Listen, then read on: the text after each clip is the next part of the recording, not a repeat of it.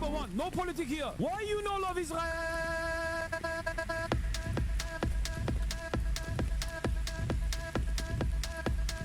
Oh, you hate it?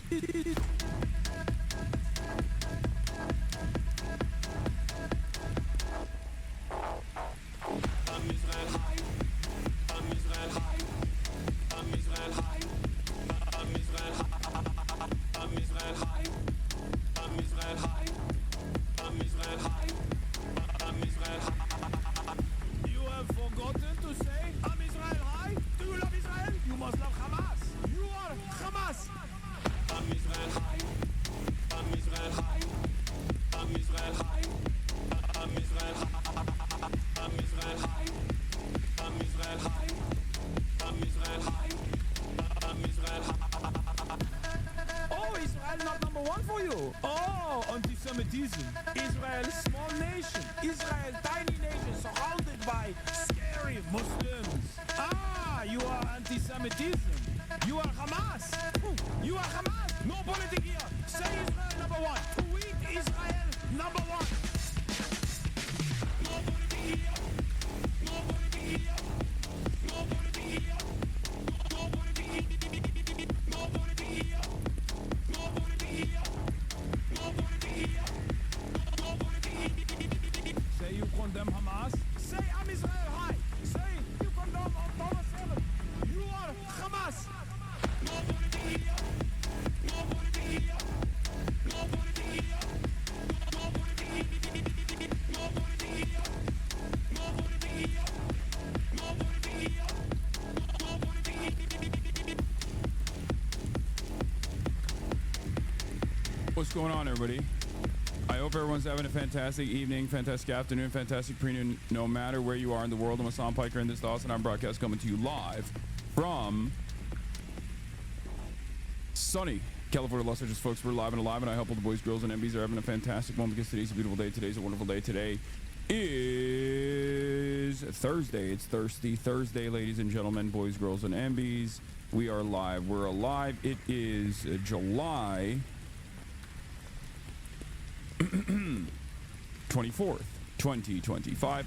One day out from my birthday. I'm already turning 34 in other parts of the planet, but we are here. We are live. We are alive. And I hope everyone's having a fantastic one because today is a beautiful day. Today is a wonderful day. Today is Thursday, and it's a thirsty one.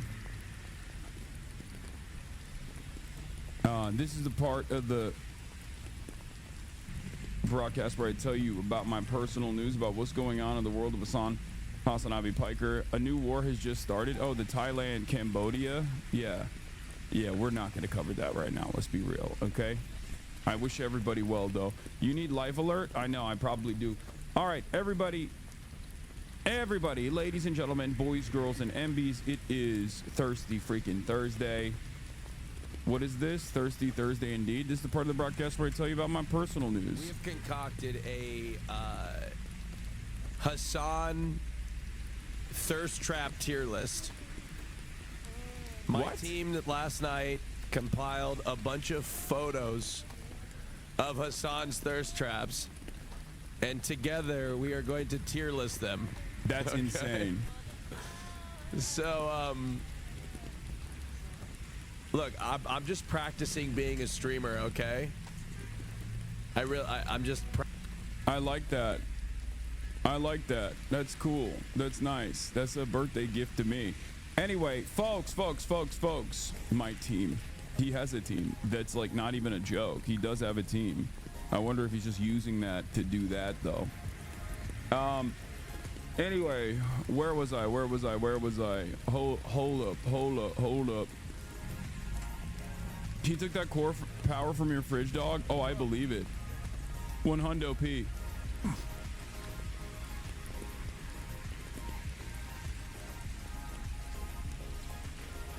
Hi, dude. My dad passed away today at 79. My mom has dementia, and I have no relatives on the continent. Could really use some kind words if possible. Appreciate you, bro. Even if you don't mention it, bless you and have a great stream.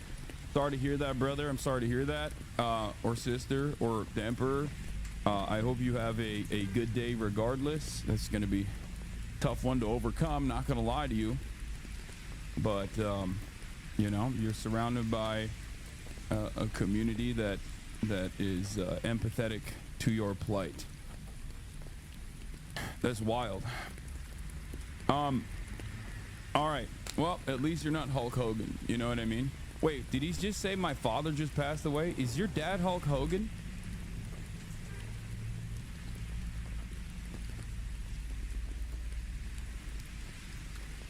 Wait, what the fuck?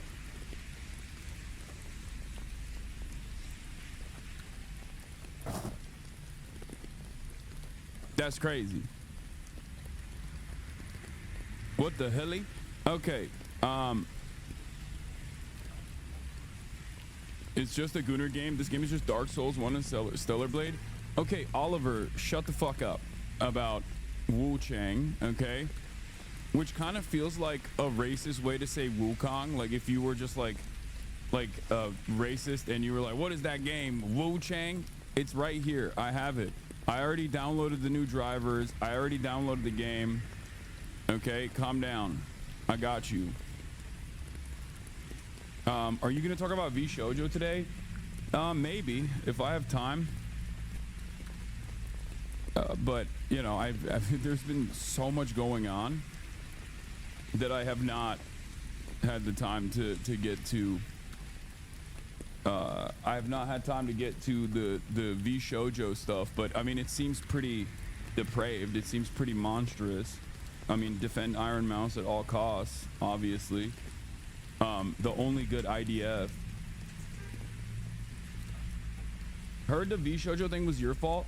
Bro, that's what I heard too. Last night I ended the broadcast, okay? Big mistake for me to end the broadcast and then still like look at what's going on the internet, like on Twitter, because I saw that people were somehow mad at me or something. Like it was just very strange. Yeah, bro, how do you take an awful situation going on with V Shoujo and somehow make it about Hasan? For a guy who loves calling his critics obsessed stalkers, you sure seem to be quite obsessed with Hasan yourself.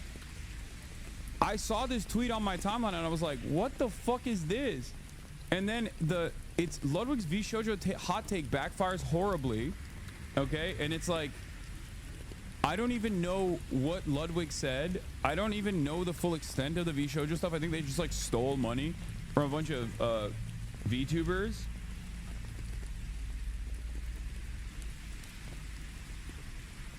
And I guess Ludwig said something about it, which is understandable for him to say something about that. Like, why wouldn't he say something about that? It's his friend. You know, we have all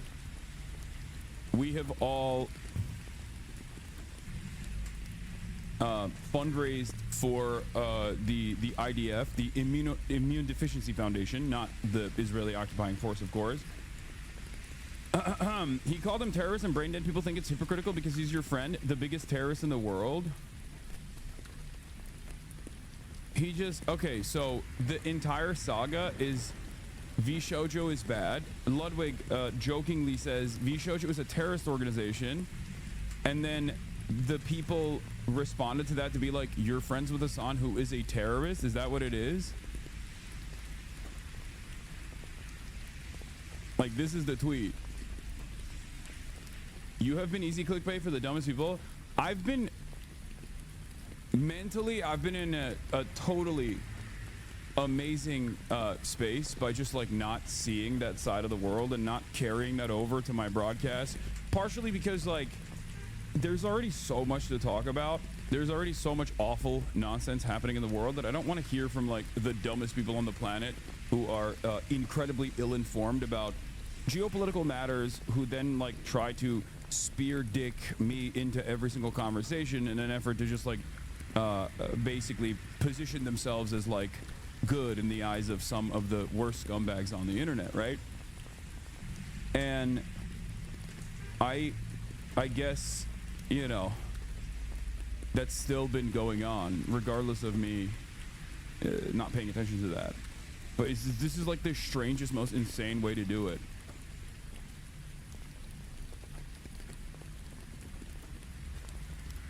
V Shoujo, for those of you who don't know, is it's like an MCN almost for VTubers. It's like a management group for VTubers. Now it's a talent agency, and seems like these people just want to attack all your friends at all costs to make them avoid you. I know. That's what it is. No, the goal for a lot of these like weirdos is to both farm like hate clicks, but it's also to basically just like make sure that even if people like me in this space, and virtually all of the content creators I have no issues with, I'm good friends with many of them, they want to make it so that like I'm toxic by association. That's precisely what it is. And to be fair, a lot of streamers are understandably scared of controversy. So I'm sure it works to a certain degree, but I don't know. I just it's very strange because like they have their own like unique little environment. They have their own unique little environment where it's just like they're all weird, toxic, and gross. And it doesn't work anyway. But I don't fully understand it. I'd love to hear your current take on Project 2025. How fucked are we? I mean, we are currently in Project 2025, so look around. You know? Just look around. That's how fucked we are. What you see is what you get. In any case, personal news-wise, I saw that. I didn't even understand what the hell was going on. I thought it was strange. But I guess that's what's happening. Weird. Yeah, Project 2025 is inside us, not vice versa. Yeah, it's in us. It's inside of us. It's nestled inside of our booty.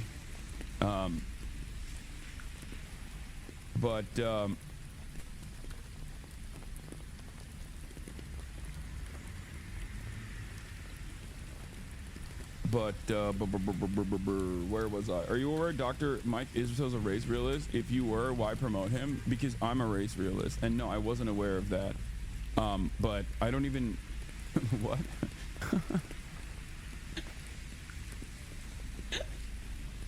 If you were aware, why would you promote him? Because I am... of course, because I'm a race realist myself. I'm a race realist, but for Filipinos. What that means is every other race is equal except for Filipinos, who are above everyone else. That's it. I think everyone is a product of nurture rather than nature, except for Swagapinos, who still are obviously susceptible to nurture as well. But the starting point for Swagapinos is higher than everybody else. That's it. But like not like crazy, not like a crazy amount higher. It's just like one branch, just a little bit. How about that?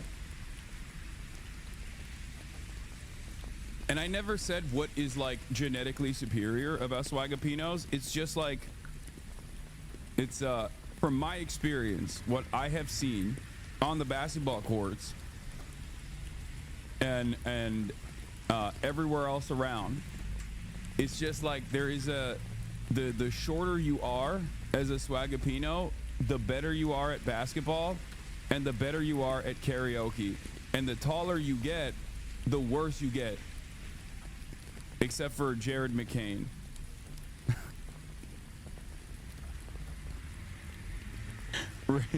Race realism is scientific racism. Yes, I'm a race realist who thinks all races are equal except Swagapinos, who just only have like additional genetic advantages for karaoke and basketball.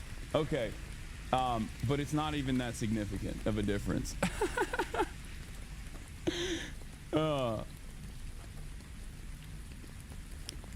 Anyway, so where was I? When was the last time you measured your skull? It's been a while.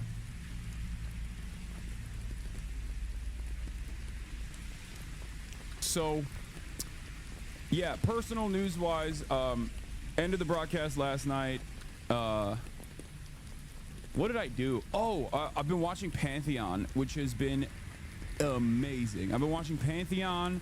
I'm watching, I'm obviously catching, like I'm continuing with Don Da Don. Second season's been pretty good. I've been watching, what else have I been watching? Oh, Kaiju number 8. Also, second season started off like with a banger. And Pantheon is amazing, for the record. I never had watched it because I thought it was like kind of boring. I tried to get into it first episode and I was like, I'm not really into it.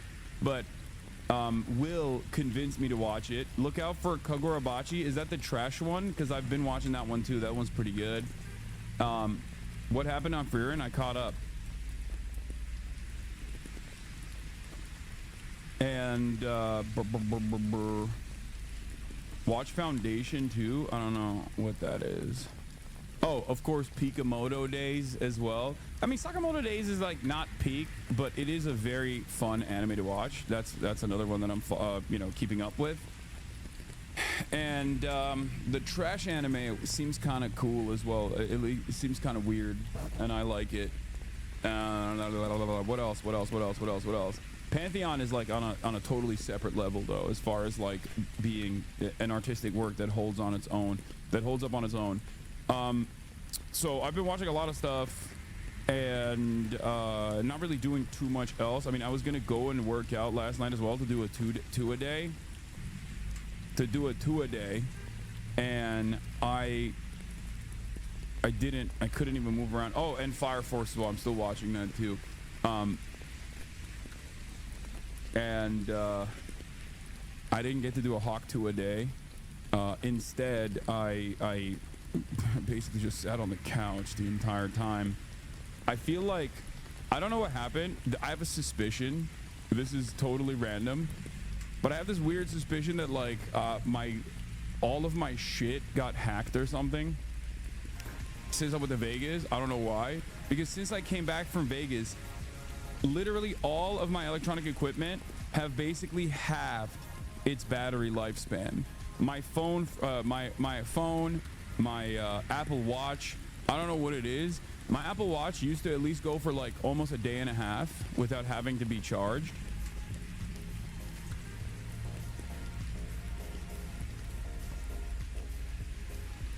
Heat?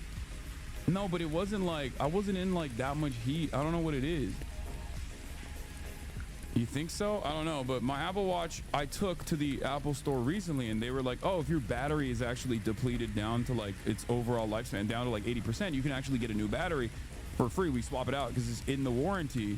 And they told me last time I went to the store, the Apple store, that like it actually was fine. My battery was at like 90%, 90, 92, 93%.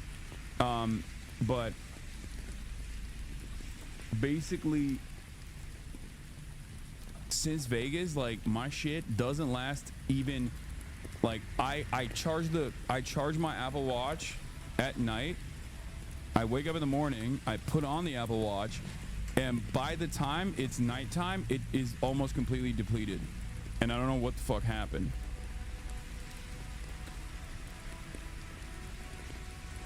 I think you have been hacked. Restart everything and you may have to replace things. Very good hackers have you in their sights, bro. No joke. Thanks, man.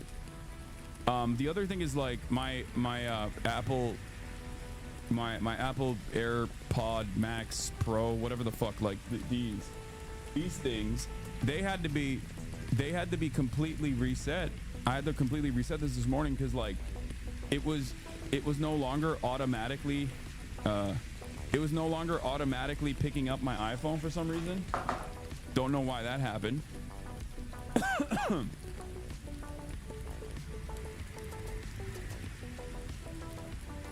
Did you plug any of your device into a charge station? No.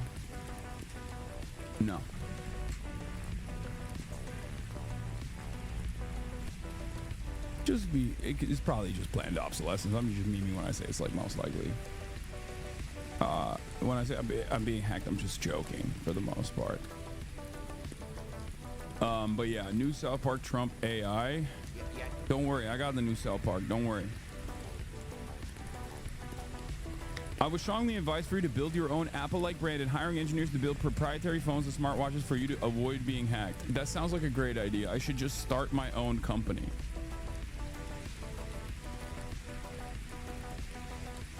Explain this. Eat the Rich includes LeBron James. I said what I fucking said. Partying with Bezos. Get the fuck out of here. Bro. Okay. I need to come clean. I saw this this morning. And this is one of the most devastating things I have seen about LeBron. And I think he was there just because he was like keeping a close watch on Jeff Bezos to make sure he wasn't like doing anything fucked up. You know what I mean? Like because at first I was like, oh, it's got to be deep fake. It's got to be AI. Because like, everyone was mad that he was singing along to Not Like Us, right? Like the infantile mind looks at this and goes, oh, LeBron James is so fucking phony. He's so fake to Drake. Like, you know, and then the dumber person looks at that and goes, oh, Drake and LeBron were running two-mans like he's been cheating on Savannah. It's like, that did not happen, okay? Why are you fantasizing about another man's meat, okay? And if it's LeBron's meat, why are you not respecting it, okay? You're disrespecting LeBron's meat by acting as though he's going to cheat on his wife, which he has never done, right? Like he's never ever done that. He would never ever do that. So it's weird that people are just like saying fucked up shit like that. But I will say this: when I saw this video and I saw him like singing along, I was like, oh great, like he deserves a vacation. He's my king. You know, it's great, whatever. And then the video pans over here, and you see like this figure, and you're like, wait a minute, do I know this woman? Like, I recognize this boob job anywhere, right? And then boom. And when I saw that, I was like, oh God. Oh no. I guess what happened here is LeBron is clearly undercover, and he's like an undercover proletarian agent, right?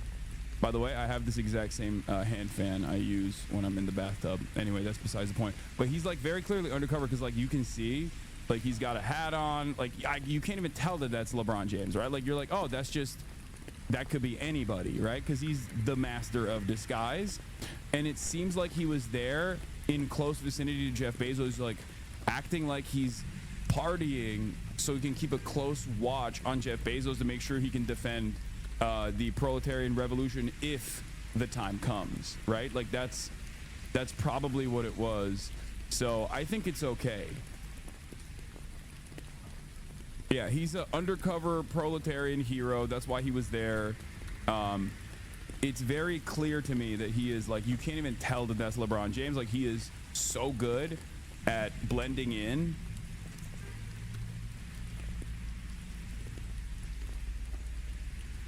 So that's what I think. Also, you guys are racist for not wanting a black man to party after a long season. He's 40 years old. Like, I'm sorry. What? Yeah. So yeah, it's weird. It's weird how racist chat gets about LeBron all the time. It's really messed up. Anyway, so yeah, that's my take on LeBron James. Okay, so this morning woke up early. Of course, went to ball my freaking face off. Got a checkup with the doctor. Doctor said, clean bill of health. You're fucking kicking it. You're killing it. Actually weighed myself at the doctor's office. Turns out I'm still 235, just like I was 235 last time I was there a couple months back. So I don't know what happened. I guess like my heavy caloric deficit has already kicked in. How's the ankle? The ankle's fine. The ankle's fine. I just like think that at this age, when I injure myself, it's just gonna take months to recover perfectly, you know, and I have to be careful. It is what it is. I finally lost one game to one of the dudes I play ball with after years and years of just destroying him every single time. And you know, that was a little devastating, but of course I immediately recovered in the second game and destroyed him. So there's that. 235 kilogram, damn, living large. Yeah, I'm 235 kilograms, chatter. Hasan Jazan Sexo 2 react when? I don't know. Is that Jason's song? That's the song he made, right? About having sex. Hate to break it to you, but at this age, there's little chance of healing back 100% perfect. Well, that's what you think. There is. Did you saw the commentary from the Mexican minister Carrie Caberga made about you? A Mexican minister did commentary about me? What?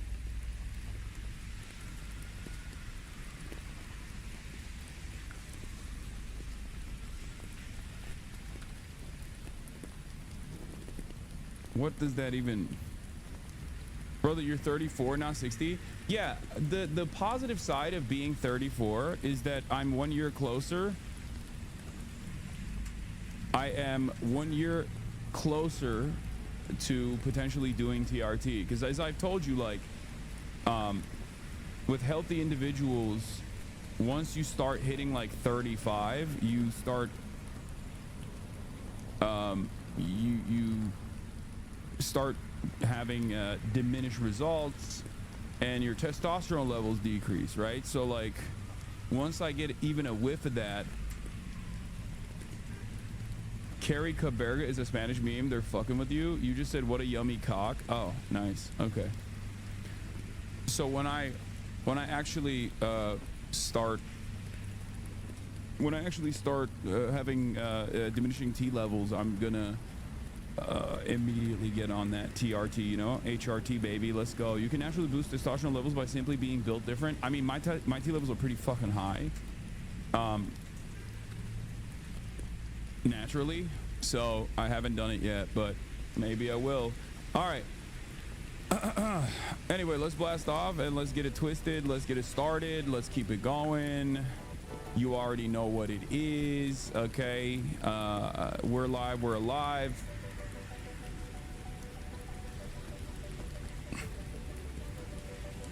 Epstein and Trump love each other.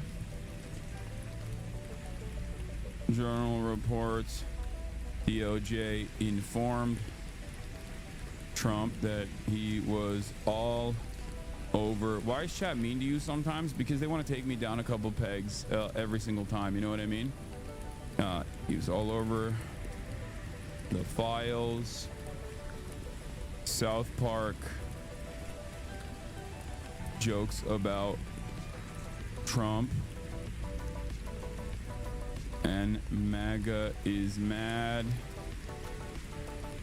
Please tell me you're going to shit camp this year. I'd be down to do it for sure.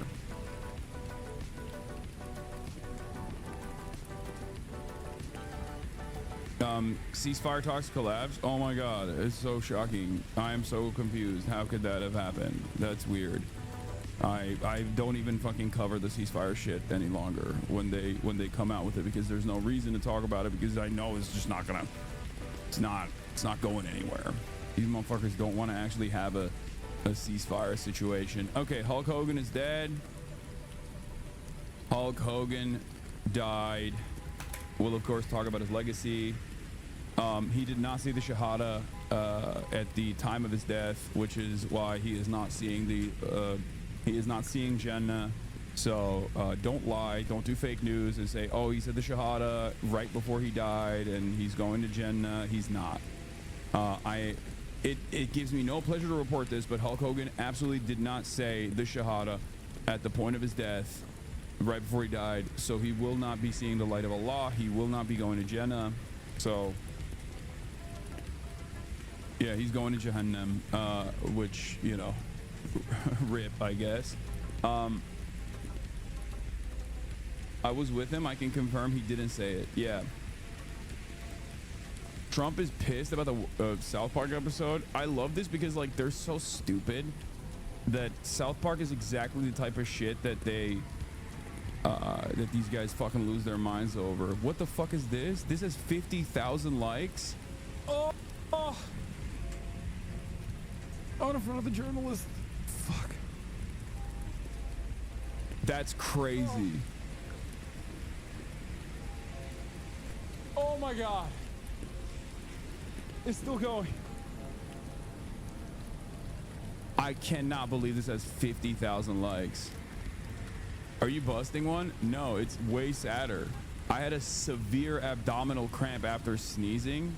I sneezed so hard and I was so dehydrated that I had a severe abdominal cramp, and this was actually in front of the Finnish national TV broadcasters that were filming me the entire time. 20,000 bookmarks? What the fuck? 20,000 bookmarks? 20,000 bookmarks? That my bad, guys. I was under the table. Okay, I don't want to freaking scroll this. I don't want to free scroll this.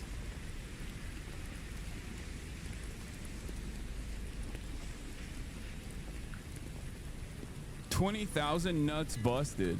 I wonder how many of these bookmarks are from my haters who also are gooning to me, but they also can't help themselves. Like they're haters, but they also love gooning.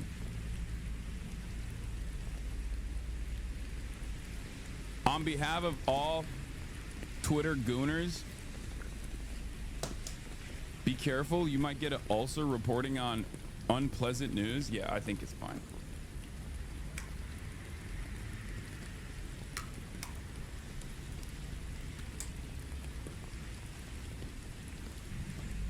Hate gooning. Yeah, that is the real. That's a real thing that people do.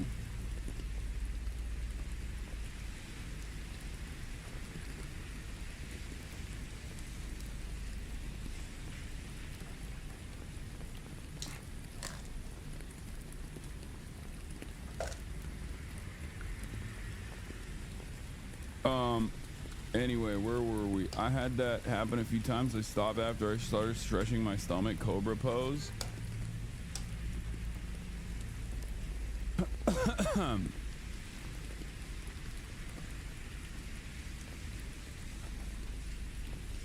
Okay.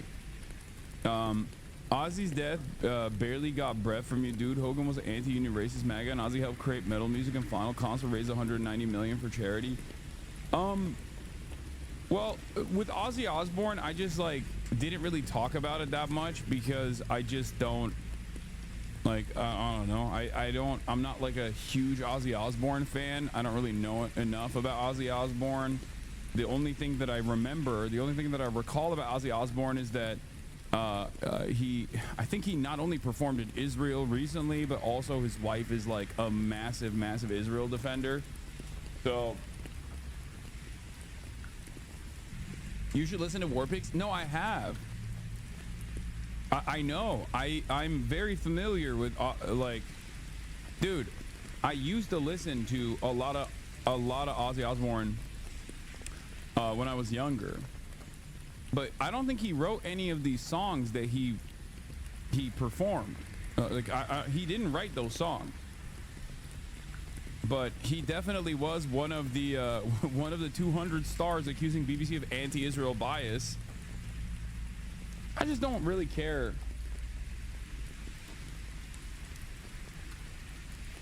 He did write them?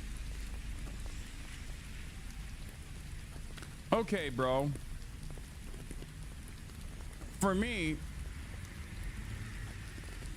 it just doesn't... It doesn't make sense, okay? It does not fucking make sense. That's why I was surprised with that support.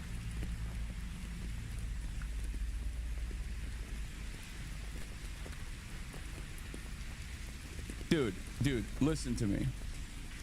Listen to me. The man who wrote War Pigs, if he did actually write War Pigs, what the fuck's he doing accusing the BBC of anti-Israel bias?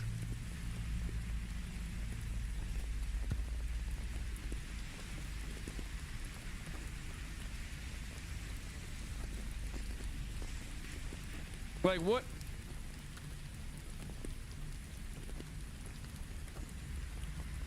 He is fried by 2025. There's no synopsis left.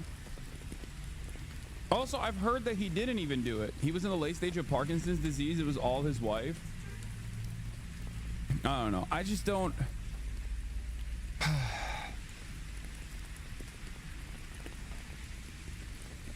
I just fucking hate Sharon Osbourne. Okay, that's what it is.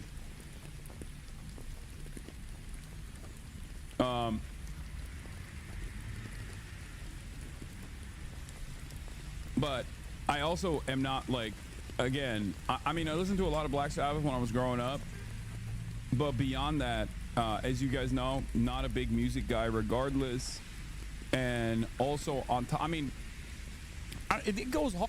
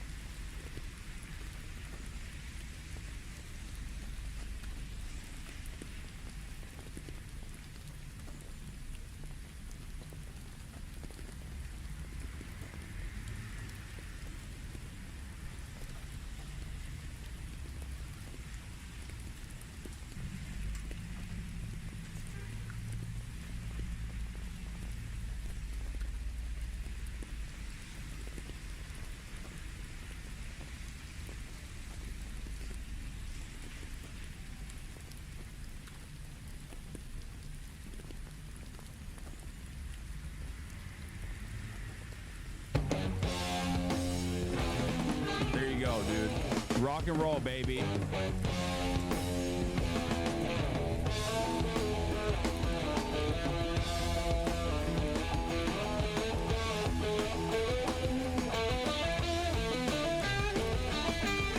Not having this energy for a real American hero dying. Hulk Hogan. Hulk Hogan was a massive piece of shit, a union buster, a ginormous racist, was literally responsible for Gawker getting absolutely eviscerated by Peter Thiel.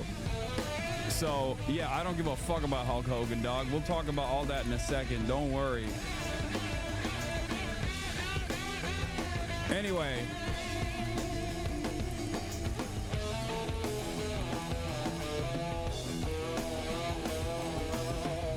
All right. The fucking VOD is cooked anyway. This is so cooked. The VOD is so cooked. There's gonna be like a fucking 10-minute blip in the VOD. It's so muted. It is super, super muted. I heard someone say Ozzy is white people's Tupac, and I can't stop laughing. Yeah, I'm a Jesse Ventura head. So obviously I am anti-Hulk Hogan, just like Jesse the Body Ventura in the mind, brother. Okay. So for those of you who are mourning the loss of Hulk Hogan, I don't care about that. I'm gonna be honest with you.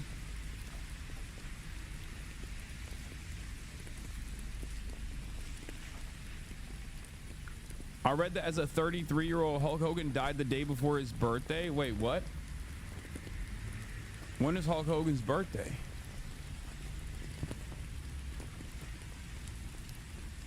No, it's August 11th. He was coming up. You are so old for knowing Jesse. It's funny because I don't even know Jesse Ventura because of wrestling. I know him because of politics.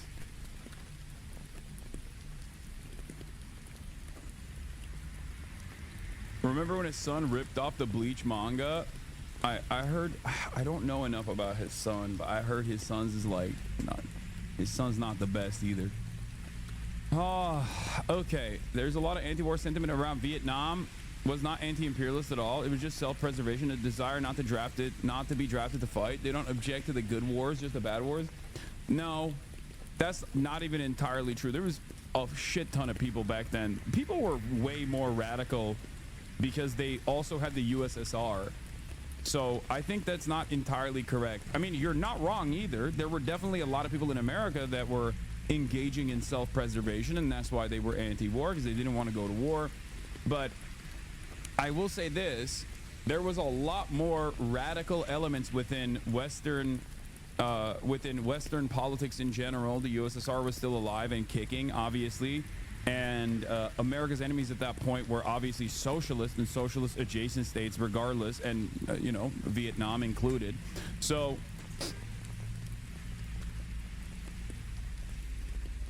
you know, that's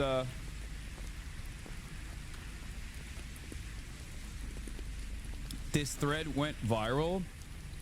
Oh, revolutionary blackout, socialist MMA, anti-Semitism is not real, I'm not religious. First of all, it's not that viral. It's 29,000 likes. Secondly, this is yet another one of those guys who's like, Hasan is a fucking phony. This is yet another one of those guys who was like, yo, Hasan is fake as fuck, bro. Hasan is a fake leftist from the left.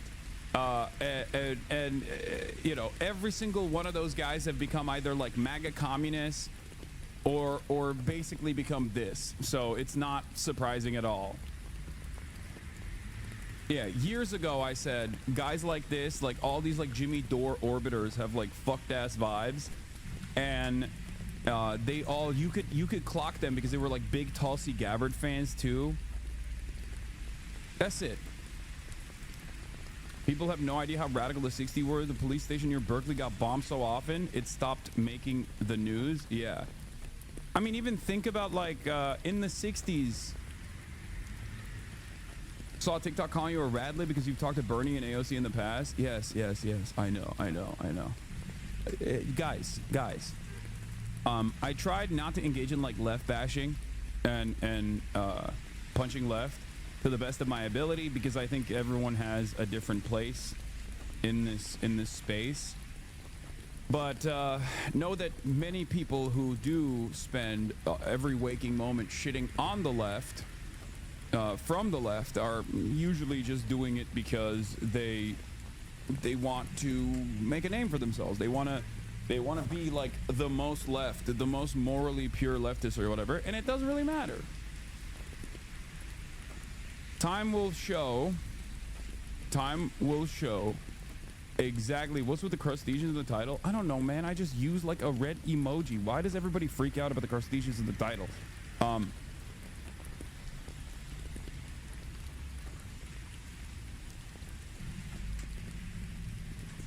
How do people who hate you think about you so often? I like you and I don't fucking think about you at all when you're not on my screen. I don't know.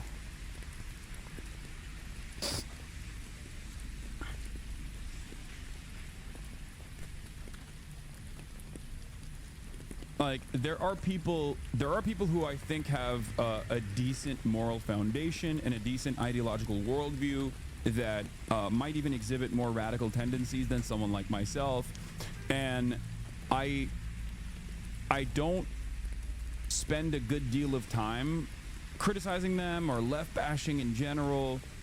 Like Bad Empanada is a good example of this, where I think he's like a crazy person. He is chaotic good, if that makes sense. But ultimately, like, think about how little little time I spend like shitting on Bad Empanada or whatever, because like I think he's coming from like, we have different methods, we have different tactics, we have different techniques, but overall we're working on the same side. Then there are obviously grifters. Then there are obviously grifters that don't necessarily care about the politics of it all, or maybe are just like a little misguided and consistently try to rage bait on Twitter and try to farm interactions that way. Like, what's her face? Like, there's one that constantly used to tweet about me, and now she's like known as like a famous villain on left Twitter. The Suki's mom or whatever. Like, that's another one, right? Like, that's a famous example. Like, she used to be a massive fan of mine many years ago, and then became a massive fucking hater of mine, and has never stopped being a hater. Like, she will every now and then she'll just like tweet something about like how I am actually a villain or something. I don't fucking know. Whatever. It doesn't matter, right? Even then, I usually don't talk about those people.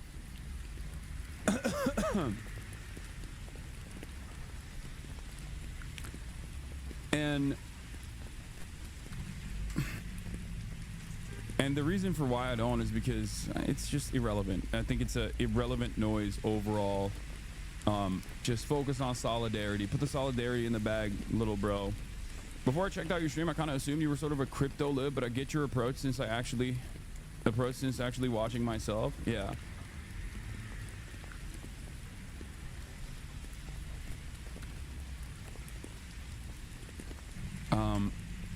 What else was I gonna say?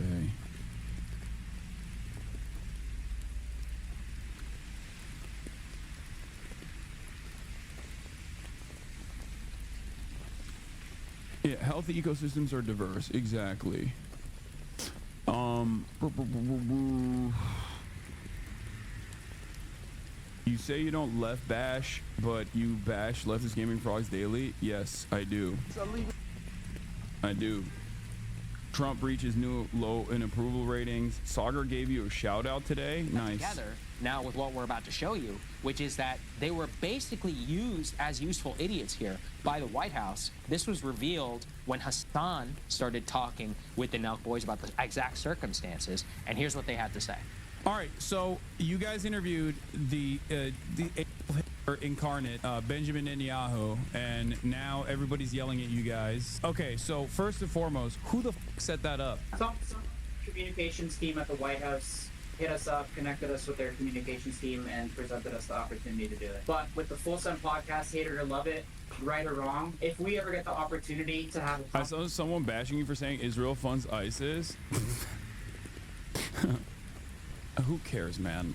Okay. Yeah, that's like, there are plenty of people who bash me for also saying other things that I either misunderstand but are in the vicinity of correct truths. The socialist MMA thing is fucking insane though. Like, full-blown anti-Semitism born from the exact psyop. Everything is anti-Semitism bullshit. Yeah, no. What I was gonna say is, like, didn't this guy do a fucking podcast with like Jake Shields, who is an anti-Semite? And I think originally when he did that, he basically was saying, when he did that, he was like, oh, I'm just going in there because, like, I'm going to win over their fans or something. And then it turns out, actually, he just became more anti-Semitic. So he was the one who got duped, which is also unsurprising because it's also unsurprising because I mean, this, when you're like a fucking Tulsi Gabbard fan, it just shows that like your interest in politics revolves around being a fucking crank. You're a crank. Like, you look at someone like Tulsi Gabbard and you say, "Oh, she's a real designated anti-imperialist." Like, to me, that says something about your instincts. That shows me that you are simply reacting to stimuli. You don't have like a fully flushed out worldview, and your opinion mostly revolves around like who's anti-establishment, like who is presenting themselves as anti-establishment. That's pretty much it. There is no real analysis behind it. Okay? It screams, I want CIA checks, please. No, these guys don't get paid by the CIA. Don't be ridiculous. No, they do it for fucking free. Get out of here. But in any case, saying anti-Semitism is not real. I'm not religious. The idea that I have to accept your goofy fucking Jewish stories about you being God's people and accept the existence of apartheid state is absurd. Fuck you. I'm so tired of people legitimizing the stupid bullshit. I don't believe in your stupid fucking God. Stop trying to force me to. Fuck you and your dirty apartheid state from the river to the sea. Fuck you and you stupid tiny hats. This is the funniest and lamest way to be anti-Semitic, by the way, to be like, oh, the tiny hat people. Oh, fuck you and your stupid tiny hats is like, come on, brother. Like, what are you, a fucking child? Jesus Christ. You have like a kid's brain. Yeah. This is like you're being anti-Semitic in the way that like a child would be, okay? Anyway, it's very millennial coded, saying shit like mustache man. Yeah, I'm allowed to say this because you are not God's chosen people and are allowed to be critiqued. Trash people and trash culture. Check out my show last night where I completely destroyed the anti-Semitism hoax. I think like this is also probably partially people responding to like the tides turning. Like if you have someone without a serious moral compass who is like ideologically rudderless but presents themselves as like a leftist, and they see a lot of the anti-Semitism stuff like blowing up online, especially in Twitter, you're gonna lean into that, you know? I think that's what it is. I used to bash you because you get to chat for the first time. You have to accept like a little list first. Your one rule was the Ottoman Empire over the Persian Empire, so I did some mental gymnastics and thought you were a Turkish nationalist that hates Armenians. It only took me 2 accounts to find out that that's not true. Wait, what? Ottoman Empire over the Persian Empire? Why would that have anything to do with Armenians? Also, it's a joke.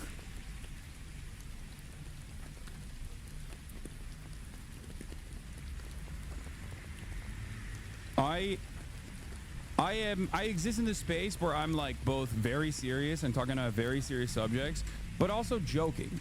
Okay? In a lot of things that I do, in a lot of things that I say, I'm often just joking. I'm often being sarcastic, and I think a lot of people don't understand that or don't have the necessary knowledge to know in which direction that I am joking. So they just take it sincerely and fucking, I guess, choose to get mad. And then there are also others who take advantage of that lack of knowledge and will use that to tune people up into getting upset. It's very easy to tell when you're joking. I think people don't have charitability to parse jokes from you. Yeah.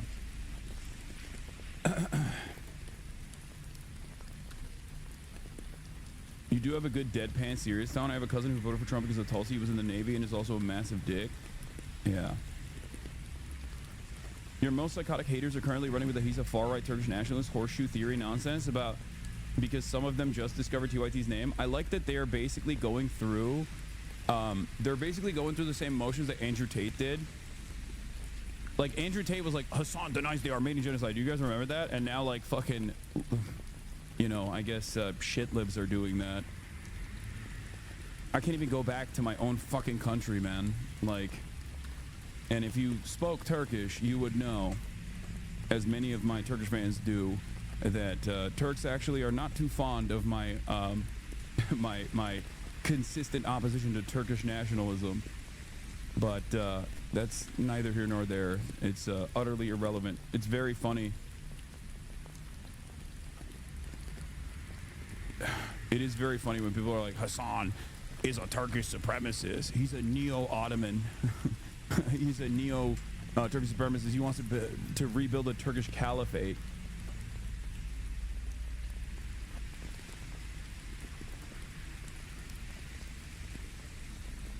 Yeah.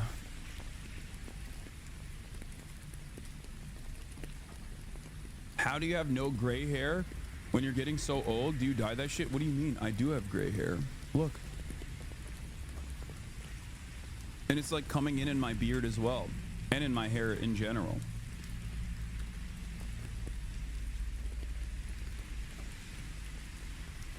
Is this your alt? That's crazy.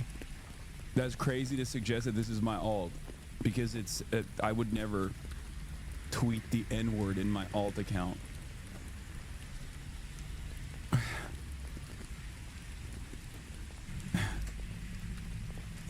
This has 75,000 likes. That's crazy.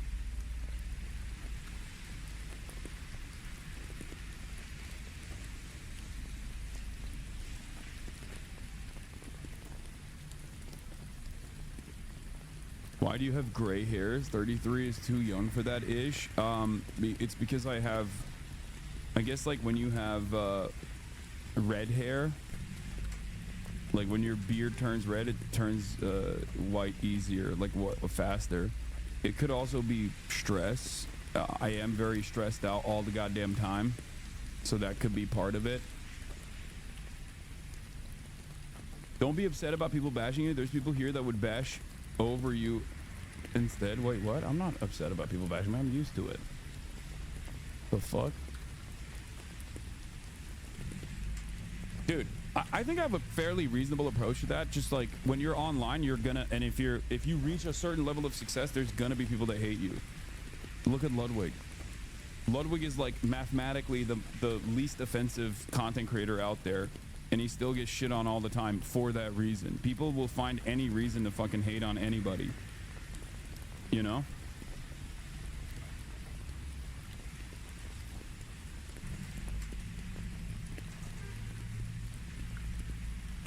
There are very few content creators who have reached a tremendous level of success and have avoided like the hater shit. And it's mostly people that just like stay in their lane. Markiplier probably is like one of the only exceptions that I have seen. But I'm sure there's still probably plenty of people who hate Markiplier too. They just don't say anything about it. Yeah, even Northern Lion gets haters, which is crazy because he's always right.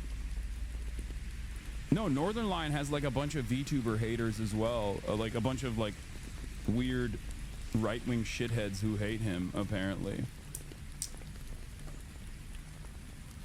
So it is what it is, you know?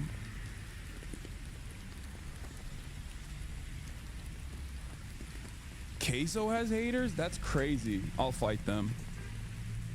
Get behind me, Queso. I got you. I love Queso.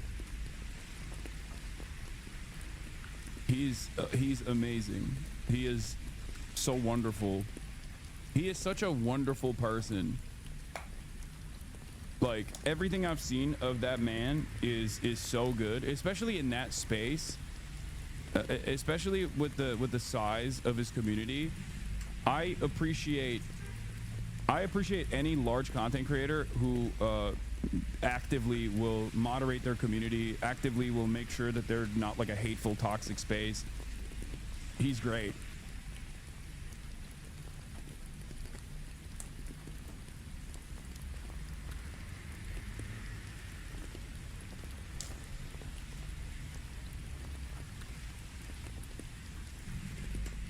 Size mentioned? Oh yeah, that's what I was saying. At his size, and by that I mean he's fat.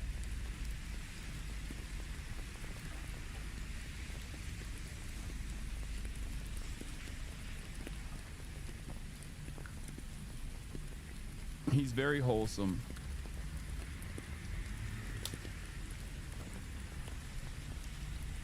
Jesus fuck, LMFAO.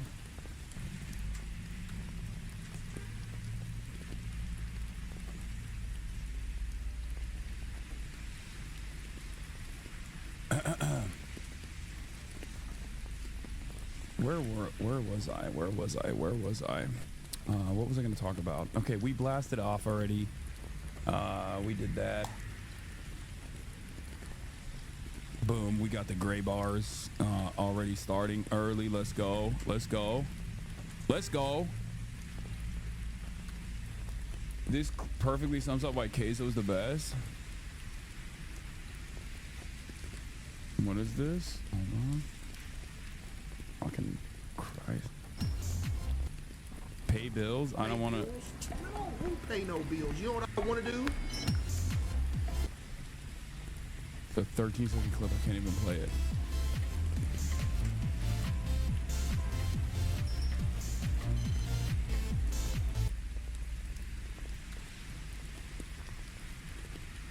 I just learned you and I celebrate birthdays a day apart. Leo gang gang. Yep.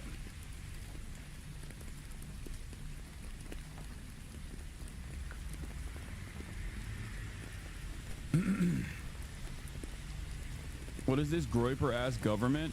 The lolly Nazis are happy. We live in hell, man. Text is exactly 14 words long. 2 words have unnecessarily capitalized the H's. There's no way in hell this is a coincidence. I got chills. Wow. A heritage to be proud of. A homeland worth defending.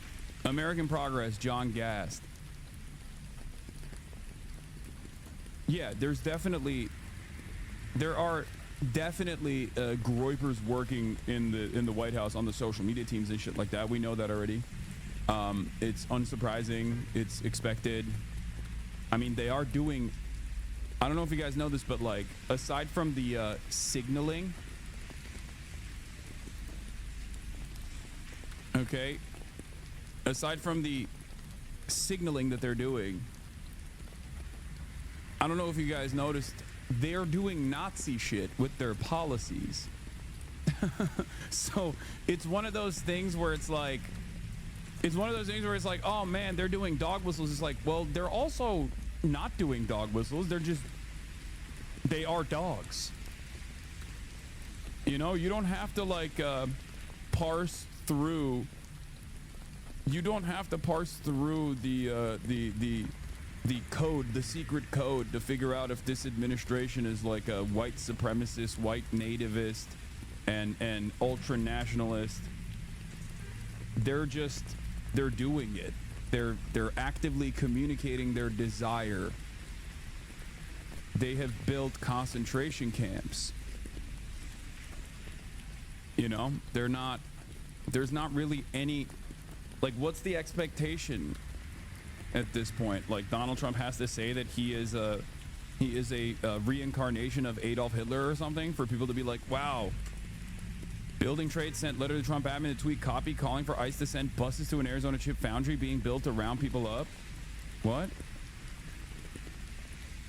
Blue collar construction workers and their families need your help, Mr. President.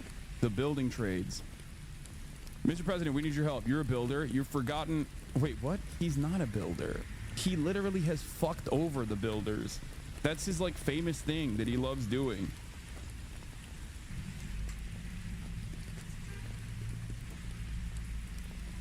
Never built a dang thing in his life.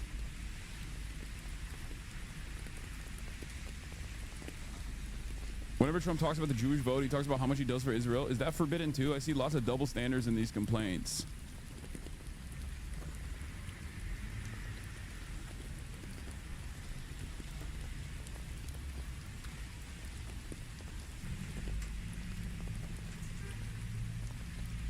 Yeah.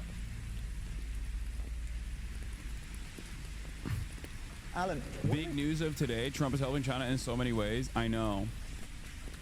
That one fucking like evangelical Chinese guy who thinks Donald Trump is a great nation builder, but for China, is so right. Everything he does is basically accelerating Chinese dominance and the century of Chinese prosperity. It's pretty crazy to think. I just wish he would stop though, because it's really bad for our immediate future, and it's really violent for our neighbors and the people that we love here. Yeah, I got your playlist, the Maziest, don't worry. President Trump is signing executive orders of the White House. We'll tune in when he does that. Sources tell ABC News. We're going to start off with Jeffrey Jedediah Epstein. The Epstein connection. The Epstein angle was the one I expected. There's a video on an Instagram account called Quentin Quarantino about Trump and Epstein. Can you check it out? I'm pretty sure it's AI. It's not AI. And also, I know that person. He's a Hasanabi head. Quentin Quarantino is a Hasanabi head. And he actually came up to me at an ICE protest and was like, yo, I was a fan of yours. Then I was a hater of yours because of Israel. And then I became a fan of yours again because of Israel, because my mind was changed due to what you were communicating. Yeah, he's a Hasanabi head. He is in here probably right now.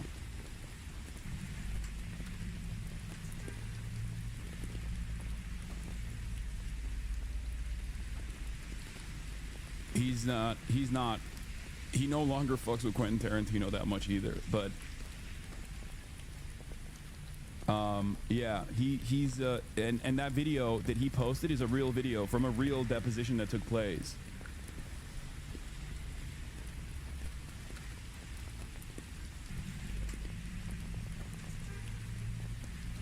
I wanted to show you this super rare Trump clip. Now, I do the same exact thing. I just say, look, not only are you holding the urinal, you're holding yourself, and I don't want to shake somebody's hand. There's nothing wrong with that. It's incredible. Because you know what? They're nice people. Can I tell you? They're nice people.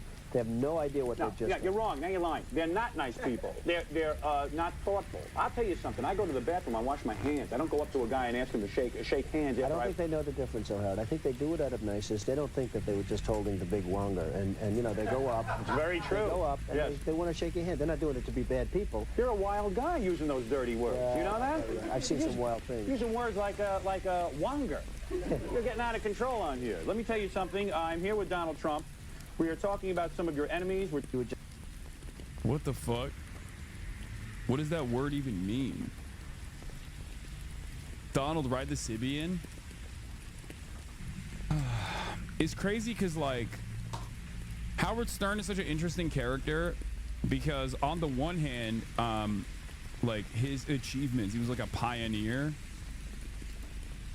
fantastic interviewer, and when he was more of a degenerate, he did so much for the medium, but then he also, you know, he became a better person overall.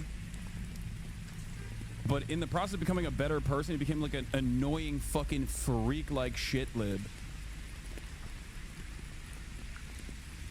Who also is, I think he's like a big Israel supporter too. He's like a huge Hillary Clinton booster who hates like Bernie Sanders and stuff. So on the one hand, he like kind of got better. On the other hand, even in the process of getting better, his like entertainment quality diminished a little bit. And also he simultaneously became an annoying, he simultaneously became like a very annoying fucking liberal, like the worst kind of liberal. The Howard Stern show with Donald Trump. You've never seen clips of this everywhere?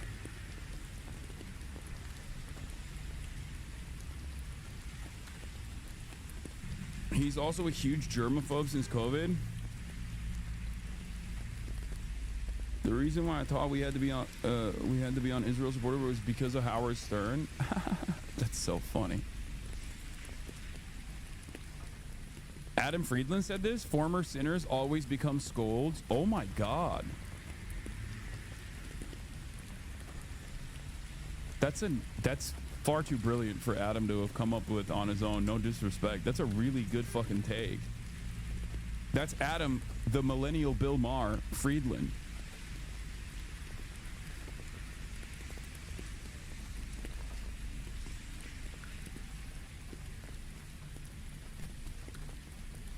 That's a great take.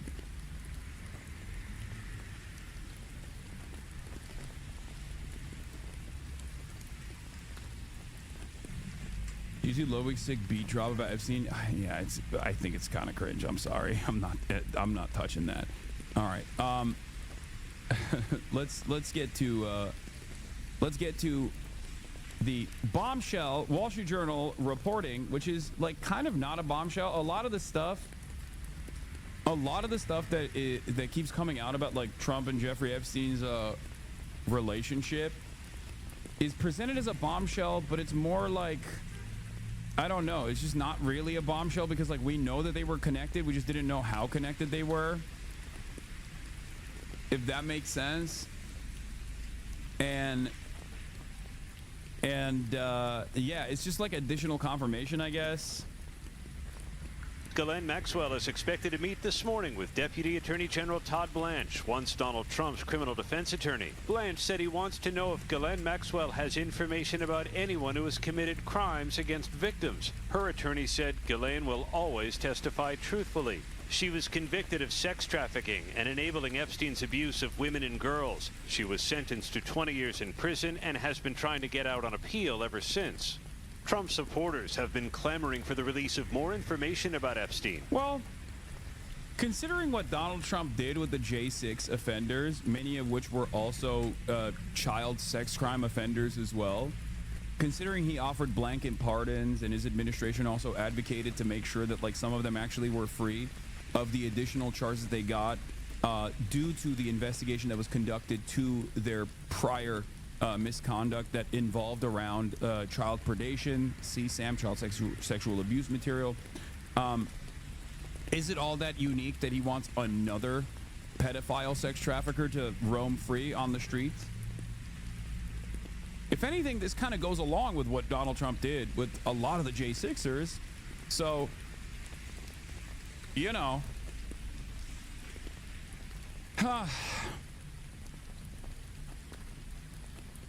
Pardoning Ghislaine would be the end of him, though, right? Or is America truly gone nuts? I think only time will tell.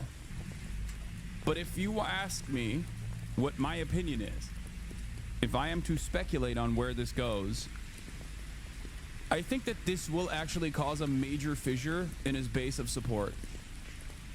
Having said that, there will still be cults that there will still be cult followers that will say, no, Ghislaine actually said Trump was not involved.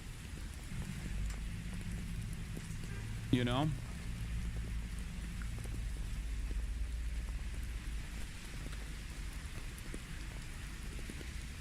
That's what it is, because there's like plenty of ride or dies that are really fucking stupid. You have to remember that. That guy that you banned is so insane.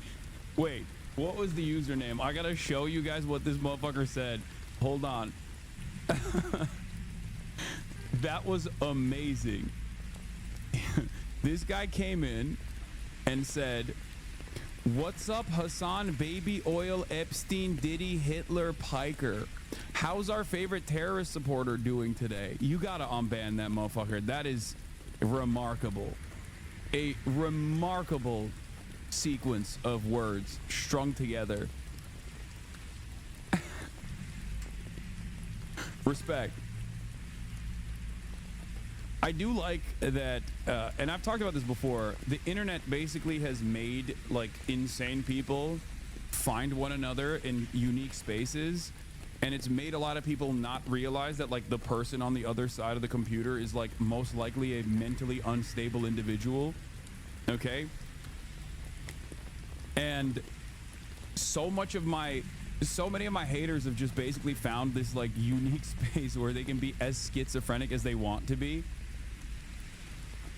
And, you know, it yields remarkable bounties such as that one.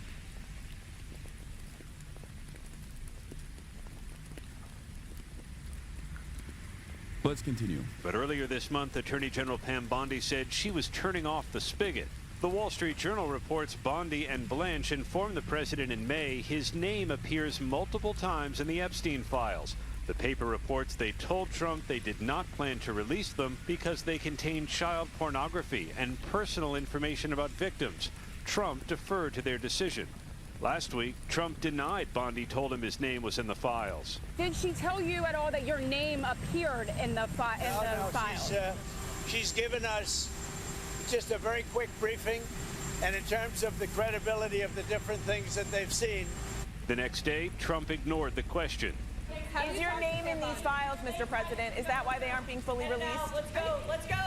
Thank you. Hey, thank you. The Wall Street Journal reports other high-profile individuals were also named in the Epstein files, but appearing in them is not indicative of wrongdoing. Trump and Epstein were friendly for more than a decade. When Epstein was arrested in 2019, Trump said they had a falling out and hadn't spoken in 15 years. The Attorney General now says nothing in the files warranted further investigation or prosecution. Yeah, nothing to see here, nothing to see here.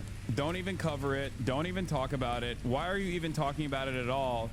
Also, I do love other people coming into contact with like things that have occupied a tremendous amount of space in my mind. And I'm sure like my TrueAnon heads will also recognize this as well. That this interview is a very famous deposition from 2010. Okay?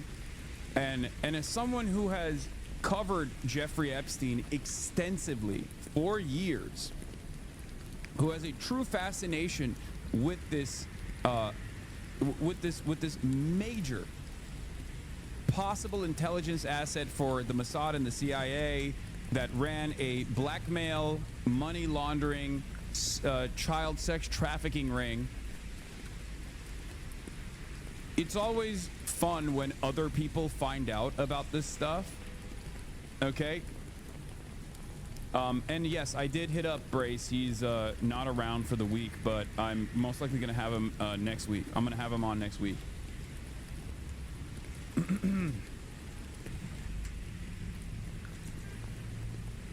I know, like, people people look at this. People find this old stuff and they think, oh, it has to be AI because this is the most insane video of all time. Why has no one talked about this video? This is incredible. You know, Brace and Liz, of course. What do you mean, wow, no Liz love? Liz Franzak is the one who carries the show. Let's be real.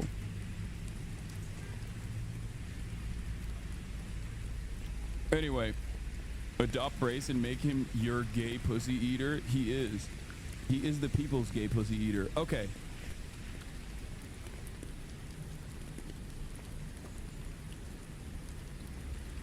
In any case, brace yourself if you have not seen this before. This is a very famous deposition from 2010. Let's take a look. Have you ever had a personal relationship with Donald Trump? What do you mean by personal relationships? Have you socialized with him? Yes, sir. Yes? Yes, sir. Have you ever socialized with Donald Trump in the presence of females under the age of 18? Though I'd like to answer that question, at least today, I'm going to have to assert my 5th, 6th, and 14th Amendment rights, sir. Have you ever had a person...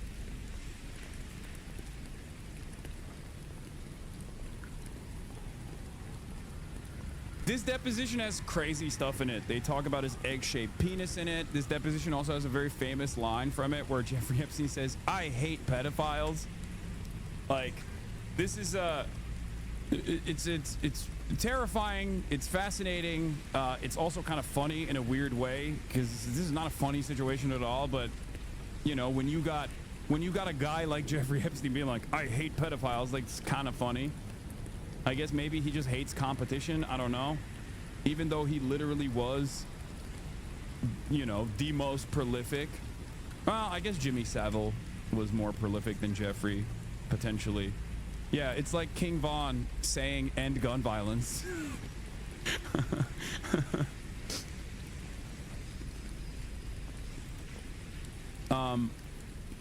But yeah.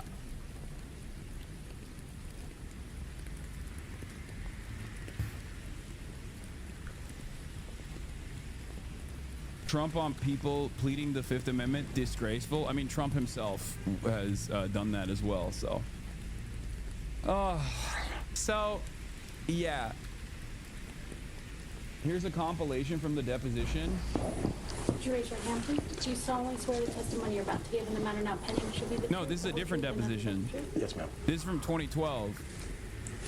Would you please state your full name and I'm Jeffrey Edward Epstein, and my residence address is 6100 Red Hook Boulevard in Virgin Islands.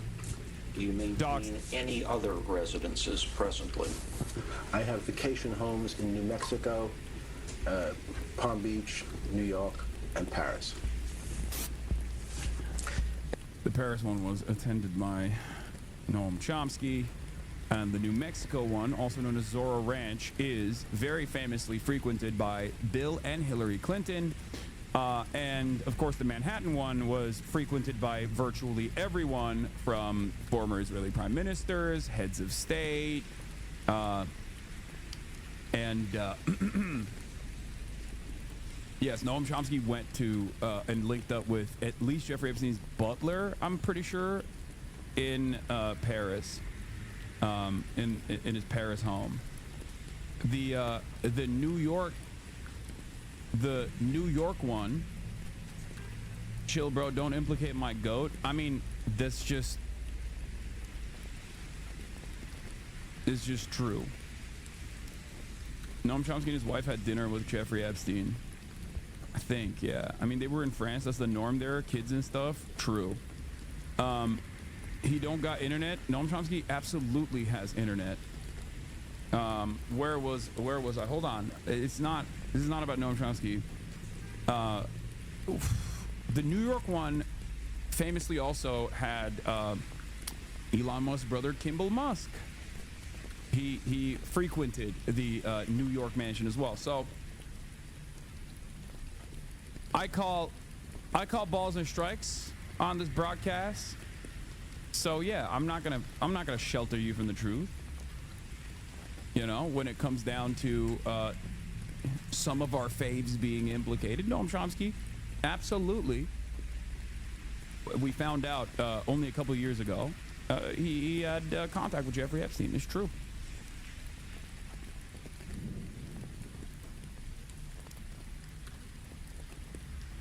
Now, you have to remember, this is why we want to know the extent of people's involvement with Jeffrey Epstein.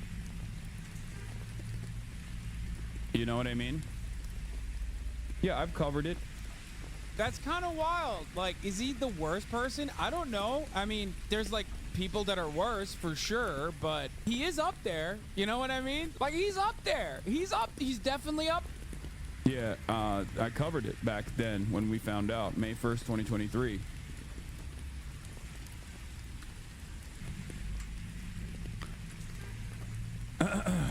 All right, let's continue. Have you ever been convicted of a crime? Yes. What was the crime of which you were convicted? Two counts. One, soliciting prostitution and procuring a minor for prostitution. By the way, that is a lowered crime that he was convicted of. The original crime that he was investigated for and charged for and should have been convicted on was sex trafficking of minors. Okay?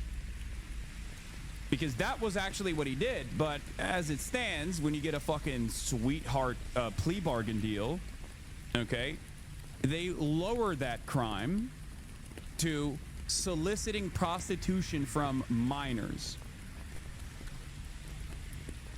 Even though he was the one who actually, well, first of all, it's crazy to say that, you know, minors are doing prostitution, because it's just, you're doing statutory rape. Like, there's no, like, you know, it's not like these minors have a fucking 1099 that they're filling out at the end of their you know, long work day. Like, that's fucking crazy.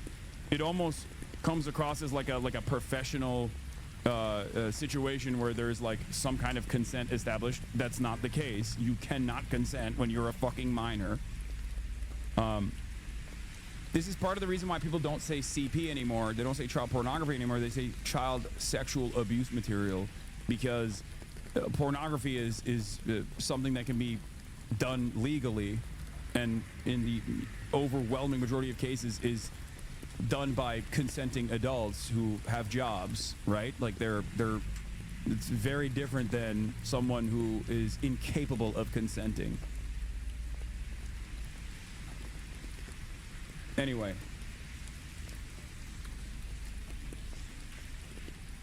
Let's continue. Yeah, this is the... In fact, commit those acts?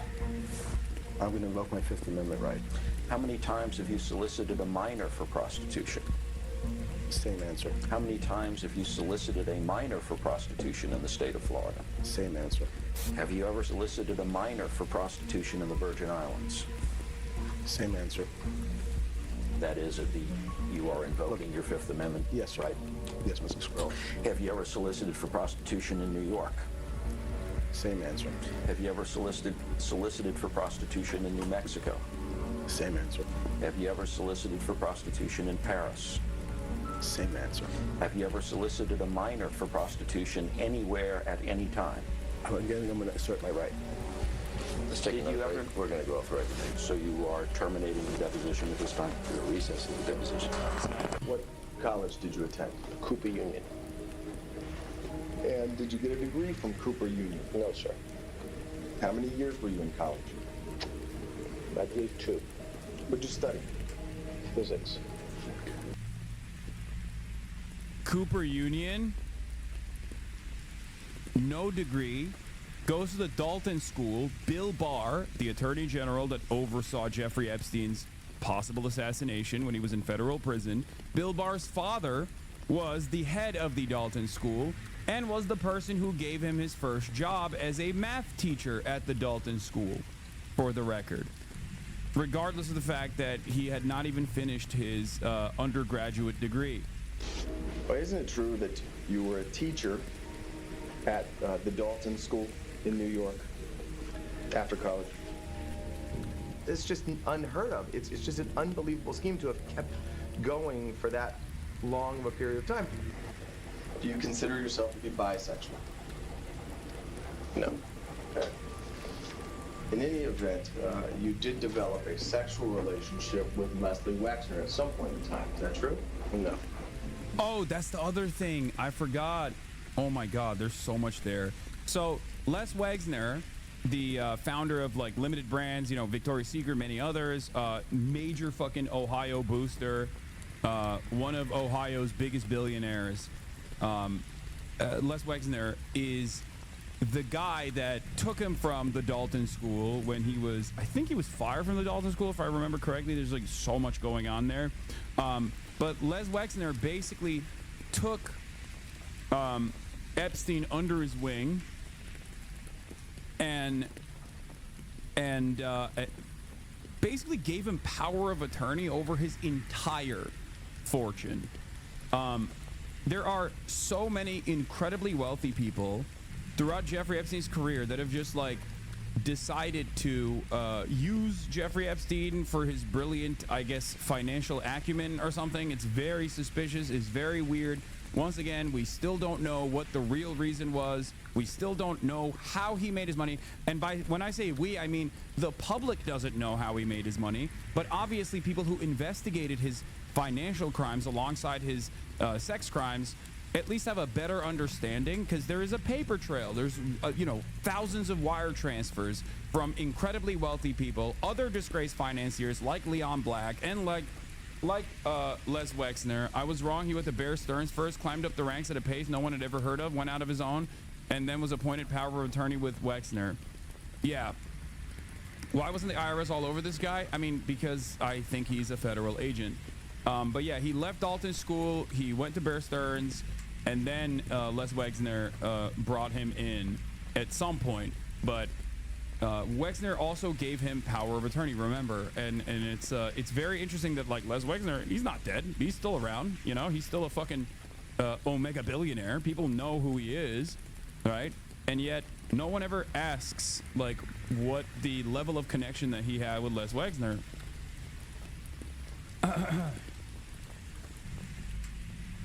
Anyway, let's continue. Mr. Epstein, how long have you been sexually attracted to underage minor females? Objection. Harassing, argumentative. Are you kidding? No, I mean, I don't feel like I'm divulging any secrets here, right? Move to strike. Mr. Epstein, were you sexually abused as a minor? Yeah, there are rumors that Les Wexner and Jeffrey Epstein were in a secret gay romantic relationship as well. Wait, again? Were you sexually abused as a minor? You know, I'd like to respond to all your, if any, questions seem to be relevant, but I would like to respond to any relevant question at this time. However, my attorneys have counseled me that I cannot provide answers to the questions relevant to this lawsuit today. I must accept their advice or risk losing my Sixth Amendment right to effective representation. Accordingly, then, I assert my Fifth, Sixth, and 14th Amendment right to the United States Constitution.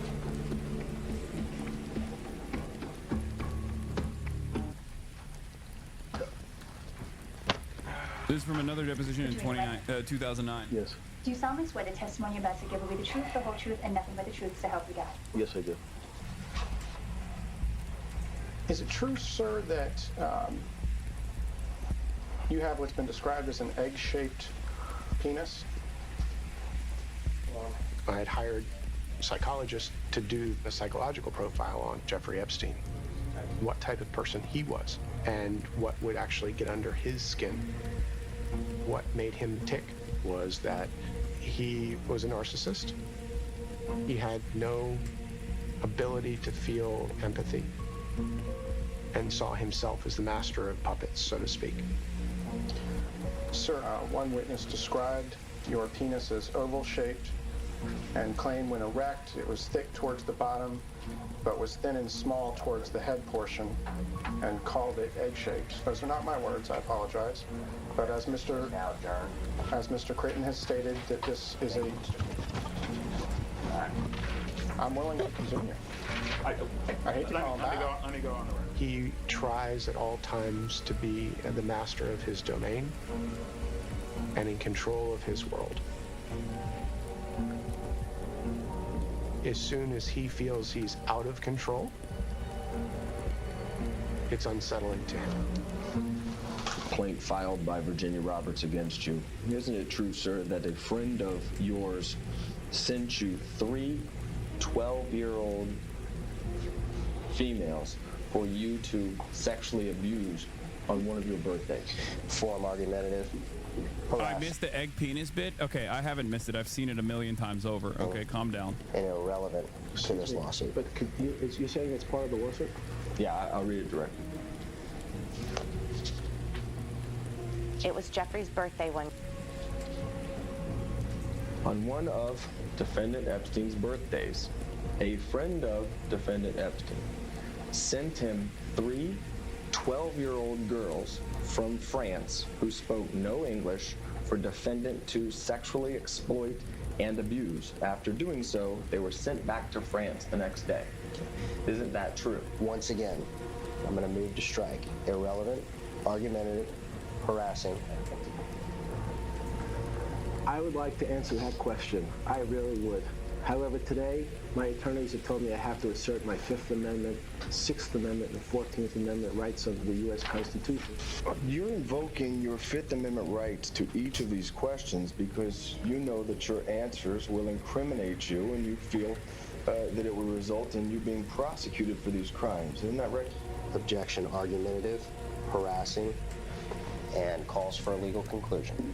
Yeah, his friend in France is Jean-Luc Brunel, who was in the modeling industry and was also a alleged prolific sex trafficker and an associate of Jeffrey Epstein, who also found himself in a Parisian prison and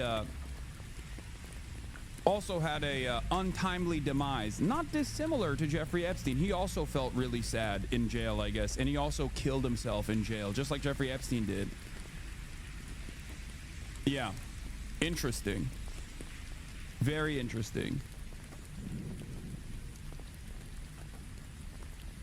No, in fact, the Supreme Court recently said that the Fifth Amendment right is there to protect the innocent. So that's the way I'd like to answer that.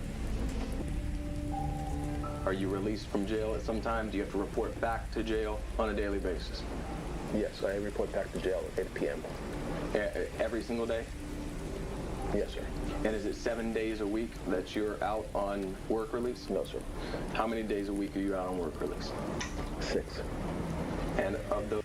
This motherfucker, as a pedophile sex trafficker, was allowed to leave the prison on work release 6 days a week. Okay? And considering that he's self-employed, he wasn't actually like going to work. He didn't have like a job.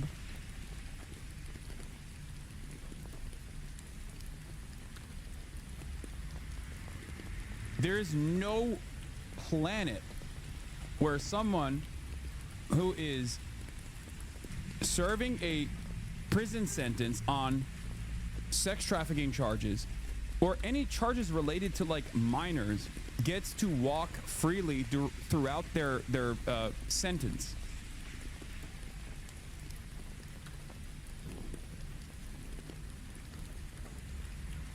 You can't even get this kind of work release for a fucking DUI. Okay? If it was jail, he wasn't serving a sentence. Jail is for pre-sentencing. No, prison.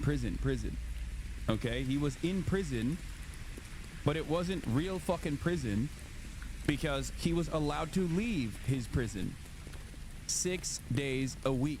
Those 6 days, how many hours per day are you out on work release? 12. But he just went back to prison to go to fucking sleep. Video record at 12:02 p.m. Let's talk about Django 102, Virginia Roberts. Do you know Virginia Roberts? So she's again who? Virginia Roberts. Can you spell it? Common spelling. Virginia, like the state. Can you spell it for me, please? Roberts. How's it? What's the last name? How's it spelled? Roberts, I believe. Isn't it true that you and Ghislaine Maxwell celebrated her 16th birthday with her and had sex? Yeah, that chatter is wrong. You can go to fucking county jail. You can go to jail for sentences depending on your crime, depending on your conviction. And I don't know if Jeffrey Epstein was in prison or in jail, but he did have fucking a work release regardless. And yeah. It's got to be 364 days. If it's more than a year, you go to prison. I mean, his sentence was longer than a year. His sentence was like a year and a half, I believe. So I think he was in prison. But again, it changes. It varies from state to state. This was also a state charge. Like, this is a Florida state charge. The one that he went to prison over, or one that he went to jail over, doesn't fucking matter. Whatever. The one where he was imprisoned over, where he was carrying out a sentence, that one was a state charge. The state of Florida, of course.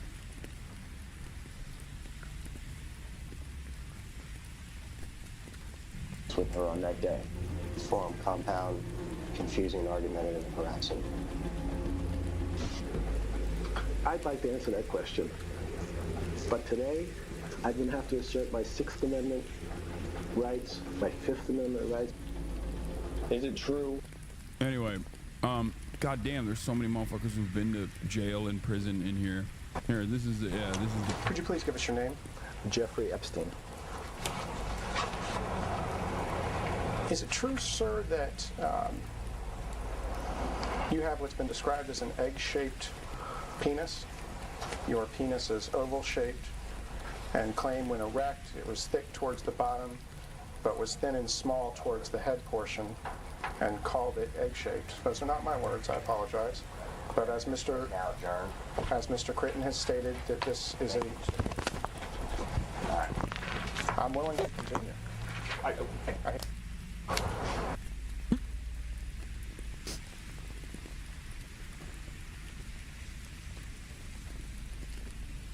Not so fun fact. Harvey Weinstein also had a mangled penis due to gangrene, I believe. So, it's a common thing for prolific rapists, serial rapists, and to have some kind of issue or some weird shape to the penises. It might not even work half the time. I did not need to know that. I mean, the reason why I talk about it is because a lot of people falsely assume that people commit sexual assaults and rapes because they want to, because they're really horny, right? Like they think this is like a sexual desire that they have that they are forcibly fulfilling. And they don't understand that there is gratification coming from this for the rapist, but it's not the same as like being in a consensual relationship with a loved one, or, you know, engaging in a consensual sexual act. It's actually a lack of consent that they derive some kind of gratification from, because it's more so about power, holding power over someone else, controlling someone else against their wishes. This is why it's very famously a thing with like a bunch of prolific rapists, that they just have like fucked up, mangled penises that don't even work.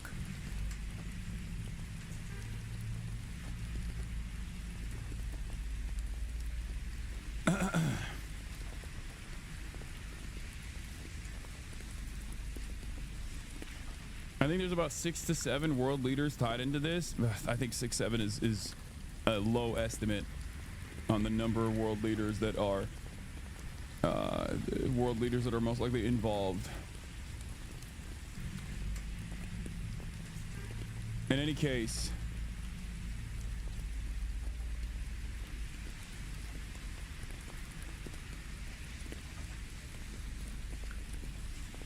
Elon does the same thing but consensually by offering horses to women as a power thing to be able to do it. Elon also, people say, has a botched penile implant.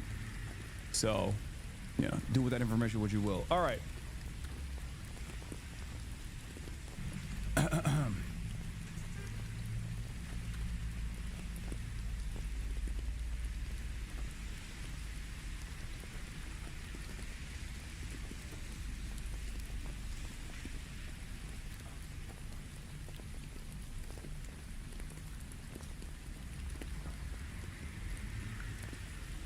Society is basically set up to fund the lavish lifestyles of pedophiles. Kind of. All right, let's continue. So there is a very long 3-part series that friend of the show Jabri made about Jeffrey Epstein. And I feel like now that this is more relevant than ever before, I feel like that we could dive into that in a little bit after we're done covering the day's news, because there's a lot of stuff to cover, but I think I'm going to do that eventually. Execution, and we have filed a motion in court to unseal the underlying grand jury transcripts. But a federal judge in Florida declined to release grand jury information, which is supposed to remain secret, saying the court's hands are tied. 2 judges in New York are also considering similar requests. Maxwell's meeting here today comes as she is appealing her conviction, and the Justice Department just last week urged the U.S. Supreme Court to reject that appeal. Michael?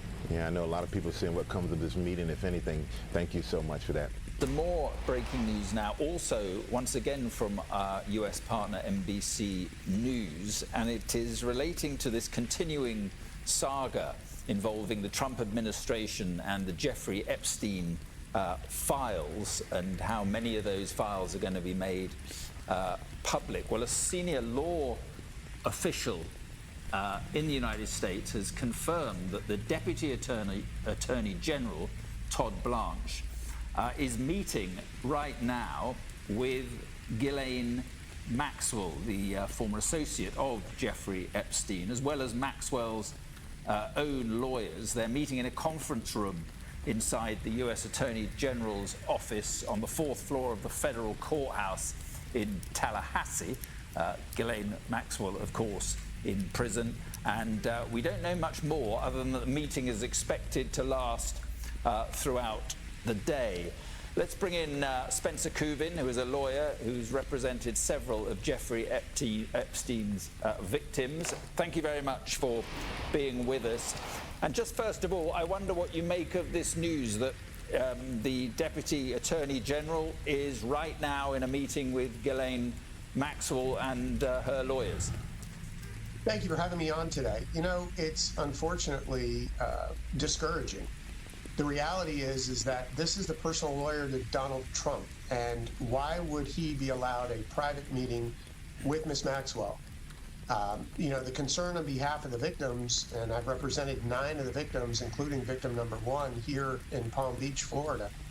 The concern is that he is going in there to somehow persuade Ms. Maxwell to either not testify before the open house and Congress, or to give her some kind of a deal to where if she leaves out certain names that she'll get some kind of a lighter sentence. What the victims want is a full and open disclosure immediately, not only from Ms. Maxwell to Congress, but also a full and open disclosure of all the documents maintained currently by the FBI. For example, we know that they have over 1,000 hours of videotapes, surveillance tapes that were taken and preserved from inside of Epstein's mansions. We want those released immediately. And President Trump could do that with a swipe of a pen and an executive order tomorrow if he chose to do so.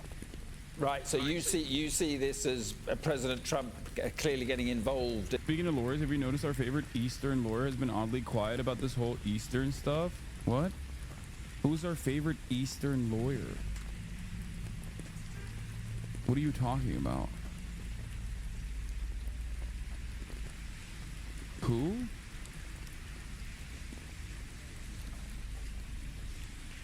You mean the Dersh? Because he hasn't been quiet about it. Our favorite Epstein lawyer? Oh, you mean the Dersh? No, the Dersh has not been quiet about this. The Dersh actually thinks... I think the Dersh knows more than you think about this. I think the Dersh knows that Ghislaine Maxwell is not going to... Ghislaine Maxwell's testimony is going to be false, most likely, and that it will absolve both the Dersh and also... Trump. So he's been actually pushing for the Ghislaine testimony in this whole issue. You know, I mean, his Deputy Attorney General, I repeat, meeting Ghislaine Maxwell as we speak. So what do you think of the way President Trump has handled this whole issue? On the campaign trail, he was all for releasing everything. Now suddenly he's not. What do you make of it broadly? Well, it's frustrating. It's obviously incredibly frustrating. You know, the victims believed him and took him at his word that he was going to get into office and immediately release everything. We have said since this whole thing started, and this goes back, by the way, to 2006. This is going on almost 20 years of this Epstein saga. And we have always maintained that this was a broad conspiracy, that it was a sexual pyramid with Epstein and Maxwell at the top of the pyramid. But there were many people involved in these sex scandals throughout the world. And we want them all disclosed. We want the public to hear from the FBI's files about everyone that was involved in this scandal, not just Maxwell and Epstein. And it's frustrating that the president now is backtracking on the promises that he made to the general public to release this information. So you have no doubt there are lists in these files. I mean, how significant is this revelation? Well, I say revelation. The White House is saying it's fake news, that there are multiple mentions of Trump in these documents. So, in reviewing the discovery that we had in the cases that I litigated, there was never any per se list. So no one ever showed us, and we never saw a discrete actual list of people. What we did see are phone books and message pads of people that were calling the home and making arrangements for women and girls to be sent over to their house. And then those arrangements would be made by Ghislaine Maxwell. So, is there a quote-unquote list? I never saw it. I don't know that one exists. But that doesn't mean that there weren't a whole bunch of individuals that were taking part in this entire, scheme, this sexual exploitation scheme. And, look, Donald Trump... It's not even just the sexual exploitation. Remember, it's not just the sexual exploitation, okay? There is more than just that. Because, again, there are a lot of financial entanglements. There are a lot of incredibly powerful, incredibly wealthy people who just gave a lot of money to Jeffrey Epstein. We need to know what that was for. We need to know who was giving money to Jeffrey Epstein, why they were giving money to Jeffrey Epstein. Like, eyes on the prize here. Don't get swept away with the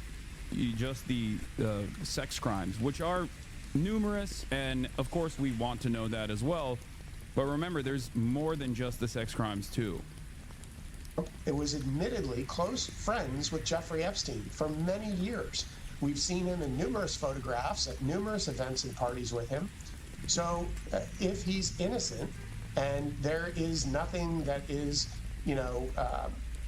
scary to him in these files, release them. But if he doesn't release them, then the public is going to be concerned that there is something in these files that maybe implicates him in this conspiracy. And so, just finally, I mean, how much, well, what is the potential for this causing political damage to the president? And a two-part question, really, because we've only got a minute or so. And is there a problem here that the victims of Epstein get lost in all this? Well, certainly I think the victims want this information to be released, but I think that in order to prevent things like this from happening in the future, that there needs to be accountability on all parts. That means accountability on the part of all powerful, wealthy individuals that were taking part in this scheme. So at the end of the day, if he doesn't release these documents, then I think it's a political nightmare for Donald Trump. I think that everybody is going to have serious... Okay, Hasanabi, what is happening elsewhere that this Epstein thing is distracting us from? Because if it's this big, whatever else is happening is huge. No, dude. This is the thing. Anything else that's happening around this is a distraction, and it's not even a successful one. What are you talking about? This is the thing. What more could be a thing than literally a bunch of, like a handful of incredibly wealthy, incredibly powerful people being directly associated with an international prolific sex trafficker of minors?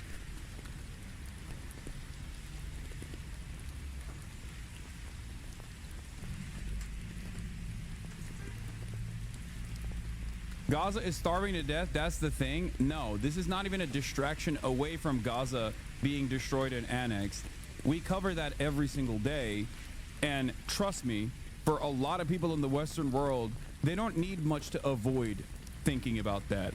Okay? They don't need like a distraction to shift their attention and priorities away from the children of Gaza starving to death every single day. The unfortunate reality is many people turn a blind eye to it without any sort of additional distractions. I'm not big into, oh, this story came out to distract us away from this other story type narratives anyway, with the exception of Donald Trump actively trying to, deflect and actively trying to move away from the Epstein stuff by basically bringing up, Barack Obama doing a coup or whatever the fuck he's been doing desperately.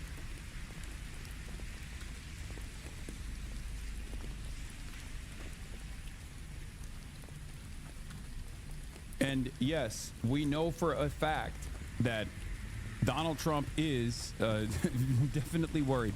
I covered this yesterday. In 1997, Israeli Prime Minister Netanyahu allegedly used tapes of Clinton's phone sex calls with Monica Lewinsky to pressure the White House into releasing convicted spy Jonathan Pollard. Clinton reportedly told Lewinsky that a foreign embassy had tapped their phone. The story, long buried, resurfaced amid speculation about Israel's role in blackmail operations tied to Jeffrey Epstein. I covered it yesterday.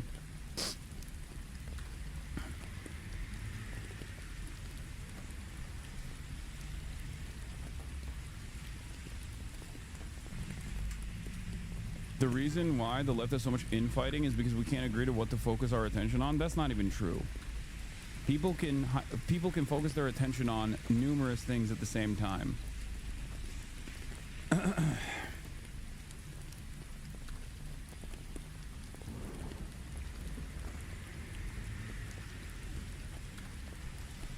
11 today, the U.S. Deputy Attorney General is expected to meet with Jeffrey Epstein's former girlfriend behind prison walls. Rebecca Castro has more on what prosecutors are hoping to uncover.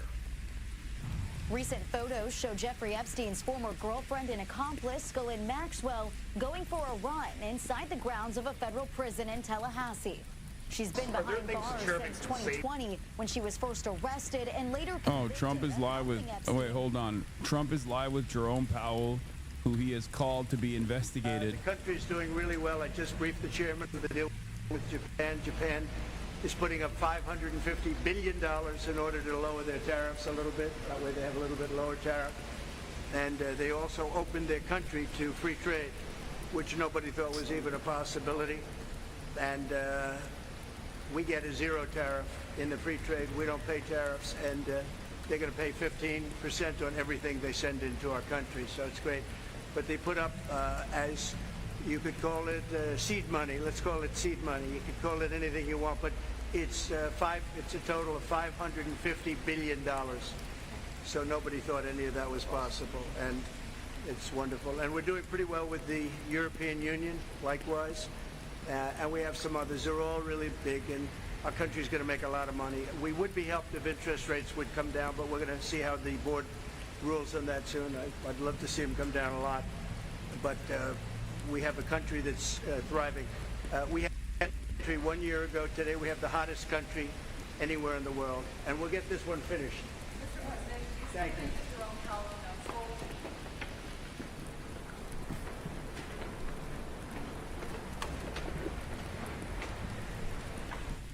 Two observations out the gate. Oh my God. What is this, bro? What is happening? What is all of this? Jesus Christ. Let's continue. Abuse teenage girls. She is the Rosetta Stone. She knows everything. She arranged every single trip with everybody. That's why prosecutors at the Justice Department want to sit down with her as they dig deeper into Epstein's crimes and try to uncover who else may be involved. The president spoke to this yesterday, and he said he thinks it's an appropriate idea. President Trump encouraged the DOJ to reopen their investigation after facing intense public demand for answers on Epstein's potential clients. Earlier this month, the agency claimed there wasn't anything else to find. But Fox News can confirm the Attorney General told Trump his name was in the files. I am shocked. Based on his behavior of this last 10 days, I can't believe he's in the files. Who would have ever guessed that? President Trump said all along that he flew on his plane. Just because you're on the list doesn't mean doesn't mean you're a pedophile. Before leaving town, dude, I like the goalposts swinging. Okay, the goalposts are so motorized at this point. Republicans are going from release the pedophile list and it's time to indict Hillary and Bill Clinton for doing pedophilia to, well, you know, you fuck a couple children with Jeffrey Epstein and then all of a sudden you're called a pedophile. Calm down. Is crazy, dude. They literally went from, if you've been in the immediate vicinity of Jeffrey Epstein, you're a pedophile that must be criminally indicted to, you know, so who amongst us hasn't flown in the Lolita Express? Down to now, eventually, who hasn't sent a body letter to Jeffrey Epstein for his 50th birthday saying that they both share hidden secrets? I mean, I would have done the same. What's next, dude? You're going to find out that Trump actually, you know, assaulted a child and be like, well, you know, sometimes children are assaultable. Like, is that what it is? Is that the next step here? Chatters, I am not oblivious. Of course I know that France has officially said they will recognize Palestine by September. Please stop coming in here to spam it in the chat, to be like, dude, I want to be the first to tell you. I know. 1, we are going to get to it. 2, it's nowhere near as significant as you think it is. I don't want to fucking, you know, rain on your parade here, but Ireland recognized Palestine a while ago, and yet they have not even been able to implement boycott, divestment, and sanctions. It's a good thing, and it's only a good thing, even though it is considered a major step. But it's only considered a major step because of the ongoing, continuous injustice against Palestinians. Okay? Understand. I know. Adam from PBD asked Vinny, so you now want to put Trump in jail because he might have slept with a 17-year-old? Oh my God, that's incredible. Ireland is not a G7 country, though. I know, but the reason why I'm bringing up Ireland is because it's a Western European nation state that has recognized Palestine, and even outside of the G7, regardless of the fact that they've recognized Palestine, they can't even get boycott, divestment, and sanctions implemented in Ireland. That's the difference. That's what the problem is. So I'm telling you the limitations. I am telling you the limitations of this major first step.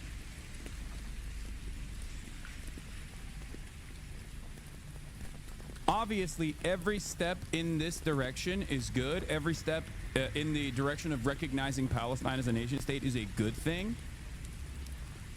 Having said that, there is so much more that needs to be done in the limited amount of time that we have. I'm not Mr. Make Perfect, the enemy of the good, but it's just until there is more to be done, until there is actual sanctions. This is just a first step that should have happened a long time ago.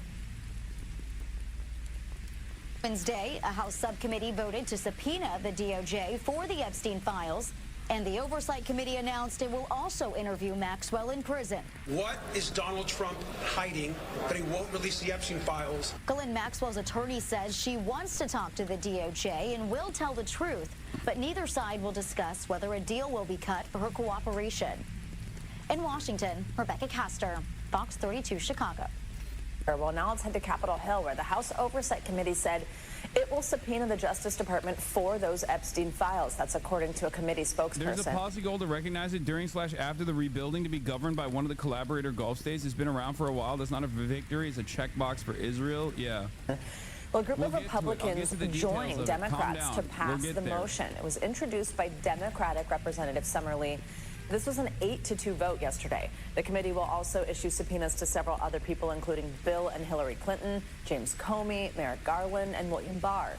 Now, this comes after the committee subpoenaed longtime Epstein accomplice Ghislaine Maxwell for a deposition next month. NBC News Capitol Hill correspondent Julie Sirkin joins us from Washington with more on all this. Julie, good morning. Obviously, this is the big news this morning. First, tell us, what do these subpoenas mean? Does it mean the public gets access to these files? We get more information from them? What happens next? Not so fast, but this is a significant step, Savannah, and good morning to you, forward in the House Democrats' efforts to try and push this story along, but Republicans are definitely helping them out. You mentioned some of them voted on that panel to advance these subpoenas, in part because Republicans did try to soften the blow of forcing the administration's hand, essentially crossing the president here, by including the names of other officials that are red meat to the base, like Hillary and Bill Clinton, like William Barr, like Loretta Lynch. All of these officials and individuals that the public has probably not heard of from years in any kind of official capacity, people that haven't been in power for a long time, but certainly people that the Trump base continues to want to spread theories about. And so Summerlee, a Democrat from Pennsylvania, offered a motion to subpoena these files from the Department of Justice. They would be unredacted. Congress would have them in full. And it really depends on when James Comer, the top Republican on that panel, signs off on the subpoena. But again, he signed off on the subpoena to Ghislaine Maxwell pretty quickly. So the Democrats expect the same here. Julie, as someone, obviously, you've been on the Hill for a long time. We know how much things usually fall along party lines.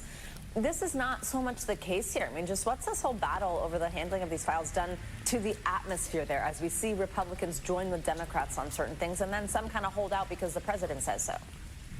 Well, Speaker Johnson is trying really hard to make this a partisan issue. He keeps blaming Democrats, both in his comments to us on the Hill and in his comments on X, on Spaces. He had a conversation with some MAGA influencers yesterday, and all he does is try and paint this as an issue that Democrats are trying to exploit Republicans in. He also points out the fact that Democrats did not try to release these files when President Biden was in power. But the counter argument to that is that the president and his base and Republicans are the ones who kind of put this conspiracy out there, that there exists this list, that there exists these documents that implicates all of these individuals. And that is why the Republican base wants to hear this issue out. Democrats are having a field day with this, to be clear. There were some conversations yesterday. Does this distract from their messaging on that so-called One Big Beautiful Bill, the social safety net programs that will be cut as a result of that? They pushed back quite forcefully. The top Democrat, Hakeem Jeffries, said he thinks these two issues are connected. And by the voting, by these subpoenas in the Oversight Committee, both to Maxwell but also to the DOJ with these files and even these other individuals, it'll make sure that this story goes on. And it's really becoming a Hill versus White House story and not a Republican versus Democrat story at all. Julie, one other thing I want to talk to you about, something happening later this morning, the Senate re-voting on 7 of President Trump's judicial nominees. What are some of the big ones here, and why a re-vote? Jeanine Pirro is one of them. Remember, she's somebody who the president nominated to be a top attorney here in D.C.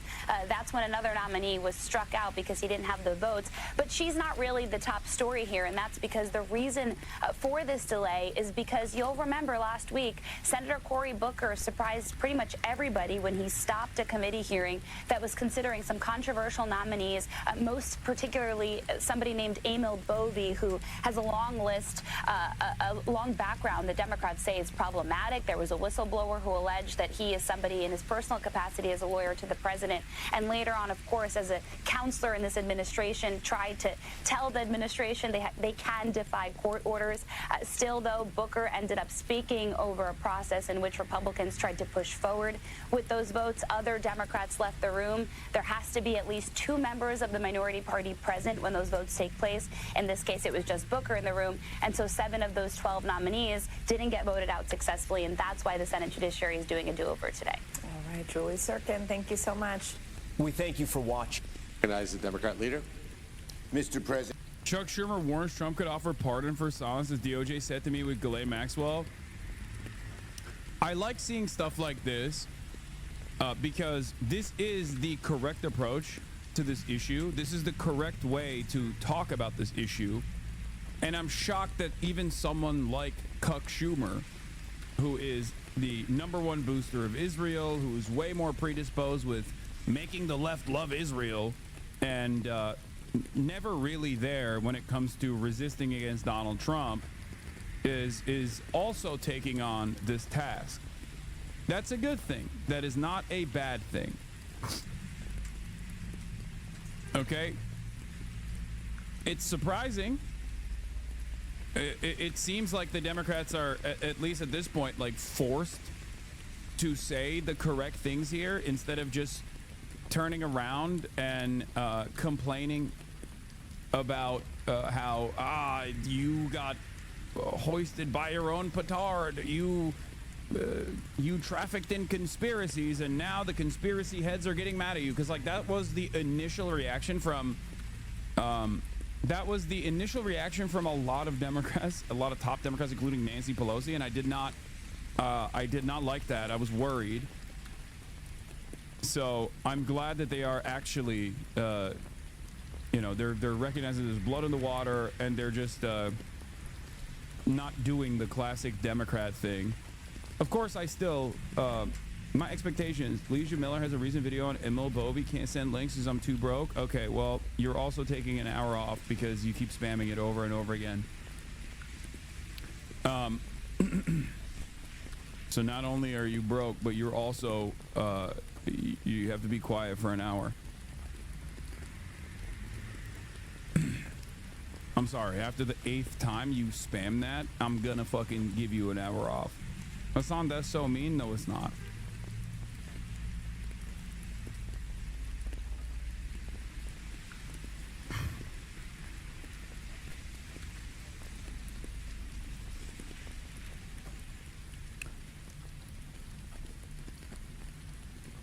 In any case,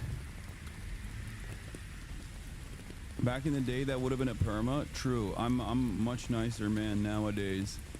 Especially coming off my... Especially... No, I'm not interested in the video. I'm not going to watch the video. Please stop. I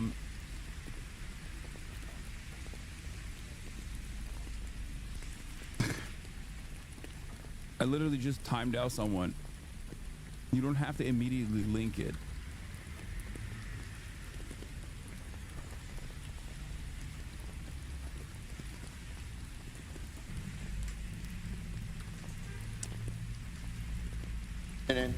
Today marks the first day of the House embarking on their Epstein recess.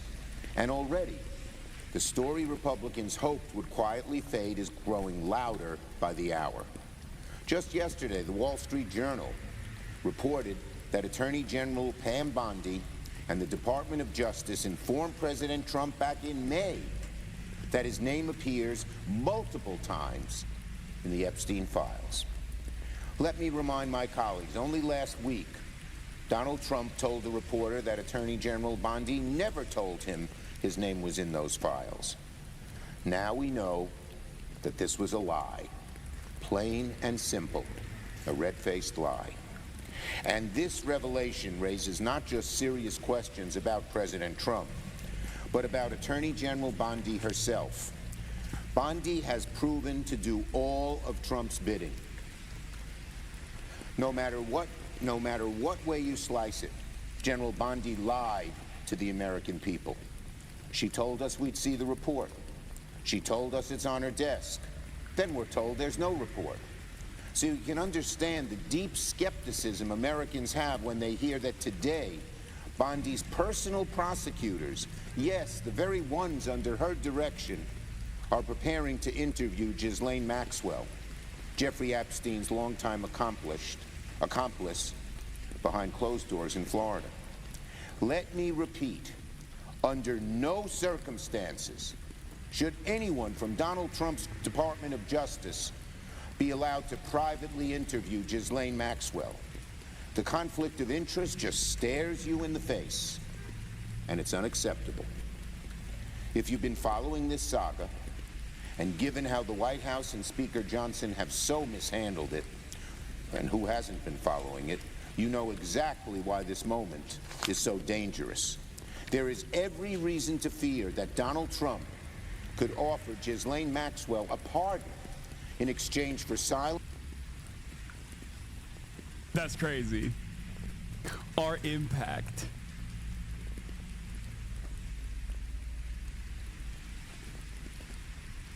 I guess Chuck's been watching.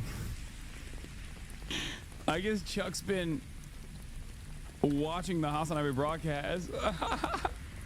Chatters, you no longer have to feel embarrassed that you call Ghislaine Maxwell around your family, considering that, you know, Senator Chuck Schumer, Democrat of New York, is also calling her Ghislaine Maxwell.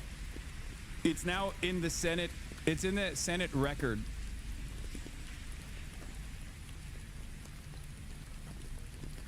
I guess Chuck Schumer has been watching the broadcast.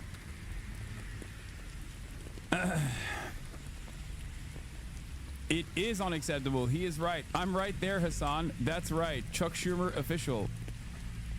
Following since 2021. Yeah. Old Chucky is a Hasanabi head. Or even worse, phony exoneration. Let me be clear. Trump is sending his personal lawyer, Todd Blanche, to try and execute a corrupt cover-up, potentially offering leniency to a woman who also abused the victims. Enough. Enough. Enough with the hiding. Dude, I cannot think of a less compelling speaker. It's just like remarkable how bad he is. It almost feels like he's trying to be boring. Like when he's reading from a piece of paper, and when he says enough, he's like, enough. Enough, I say.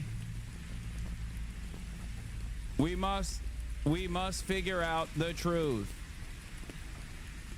Enough with the excuses and enough with the cover-up. The American people deserve transparency. It's crazy because, like, we got him and we got Hakeem Jeffries, who's also in the same wavelength, who also hits the same notes. How did we get here? It is crazy. They deserve answers. And there are massive questions here, not just for the president, but for the vice president, the attorney general. Okay. House Speaker Mike Johnson is facing down critics of his decision to send lawmakers home early for the summer amid controversy over the Epstein case. It's just one of the many issues that Johnson talked about in an interview with our Major Garrett for The Takeout. And to the point, when the Trump Justice Department said there were more than 1,000 victims, for people who knew this case very, very well, did a lot of investigative work on it, that number surprised them. High number. Yeah. Meaning that, to their minds, investigative reporters and others, there have to be accomplices, uncharged accomplices, and that aspect of justice is still missing. Yes, and it's a great concern to us. I mean, we want full transparency. We want everybody who was involved in any way with the Epstein evils, let's call it what it was, to be brought to justice as quickly as possible. We want the full weight of the law on their heads. But when the Justice Department said in that same two-page memo, there's no reason to pursue further prosecutions, many said, how can those two things be properly aligned? These are good questions. I don't know. I've never seen the Epstein evidence. It wasn't in my lane. But I have the same concern and question that a lot of people do. And look, I think the president... This is not a hoax, in other words. Oh, it's not a hoax. Of course not. Uh-oh. I mean, that's crazy to step out of line. Trump said everybody's calling it the Jeffrey Epstein hoax. Excuse me.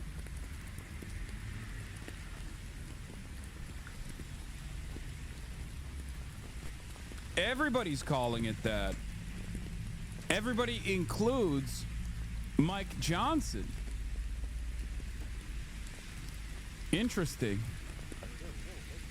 And Major Garrett joins us now. Major, so glad to have you here. Not a summer of fun and love for Mike Johnson. How much is this Epstein controversy hanging over the speaker? Well, it hangs over the remainder of this summer, and it will be an enormous issue when Congress returns in September.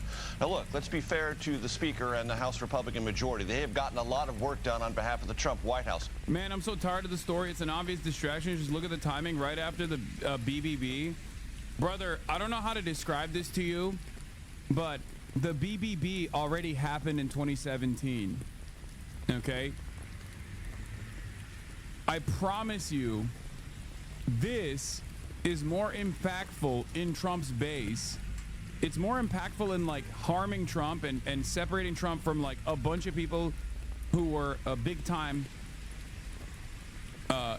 supporters of Donald Trump than tax cuts for the super wealthy and Medicaid being destroyed and SNAP benefits being destroyed. Republicans have endless appetite for getting fucked over on the legislative side, especially when it's not happening immediately, especially when it's like hard to decipher, because like the way that they cut Medicaid in the big beautiful bill was not done in a way where it was like, we are going to just completely shut off Medicaid. It was like, oh, we're just going to put you under paperwork, mountains of paperwork, and it's going to happen 2 years from now. So like, these guys were never going to actually understand who's doing it. Okay, they got what they want. Now they want President Vance. Now, okay, this I can see, but notice how this is very different than this. They're not trying to shift the attention away from something. I would go so far as to say that Donald Trump actively wants to shift the attention away from the Epstein stuff in general, which is part of the reason why the media is actually hammering this on. Also, J.D. Vance is noticeably absent from this conversation. Have you guys noticed?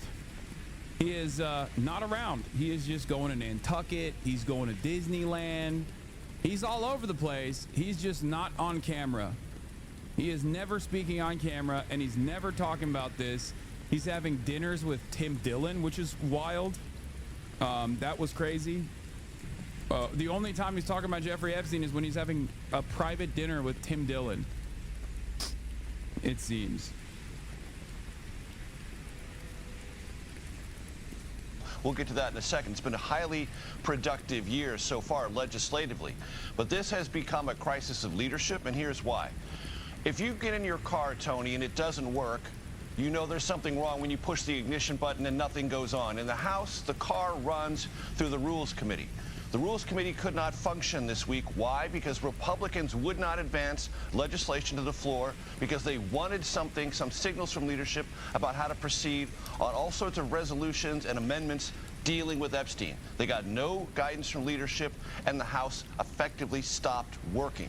The ignition button was essentially disconnected. When the House doesn't work, it can't move legislation. And when it can't move legislation, all attention focuses on leadership. Why do you think he's being so silent on everything? J.D. Vance is a brown noser and has brown nosed his way all the way to the top. Okay? He's also backed by very powerful billionaires and has a vision and has a goal in mind. He wants to be the successor to the MAGA movement. But in order to be an effective successor to the MAGA movement, while simultaneously knowing that Trump is a bad person, okay, you have to sometimes keep quiet when there is fissures in the base. He can't come out and like defend Donald Trump aggressively and then have people yell at him over it. You know what I mean? He has he knows that there are big fissures happening within the base of support for MAGA that he wants to make sure that he can have the support of down the line, and he's just basically waiting it out to see whichever way the wind blows.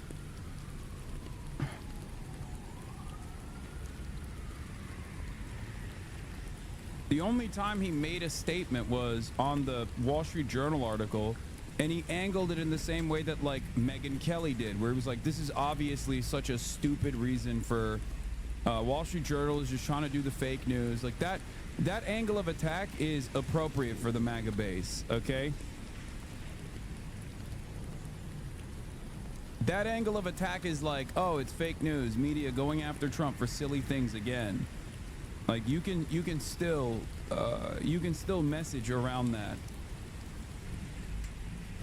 And what leadership is doing right now is deferring to the president and the Trump Justice Department. But as the speaker just said, justice must be served, which means there have to be more prosecutions, more transparency. And if that doesn't manifest in August, when Congress comes back in September, this is going to be a significant and irritating political issue for the leader. Also, Trump is taking questions live from reporters. Let's take a look at what he has to say If you got us down to while he's at the Federal Reserve. We would save more than $1 trillion basically with just a paper transfer. You wouldn't be cutting costs of anything. You wouldn't be building anything.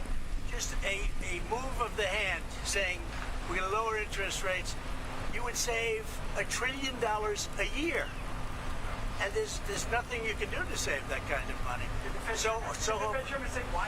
Well, we had a little talk about it, and I thought it was a very productive talk. He'll be able to tell you at his next meeting, but I will say that he did say the country is doing really well. Mr. President, you feel better or what? And the country is really doing well. Mr. President. Yeah, please, go ahead.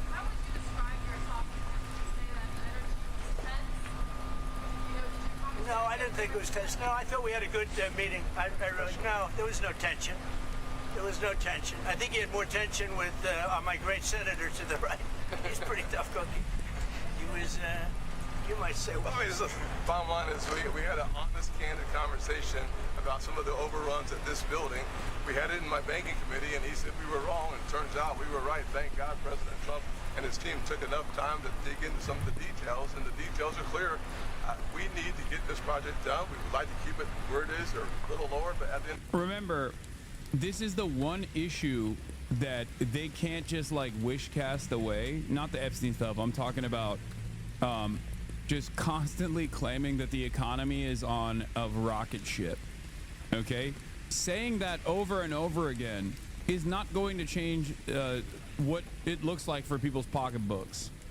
This is the one thing that you can't just like talk yourself out of. If people's financial circumstances are not moving at least in the green, in a better direction, in a positive direction, and it's clear that they're not, because the very same thing that the Brandon administration tried to do, they are trying to do as well, which is to say, no, it's great, it's fantastic. Meanwhile, people are getting laid off. People have not seen any sort of like significant improvement in their wages. And also, it's mostly just like rich and powerful people in the media trying to play this song and dance by pointing to the GDP, which in this case is not even looking too great anyway, and saying like, well, certain things and the price of certain things have gone down. Look at the graph. Look at the graph. Look at the graph. Look at the graph. Now, it might work for some of Trump's major loyalists because they are in the cult. Okay. But ultimately, the stock market doing well after Donald Trump tanked it aggressively, and like the stock market rebounding, for example, is not necessarily going to translate to people feeling like they are doing well. Is not going to lead to people feeling like they can afford rent. You understand? You can't just like keep saying it and then expect people to believe that it's happening. Because they didn't want to pay 20, they were 28%, and they gave us $550 billion up front. 100%, 500. We get 90, they get 10. 90%, they get 10. And there's no payment. It's not a loan or anything. It's a signing bonus, I call it. But they gave us $550 billion and took down the tariffs a little bit, and then they agreed to open their economy to everybody. This was not easy. This took, you know, a lot of people walked out of rooms and things. Sometimes they walked out of rooms, went back to Japan. I said, where are they? They went back to Japan, and then they called and they said, can we make a deal? They came back a couple of times. This happened. This was, as you know, it was over a period of months, and ultimately they agreed to open their economy. Now, the opening of the economy is worth more than $550 billion, the payment that they made. Cope. It's worth more. So between that and the payment, we reduced it down to 15%. But they were at about 28%, and then they bought it down, basically. But could other countries buy it down? Yeah, I would let other countries buy it down. Sure. Mr. President, do you feel better or worse about your relationship with the Fed chairman after this meeting? I feel good about it. I mean, look, I have one dispute, and the dispute, there could be some things with money and, you know, where it comes from, how it's come from, how it's printed, where it's printed, all of the standard things with the Fed. Now, but Japanese car makers that are competitive edge versus American car makers. Interest rates have to come down. We'll if the cover interest rates the don't Japanese come down, deal. we're knocking it out of I'll the cover the park Japanese deal in a with high second. interest rates. If interest rates come down, then that final little element kicks in. That's housing. And the sad part is that people, wonderful young people, young couples starting off, they can't get a mortgage because the rates are too high. Tim knows that better than anybody, I think. Mr. President, if the rates are hurting families in the country, why let that keep going for another 8 months? Why not just fire the chairman now? To do that is a big move, and I just don't think it's necessary. And I believe that he's going to do the right thing. I believe that the chairman is going to do the right thing. I mean, it may be a little too late, as the expression goes, but I believe he's going to do the right thing. The fact is, it's so big what's taking place in America, where the King of Saudi Arabia says you have the hottest country anywhere in the world, and I thought you were dead 1 year ago. I thought we were dead. I just left NATO, as you know. They're agreeing to pay 5%. We're not paying anything. We send them the equipment. They pay for 100% of everything now for the war, Ukraine. But I just left NATO, and every one of those leaders said, every country, they said, so hot and very smart country, very successful country. It is pretty crazy that the American economy is built around confidence. Obviously, the stock market absolutely is built around confidence. And when you have a confidence man, a con man like Donald Trump, I guess like people have a vested interest in the market succeeding, so they have to kind of act like they believe whatever the fuck he's saying. It's all vibes. It's all made up. And people have basically realized, like, no, we have to kind of act like this is all going somewhere positive, so that they can keep making more money. Interest rates come down. Good job, you did. You do a nice job. I watch you a lot. Thank you. Everything is Tesla at this point, is what I mean. Everything is Tesla. everything is computer, just like Tesla will just keep. I mean, they have, I guess this year is not the best year to say that, because like this is the first time where Tesla's like actually experienced some shocks, but for many decades there were too many powerful financial interests vested in Tesla stock succeeding. So whenever Elon Musk just lied, and because of the valuation of Tesla being tied as a tech company and not like a car manufacturer, whenever Elon Musk just like came out and was like, oh, you're gonna be able to fly to Mars with your Tesla, people will go, oh my god, that's definitely gonna happen. Even though if you look at his performance over the course of the past decade, he's always over promising and then never delivering.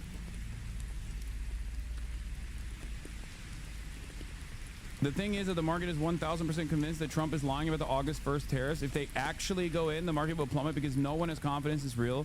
Same with inflation. The market is wary on tariffs spiking it, so they never believe Trump would actually fire Powell. Lol, it's all fake. Yeah, no, I know. There's a lot of people basically believe that Trump is totally taco Trump, and he's just not going to do it. You mean years, not decades. Tesla stock hasn't been hot for that long if you put it in perspective. Yes, years. Well, a decade. Although Tesla stock has been not performing as well this past year, so this is not the best year to point to, because finally there has been some impact. Tesla CEO Elon Musk is shifting focus from electric vehicles to autonomous technology, including robo-taxis and humanoid robots, according to the Wall Street Journal. Great.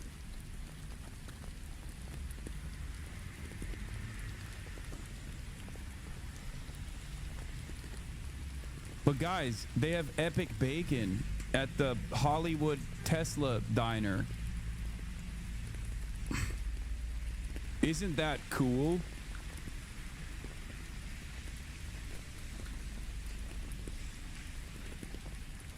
Oh god, I can't wait for Tesla to fucking crash and burn. I don't know if it'll ever happen, but if it did, it would be the greatest case of I told you so after years and years. Here's a remarkable moment between Trump and Powell for those of you who are wondering how this relationship is going. That 3.1 billion went up a little bit, or a lot.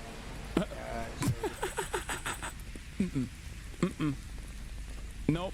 No, it didn't. Wait, hold on. We gotta run it again. That 3.1 billion went up a little bit, or a lot. So the 2.7 is now 3.1. I'm not aware of that. Yeah, it just came out.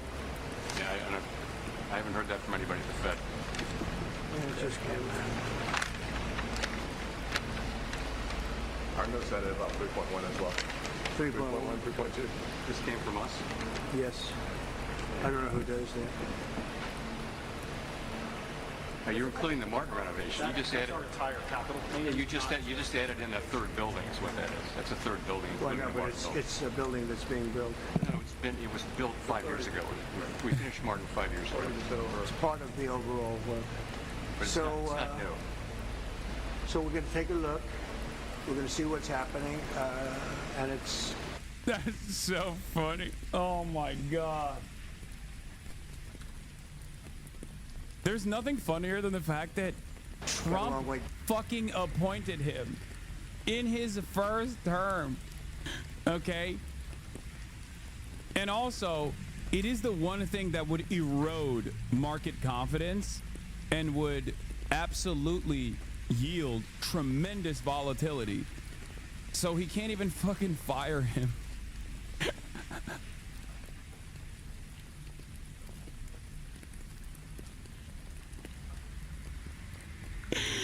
Oh, that's crazy. To be fair, I don't know. I feel like, yeah, he'll be like, who appointed this guy? This is a real bad guy. Who appointed this fucking asshole? Yeah, he's asking DOJ to investigate him for fraud because it's costing too much money to build these buildings.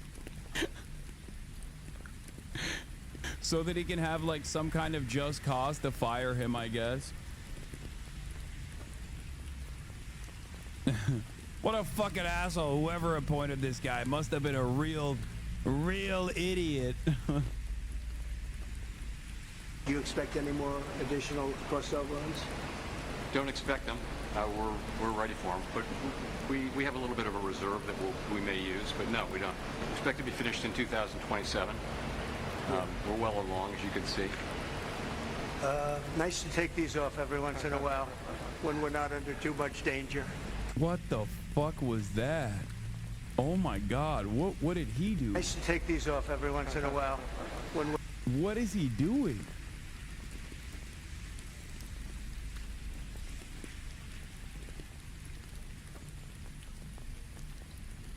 Wait, Trump says he's surprised Fed Chair Powell's appointed? What? I don't remember this. This is fucking so stupid, dude. Fed Chair, I was surprised he was appointed. I was surprised, frankly, that Biden put him in and extended him. It is my...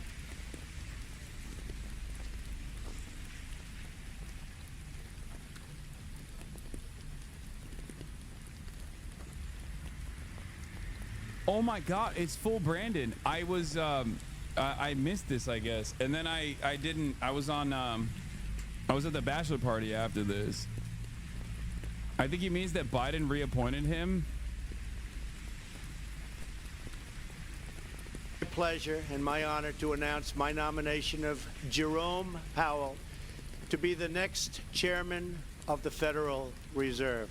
Congratulations. He's a terrible Fed chair. I was surprised he was appointed.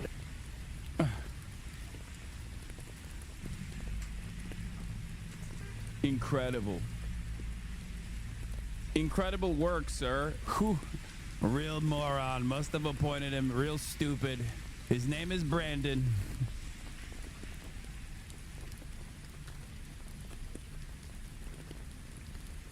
I constantly go back and forth on, like, is he actually losing his mind? Or does he know that his base does not care when he just, like, says things that are completely false? And I'm leaning on the Brandonization side of things. Like, I do think that there is a Brandonization going on currently.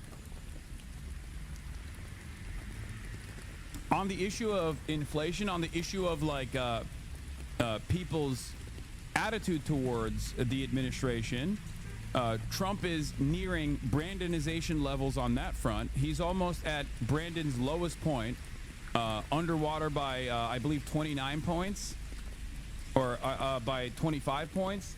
So he's definitely on the Brandon side. Felix says, as your physician, I must be direct. You are the very first Brandonization sufferer to ever contract terminal shrubism at the same time. We can treat your desire for oil and bananas, but you'll never see an approval rating above 39% for the rest of your life. 6 months into his second term, President Donald Trump's job approval rating has dipped to 37%. This is the lowest rating of Trump's second term and just slightly higher than his all-time worst rating of 34% at the end of his first term. Now, something you have to remember, however, is that even at his lowest approval rating, he still was above 90% for the Republicans. Okay? Or above 85%, I think, something like that. So just remember, he's just losing independence. He's losing a lot of the people that voted for him, but that's expected. That is precisely what happened last time around as well. Yeah, independents drive Trump's approval rating to 37%, second term low. This is the lowest it's been in the second term, and it's close to the lowest it's been in its first term. Not that it matters, because he's not running again, or maybe we won't even have another election. Who knows? Who knows?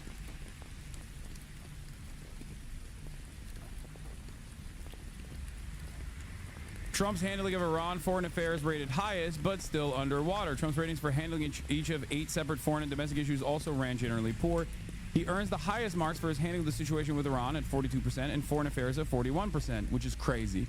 Approval is slightly lower for his job on immigration, 38%. The economy, 37%. Situation in the Middle East between the Israelis and the Palestinians at 36%. Foreign trade at 36%. Americans' ratings of Trump handling of the situation in Ukraine at 33%. And the federal budget, 29%, are even lower. Apart from the situation with Iran, which was not previously measured in Trump's second term, ratings on each of the issues are now lower than earlier this year. These include a 14-point drop in the federal budget and an 8-point decline for immigration and the situation in Ukraine. Incredible. Republicans broadly approve of Trump's job on each issue, with his handling on foreign affairs garnering the highest rating at 93%. Aside from the situation in Ukraine, which earns approval from 70% of Republicans, his ratings on other issues range from 81 to 88 within his party. Democrats' highest rating of Trump's handling of the 8 issues is 12% for the situation in Ukraine, and all the other issues are in single digits. Meanwhile, no more than 36% of independents approve of Trump's president's job performance on any of the issues. The situation with Iran earns him the highest approval rating from independents at 36%, and the federal budget at its lowest at 19%. So something to consider here is that the reason why Iran turned out to be a W for Trump and his base is because of 2 reasons. One, I told you so. Motherfuckers don't care about doing more war, okay?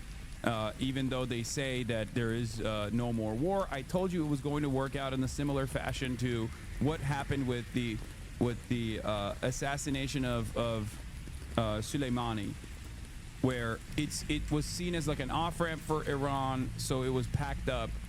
It was packed up fairly quickly, and this is the reason why they see him as like a powerful figure that was able to simultaneously escalate and then look like he was actually working to de-escalate.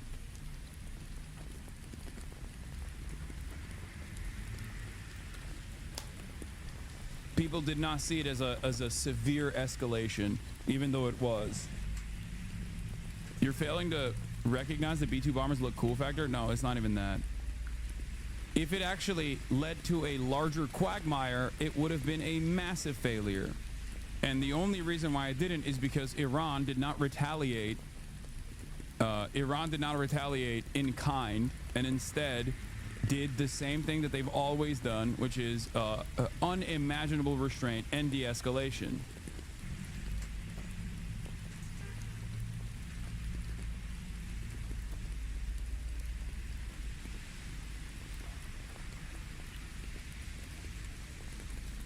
The approval spiked for Trump during the period in which he sacked Waltz and did his anti-neocon Middle East push while avoiding Israel versus the 12-day war period / Jeffrey Epstein resurgence and denial is just uncanny.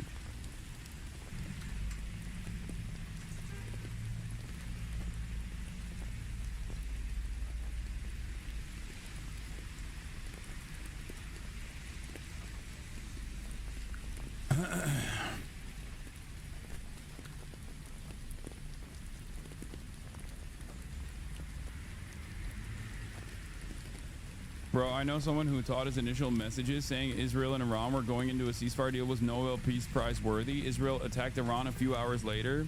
Yeah, they're very stupid. Most people are very stupid, but Republicans are even extra stupid. Okay? That's it. You have to constantly, I guess, remind yourself that most people, yourself included, myself included, are very dumb. Okay? Especially when it comes to politics. More like politricks, am I right? We're all dumb. We don't pay close attention to stuff like this. And also, we have a litany of different interests that are and opinions on issues that are oftentimes contradictory to one another. And there's not much else you can do about that. It's just, you know, it is what it is. Bottom line, Trump closed out the second quarter of his second term in office, having accomplished much of what he said he would do if elected. Yet outside of his Republican base, relatively few Americans are pleased with his performance. His rating has fallen to the lowest point in his second term, essentially matching where he was at the same time in his first term, which is not much higher than his all-time worst rating. He also gets generally poor marks for his handling of key issues, including immigration and the economy, which were major focus of his campaign. Because, as I told you, many people who voted for Trump, who fancy themselves to be independents, or many people who would go on the record in polls to say that they actually wanted to do mass deportations, does not actually like mass deportations when it's happening. Are y'all dumb or stupid? Yes. That's it. People think they want certain policies until those policies come knocking down their doors, and then they don't like it. And it's not like this was that crazy. It's not like this was unforeseeable. After all, I foresaw it, and I kept repeating it over and over again throughout the election cycle and yelled at the Democrats for refusing to explain to Americans broadly what mass deportations would look like. The reason, and the example that I used regularly was abortion. Roe v. Wade. Many people who voted, many people who said in polls that they would want Roe v. Wade to go away, very quickly realized that they did not like it when their daughters or their wives or you know, their immediate loved ones could potentially not be able to get this medical intervention that is necessary and life-saving. That's it. And that happened literally before the election. So I don't know why it was so hard for people to use that as an example of people say they want something until that thing is happening, and then they go, oh my God, who would have thought this would be awful?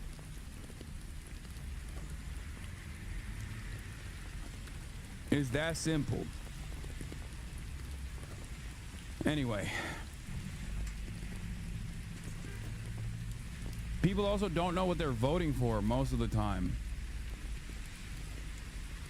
Speaking of people not knowing what the hell's going on, the Japan trade deal info on Trump's desk was altered by hand with a marker. President Donald Trump announced a trade deal with Japan, which he said includes a 15% tariff rate and $550 billion of Japanese investments into the United States. A card on his desk with details of the deal shows discrepancies and last-minute edits, according to a photo posted on X by Dan Scavino. President Trump's art of the deal seemed to play out in real time on Tuesday. Trump on Tuesday night announced his Truth Social platform, what he called a massive trade agreement with Japan, which the president said includes a 15% tariff rate and $550 billion in investments. By the way, I do love that Donald Trump just keeps adding tariffs and then taking out tariffs, and then the only promise he gets is an IOU letter from these countries about massive investments. Okay, it's always, I feel like these guys have realized, like you know, the Oracle CEO Sam Altman, all of these dudes have basically realized that, like, as long as you say you're gonna spend $7 quintillion on American soil, Trump will go, that's a great number, it's the biggest number from the standpoint of mathematics, my uncle was an MIT math professor. And then he just like repeats that number over and over again. And it's basically, that's it. Like, it's just, you get whatever you want. You just say he's hot. You say the economy is hot. You say America is hot. And then you say you're going to spend, you know, a number that no one has ever heard before on American soil. And then he goes, great. But the details of that deal on a card on Trump's desk during a meeting with the Japanese delegation and top White House aides shows discrepancies in last-minute edits. The card on Trump's desk displays a 10% tariff, in addition to a 15% levy rate on the automotive, pharmaceutical, and semiconductor industries. However, Trump said in his Truth Social post that only Japan will face a rate of 15% without elaborating. Japan will pay reciprocal tariffs to the United States of 15%. Below the tariff rate, $400 billion appears on the board in large lettering. That seems to reference Japan's plan to invest in the U.S., which Trump explained in his social media post. But Trump used a different figure in his post than even the altered amount on the card, saying that Japan would invest $550 billion. It is not clear why the amount in his post is $50 billion higher than the altered amount on the card. Japan will invest, at my direction, $550 billion in the United States, which will receive 90% of the profits. This deal will create hundreds of thousands of jobs. There has never been anything like it. Yes, there hasn't been anything like it because it doesn't exist. Okay, it's not real. Anyway, here's some more details. Japan's tariff negotiator, Ryoshi Akazawa, offered this explanation to reporters in D.C. last night, per CNN. Akazawa explained that the Japanese injection of $550 billion into the U.S. would be in the form of equity and loan to support the Japanese businesses' investments in key fields such as pharmaceuticals and semiconductors. Compared to President Trump's description, Japan will invest, at my direction, $550 billion in the United States, which will receive 90% of the profits.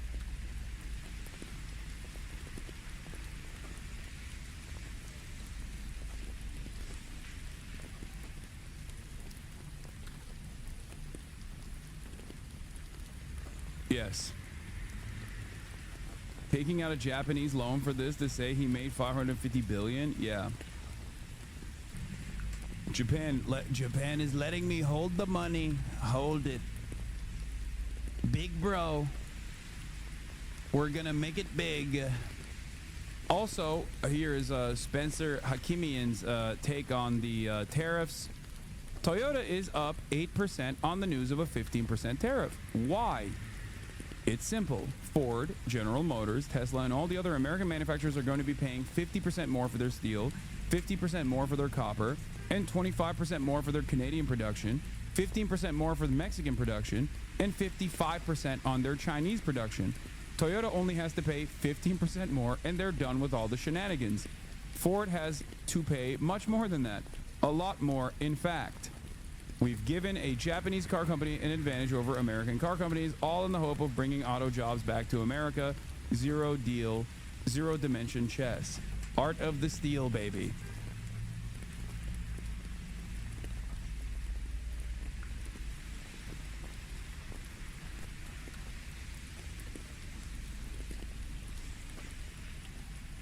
UAW statement trashing the Japan trade deal will hurt our members across the country and other workers as well. Here's the UAW statement on the U.S. trade agreement with Japan. The UAW is deeply angered by the Trump administration's announced trade deal with Japan. What we've seen so far makes one thing clear. American workers are once again being left behind. I hate to say this, but, you know, there was a little bit of a I told you so moment here for the UAW, which was in favor, understandably, because they are trade protectionists, when Trump was first implementing his tariffs regime. The automobile industry is one of the only industries in the country that isn't directly related to weapons manufacturing that has domestic production. Okay?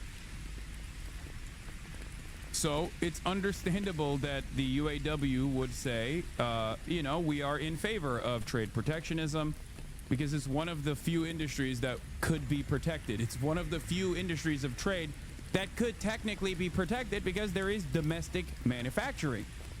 Having said that, of course, the American domestic manufacturing automobile still heavily relies on Canadian production and Mexican production. It passes by those nation-state boundaries on numerous occasions before the final product is put together. So that in and of itself would most likely, I mean, that in and of itself was always going to impact automobile manufacturing.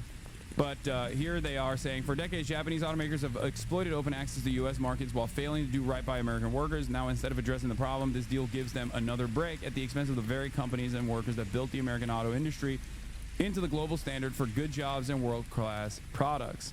The UAW has pushed for well-crafted tariffs as a tool to level the playing field, bring back good jobs, and drive investment to American manufacturing.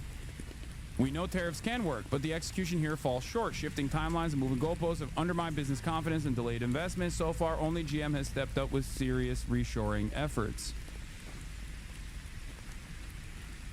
The Global Business Alliance basically says the foreign direct investment claims are bullshit. Foreign direct investment into the United States totaled $52.8 billion in the first quarter of 2025, a 34% decrease over the fourth quarter of 2024. Net equity flows registered $19 billion in the first quarter in 2025, composing 36%. Reinvestment of earnings stood at $40 billion in the first quarter of 2025, accounting for some 75% of the foreign direct investment into the United States. Foreign direct investment in the United States in 2024 was revised down to $292 billion, making it a weaker than average year for the foreign direct investment into the United States over the past decade. Here's a chart that will help you understand it a little bit better.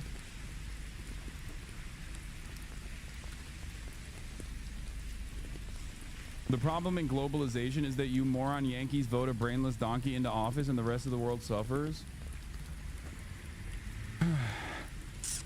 I don't understand. Foreign direct investment into the United States totaled $52.8 billion in the first quarter of 2025. This number falls short of the $7 quadrillion that Donald Trump has been waving around.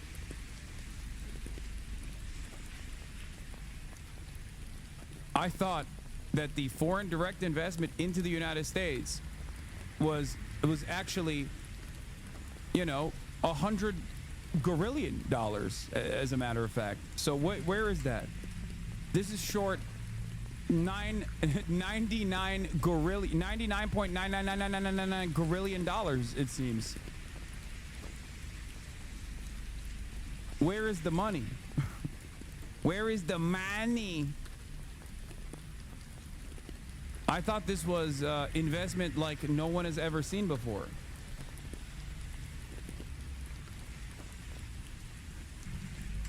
Rather than building on that momentum, rewarding companies investing in union jobs, this deal hands a win to transnational automakers that rely on low road labor practices, substandard wages, excessive temps, and union busting. Now those same companies stand to benefit from lower tariffs, while unionized automakers who could quickly create tens of thousands of good jobs using existing capacity are left with fewer incentives to do so. A better deal would have held Japanese automakers to the same standards U.S. workers have fought for at GM, Ford, and Stellantis: living wages, quality, healthcare, secure retirements, job stability, and the freedom to form unions without intimidation. Yeah, except Trump would never do that. For the record, can you imagine Trump using tariffs to say to Japan that Japanese auto manufacturers have to onshore their manufacturing to the United States while simultaneously implementing unionization agreements in the process, where, hey, not only are we slapping tariffs on you, that you have to have your existing factories unionized with the UAW. That would, of course, never happen, and it never will, and it's not going to happen. And even the fucking Brandon administration did not do that. And did not hold like Tesla to account, for example, or other American manufacturers to account when they were offering literal domestic subsidies to domestic car manufacturers. This is something that I was critical on with the Biden administration as well. When the Biden administration was offering many benefits to U.S. domestic manufacturers, or even different components that you could build for renewable energy, to build a robust renewable energy sector, which the Trump administration is basically gutting already with Build Back Better, sorry, Big Beautiful Bill. There's 2 BBBs, which is crazy. The Brandon administration did not do that.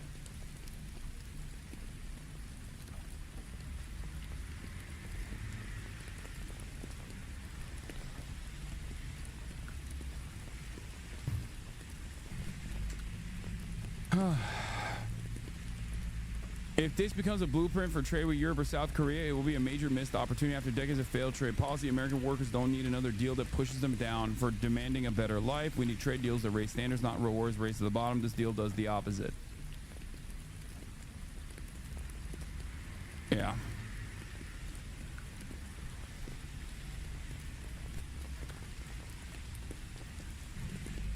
Commerce Secretary Howard Lutnick appeared to take credit for the board in a Wednesday morning interview with Bloomberg, but did not directly address the edits or discrepancies. Bro, isn't this a W though? I love Toyotas. I mean, I love Toyotas too. I love Toyotas as well. I bought my brother a RAV4. Shit's mint. I want a Toyota Hilux. Having said that, I love American labor more than I love Toyotas.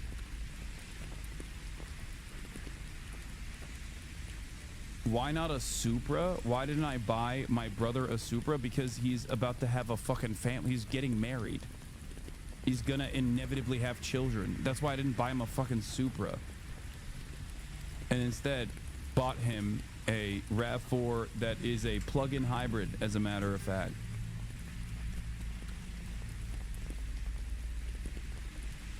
Pretty good.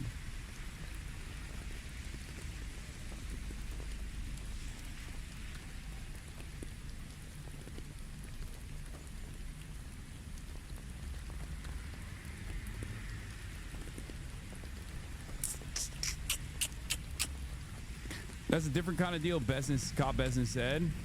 Treasury Secretary Scott Bessent said in a Wednesday morning interview with Bloomberg that auto imports from the U.S. from Japan got the 15% rate despite some other countries' automakers facing higher rates because Japan offered guarantees of equity credit and funding for large U.S. projects. This statement came in response to a question about whether trading partners could now expect to see a floor of 15% tariffs during negotiations. That's a different kind of deal, Bessent said. They got the 15% rate because they were willing to provide this innovative financing mechanism. Wall Street was left a bit confused by the terms of the deal. Andy LaPerriere, head of the U.S. policy research at Piper Sandler, said Japanese officials are describing it differently when it comes to the investment plan. Japan's leaders, he said, see the $550 billion figure as a cap and inclusive of government loan guarantees, especially given that the Japanese believe they're being bullied into this commitment. They will almost certainly slow walk whatever investments they don't think are in their own economic self-interest. Especially when the leadership in the United States of America is so malleable and so easy to influence. By the way, the government of Japan is creating a $500 billion slush fund for Trump to spend as he pleases, according to Howard Lutnick, is what Howard Lutnick is claiming, which probably isn't the case anyway, because the Japanese prime minister did this deal and immediately resigned. Yeah, there is like, no matter what happens, it's just like, one, bribing Trump would be the best possible scenario. What will most likely happen is Japanese companies being invested into by the Japanese government, and even that investment will not actually reach $550 billion is what my assessment is. Okay, that's it. I don't think that this is real. Anyway, there's of course the Columbia University story. FYI, regarding Japanese pharma plus US, I work for a Japanese pharmaceutical company, and this is Big T plus Japan. It opened a PMDA, their FDA office in DC. They're throwing all chips in.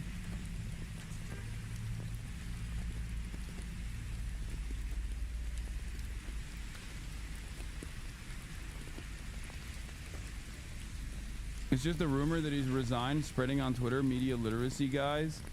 Yeah, I mean, isn't there an election happening in Japan? I don't know. As much as a weeb as I am, I haven't been paying close attention to. Didn't it happen already?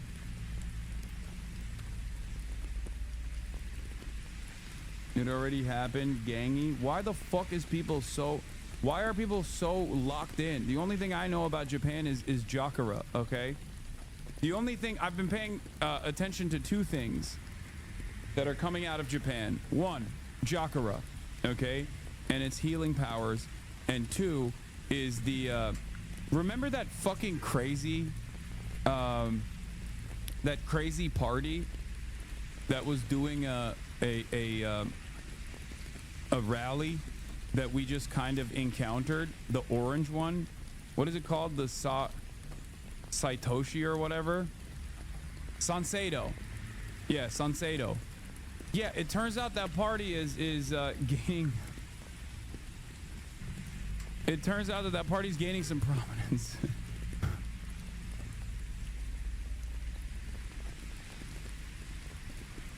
They got one seat.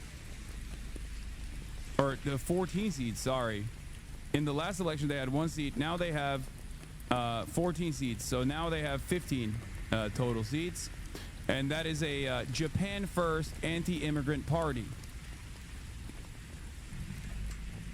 my goats, unfortunately, the JCP, the Japanese Communist Party, despite the fact that their newspaper literally fucking tanked the LDP with their broad coverage over their scandals, has lost seats. In the last election, they had 11 seats. They won 3 seats. The seat change is a seat. Now they have 7 seats, so they lost 4 seats.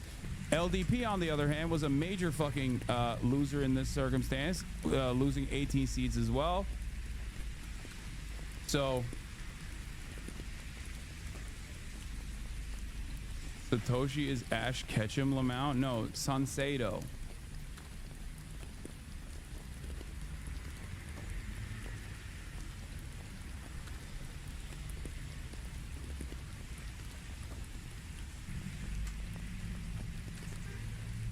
Hasanabi Sanseido's 10th pillar of their project is returning the Japanese eating habits centered on rice in order to regain the Yamato spirit. Yes.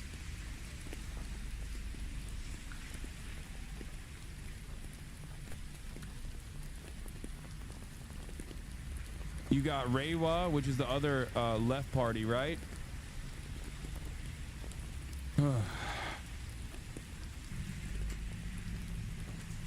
Funny part is Sanseido is very socialist for ethnic Japanese. Yeah, I wonder who else had opinions like that. You mean to tell me they're a national socialist party? Current trends in Japan. It's so awesome how over the past few years I've heard from people who only traveled to Japan and how great it was and how much better it was in America, and then you see the last election stuff and everyone there has turned into Mecha Hitler and voting far right. Changes in Japanese views from 2016 to 2025 from Ipsos polling. This is a friend of the show, Mr. Jeffu, our Japanese reporter. Japan is in decline, went from 40% to 70%. Ignored by traditional parties, went from 39% to 68%. Prioritize hiring nationals if jobs are scarce, went from 38% to 60%.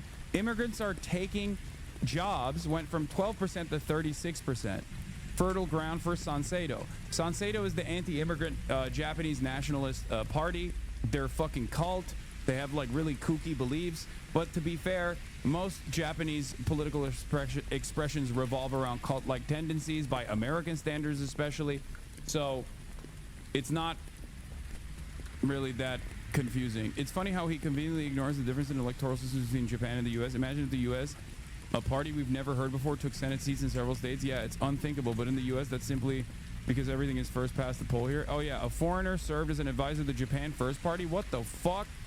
Matt Brainerd, a former Trump campaign staffer who founded Look Back America, an organization that supported the January 6th defendants, appeared on OAN as a Sanseido party advisor?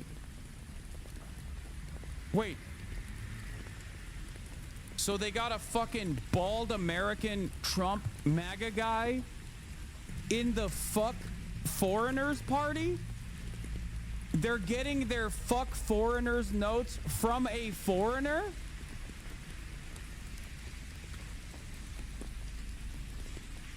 What?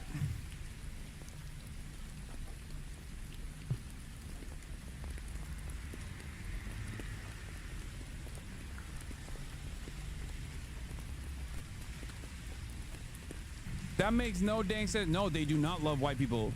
They do not love white people. Sanseido does not love white people, bro. What are you talking about? No, they straight up, their #1 policy is like, fuck every foreigner. Japan for Japanese only.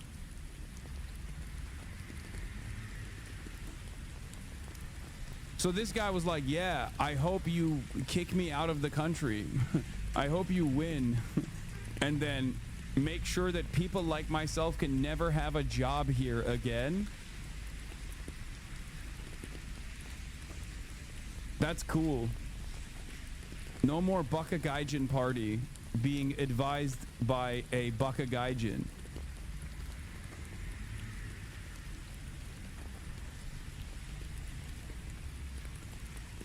Meanwhile, NHK party is all about the MAGA aesthetic. Thread, interesting posters of the 2025 Japan upper house election. The first poster features leader of the fringe NHK party declaring himself to be the Japanese Trump. He's wearing a MAGA, not Make Japan Great Again hat, and his poster says he is against illegal immigration. The word illegal is in very small font. He's also wearing a bandage on his head because apparently his slash wound from a March 2025 machete attack has not yet healed.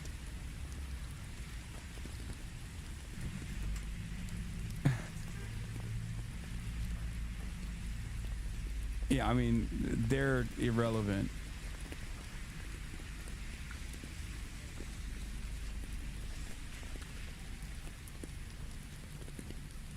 Here's another example in English from LDP incumbent Nishida Shoji. Return to Japan. From where? Sounds like a poor translation of Abe's Take Back Japan. You may remember Nishida from my previous thread on his views about Jewish people. Wait, what?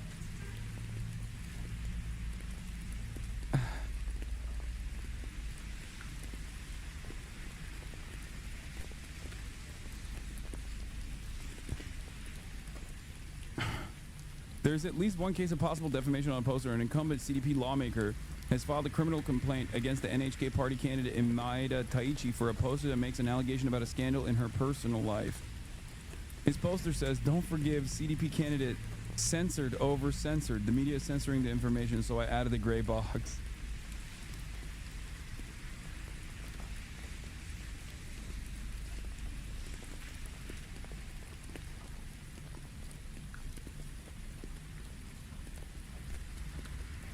Guess who's also getting praised in Japan? You will never guess the guest. The hardcore super weebs. No. Then I went to work as an assistant professor. No opinion? No opinion? What? Also, the anti-immigrant sentiment in Japanese politics is so funny because, dude, your population is dying. You need immigrants. You literally just need immigrants. There's no other way around this, okay?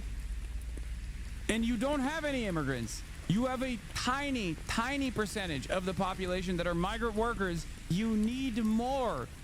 Japanese people are basically all 78 years old.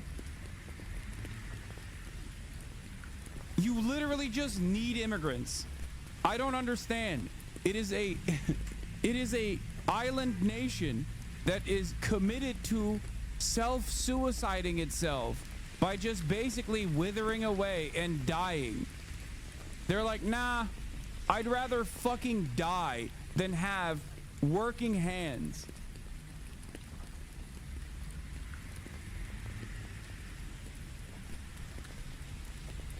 Yeah, I guess you won't have any immigrants at that point because everyone will be dead.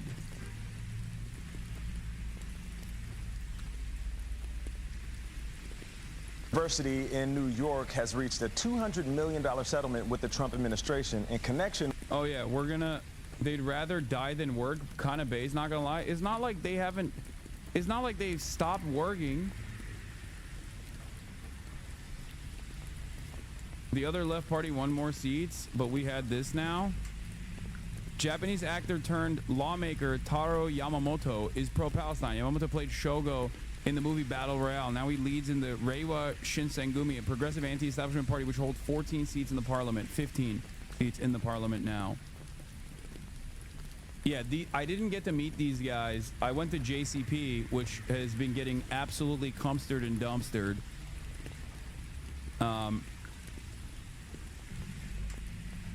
And everything that I learned about Japanese politics, I don't really like, I'll be honest with you, unfortunately. But I will say this, they don't really like anti-establishment populism.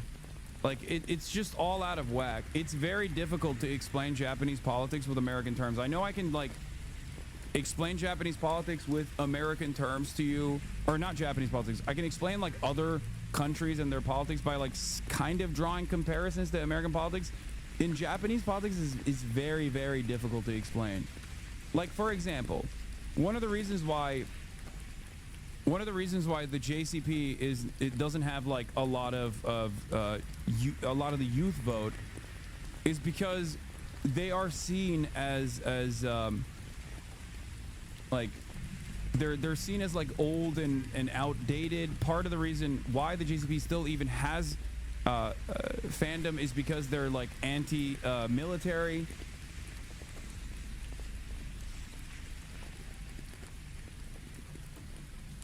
It's just,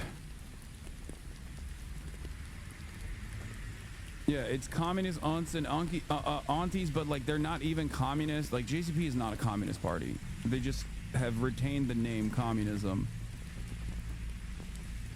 But they're not actually a communist party. Let's be real. They're not even remotely a communist party. Reiwa is not that different from JCP, just leftist infighting. As a JCP member, Reiwa is not that different from JCP, it's just leftist infighting.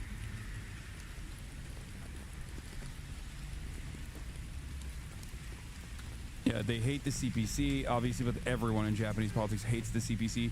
Or rather, they act like they hate the CPC, but the reality of the matter is, you know which party loves the Communist Party of China? The fucking LDP. So it's not like... like they say they hate China, they say they hate the Chinese party, the Communist Party of China, but they actually kind of like the Communist Party of China. And the reason why they like it is because of trade and how important trade is to Japanese interests. So, you know, none of it fucking makes sense. If not communist, what would you say the JCP is? Current iteration of JCP is just like a center-left party by international standards, like barely a social democratic party. Maybe people will get mad at me for saying that, but yeah, I mean, the communist parties that exist right now, especially communist parties that exist within the American periphery, are all social democratic parties, barely.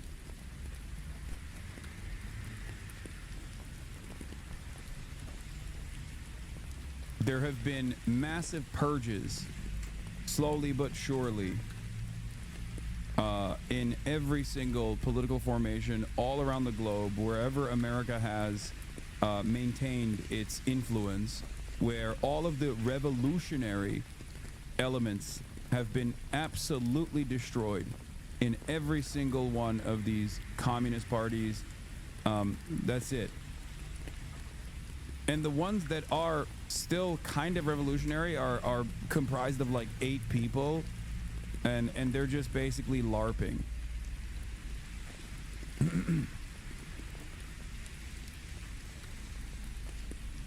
That's it.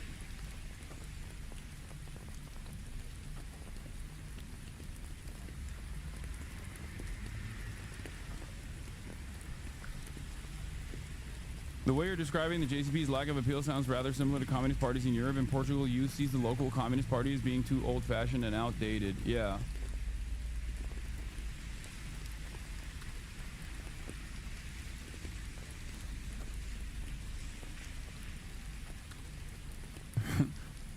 I will say, unironically, I'm not even joking when I say this, I think streamers have played a negative role in Japanese politics and have made them even more racist towards foreigners. I genuinely believe this. Like, Johnny Somali might have literally played a fucking formative role, and like Ice Poseidon and shit, might have literally played a formative role in hardening the already existing xenophobic stances in Japanese society. Like, I'm not even joking. Every time a fucking Kick streamer or a Twitch streamer or someone does some fuck shit in Japan, it makes it into Japanese national news. Every time a tourist does something fucked up, it makes it the Japanese national news, and everybody talks about it for weeks on end.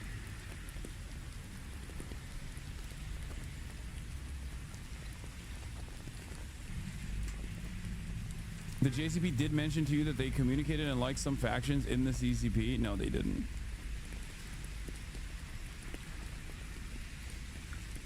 Huck bookmag.com. Inside the fight against Japan's nuisance streamer epidemic.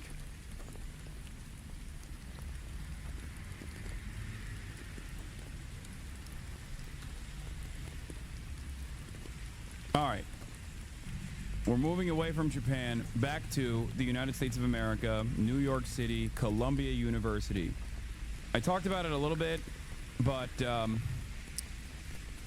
yeah, we got Columbia conceding to the Trump administration to basically beg their way out of this this ridiculous hurdle that the Trump administration has set in front of them, with ridiculous claims of anti-Semitism that seemingly the Columbia University also agrees with, in an effort to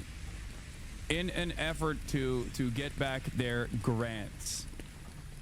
Columbia University in New York has reached a $200 million settlement with the Trump administration in connection with the recent campus protests there, and claims the university didn't do enough to stop the harassment of Jewish students. Nikki Batiste is at Columbia. Nikki, good morning. This is like blood-boiling, anger-inducing nonsense, dude. Out of all of these like Ivy League institutions, Columbia University, I think is now officially the worst of the worst. It is the worst institute of higher learning. They are so depraved. The way they went about this was so insane. It's incredible, dude. It is incredible.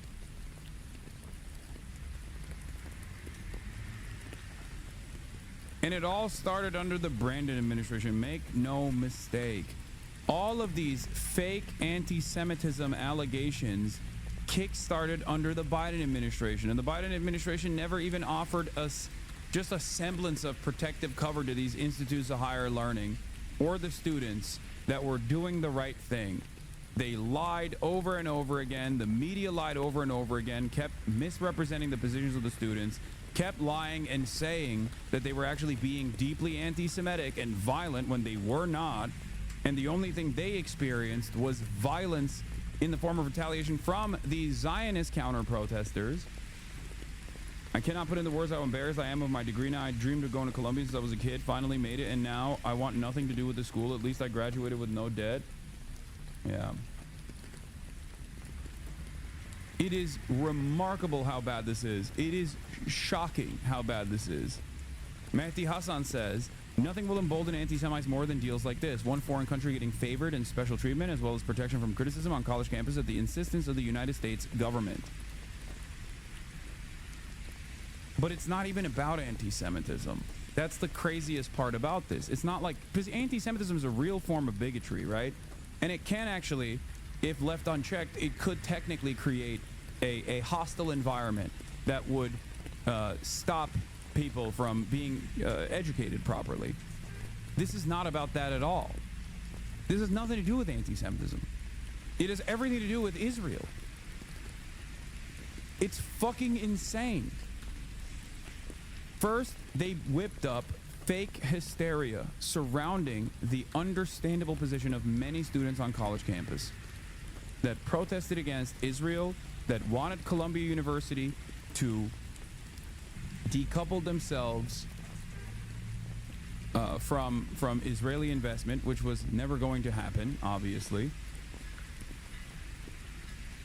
Columbia's very own alumni that also either A, had personal investments in Israel, or B, were major, had like a deep connection to Israel, obviously retaliated in the expected aggressive manner. But what was unexpected in this process was every single already Zionist college campus presidents would get pulled in front of Congress and then go, I'm so sorry that we haven't sufficiently licked the boots of the Israeli state. I am so sorry. I apologize profusely.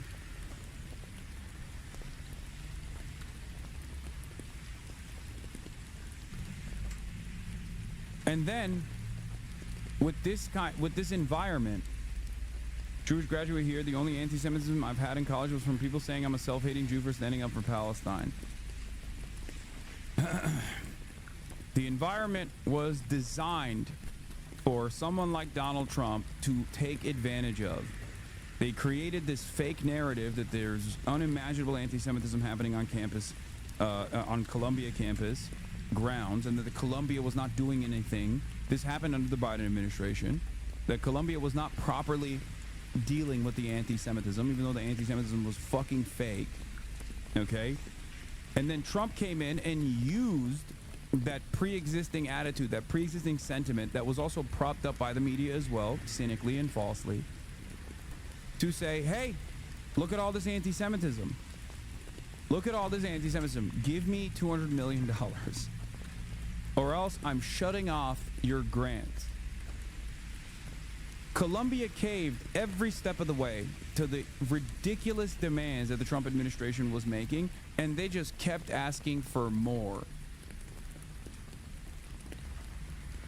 Good morning. The settlement comes as the university had been negotiating with the administration to restore its access to $400 million in federal funding. Columbia says it's agreed to pay the $200 million settlement in addition to $21 million to settle investigations brought by the Equal Employment Opportunity Commission. The university has also agreed to a series of changes, including an independent monitor who will assess compliance with the agreement and federal laws. In a statement, Columbia said it does not admit to wrongdoing with this resolution agreement, and that the institution's leaders have recognized that reform was and is needed. In March, the Trump administration canceled grants. It's so psychotic. They're doing academic receivership. They have complete control over the Middle Eastern Studies Department. The administration does, by the way. And on top of that, Columbia literally suspended 80 students that were almost complete, that were literally waiting to receive their diplomas. So they pay $200 million in a settlement for this bullshit accusation instead of fighting it. They also revoke degrees as well. And in return for that $200 million settlement for this bullshit accusation, instead of defending themselves, okay, they're now receiving $400 million in grants in return. Contracts over claims that the university failed to stop anti-Semitism on campus in the wake of protests against Israel's war in Gaza. The settlement comes just one day after the university said it suspended and expelled dozens of students who participated in several of those pro-Palestinian. This is also dangerous for every other college campus because Columbia caved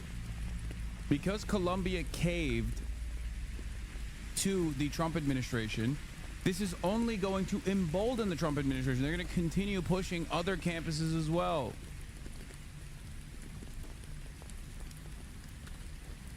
Are y'all trying to get sued because my degree was never revoked? This is an AI generated photo of me. I don't look like this. I have several attorneys representing me. Canary Mission, suspected Columbia students expelled or degrees revoked.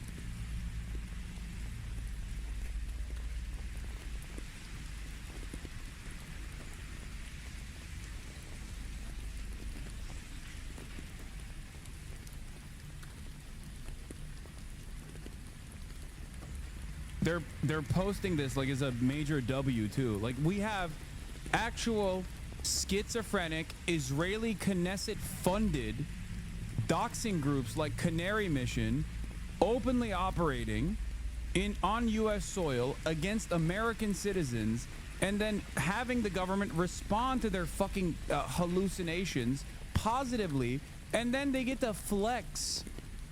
What are we doing? What are we fucking doing?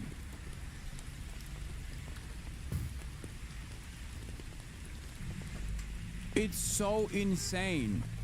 What's extra insane about this is that they're not even doing this like immediately after October 7th, which they did, right? They went real crazy mode after October 7th. They had the doxing trucks ready to go on every college campus, and they were just like plastering people's personal information and claiming that they were like vicious Nazi anti-Semites all over campus. Bill Ackman was running around saying, "You'll never be hired ever again." Bill A. Packman. Bill Smokes Crackman.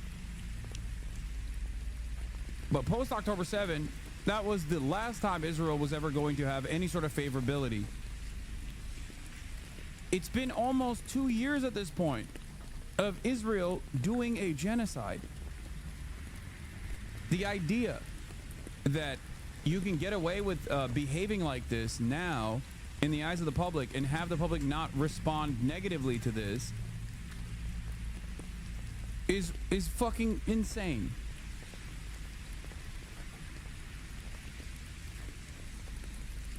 And this is a continuation of Project Esther, by the way. It 100% is. A key part of what Colombia was forced to agree to was to radically expand its hate speech codes to ban common criticisms of Israel and Jewish individuals. It has nothing to do with protests, just attacks on America's free speech to please Israel and its AIPAC puppets, says Glenn Greenwald. He's right. The party and Trump movement that spent a decade mocking the need for hate speech codes on campuses and flamboyantly posturing as champions of free speech and academic freedom have now forced Harvard and Columbia to adopt the IHRA definition of anti-Semitism, which famously bans accusing Jewish citizens of being more loyal to Israel or the alleged priorities of Jews worldwide than the interests of their own nations, denying, which is, again, technically is an anti-Semitic thing to do, but it's vague. So if you use this as a way to prosecute someone, you can literally say that Shai Davide being fucking loyal to Israel is actually an anti-Semitic incident, when Shai Davide, by his own admission, cares more about Israel than anything else. Of course, Shai Davide will not be prosecuted under the IHRA definition. Anyone who says, dude, get the fuck out of here, why do you care so much about Israel, will be, though. Denying the Jewish people their right to self-determination, e.g. by claiming that the existence of State of Israel is a racist endeavor. That's another IHRA definition, which is crazy. Some of the IHRA definitions are actually, some of the IHRA guidelines are actually anti-Semitic. Some of them can be vaguely misinterpreted and weaponized against people making coherent points. And then some of them are literally not anti-Semitic, like saying the existence of the State of Israel is a racist endeavor is not anti-Semitic, because it's true. Saying that this, trying to prosecute this correct statement as an anti-Semitic canard only dilutes the power that anti-Semitism holds at all. When you say correct things are anti-Semitism, okay, uttering correct statements is actually doing anti-Semitism, you're basically saying anti-Semitism isn't bad. Applying double standards by requiring of it a behavior not expected or demanded of any other democratic nation. Ridiculous. Using the symbols and images associated with the classic anti-Semitism, Israel claims of Jews killing Jesus or blood libel, or to characterize Israel or Israelis. I don't really care about this. That is fucking anti-Semitic. Drawing comparisons of contemporary Israeli policy to that of the Nazis. Again, this is not anti-Semitic. This is just the truth.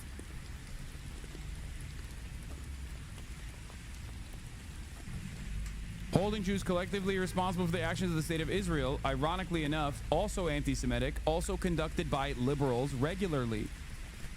Except they use this as a positive when they say all Jews love Israel, every Jew is a Zionist, every Jew loves Israel, and Israel is doing this for all Jews. But they have it both ways, basically.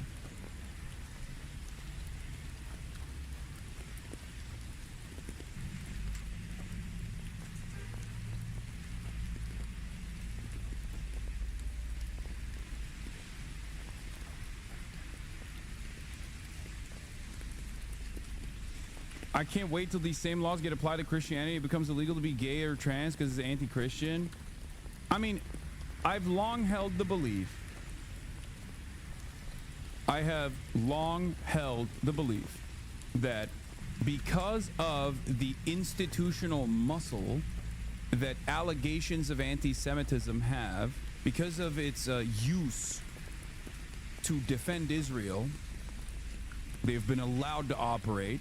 Like all of these supposedly Jewish advocacy groups that actually only do advocacy at the behest of the state of Israel have been allowed to operate and have been able to create a massive amount, have been able to create an environment where they can just like genuinely stop people from saying correct things about Israel by cynically weaponizing anti-Semitism allegations, have a unique space in American discourse beyond anything else.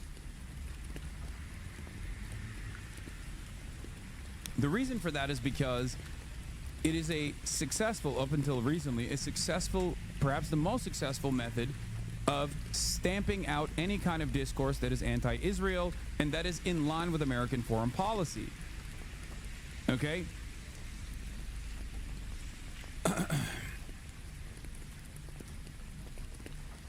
Now,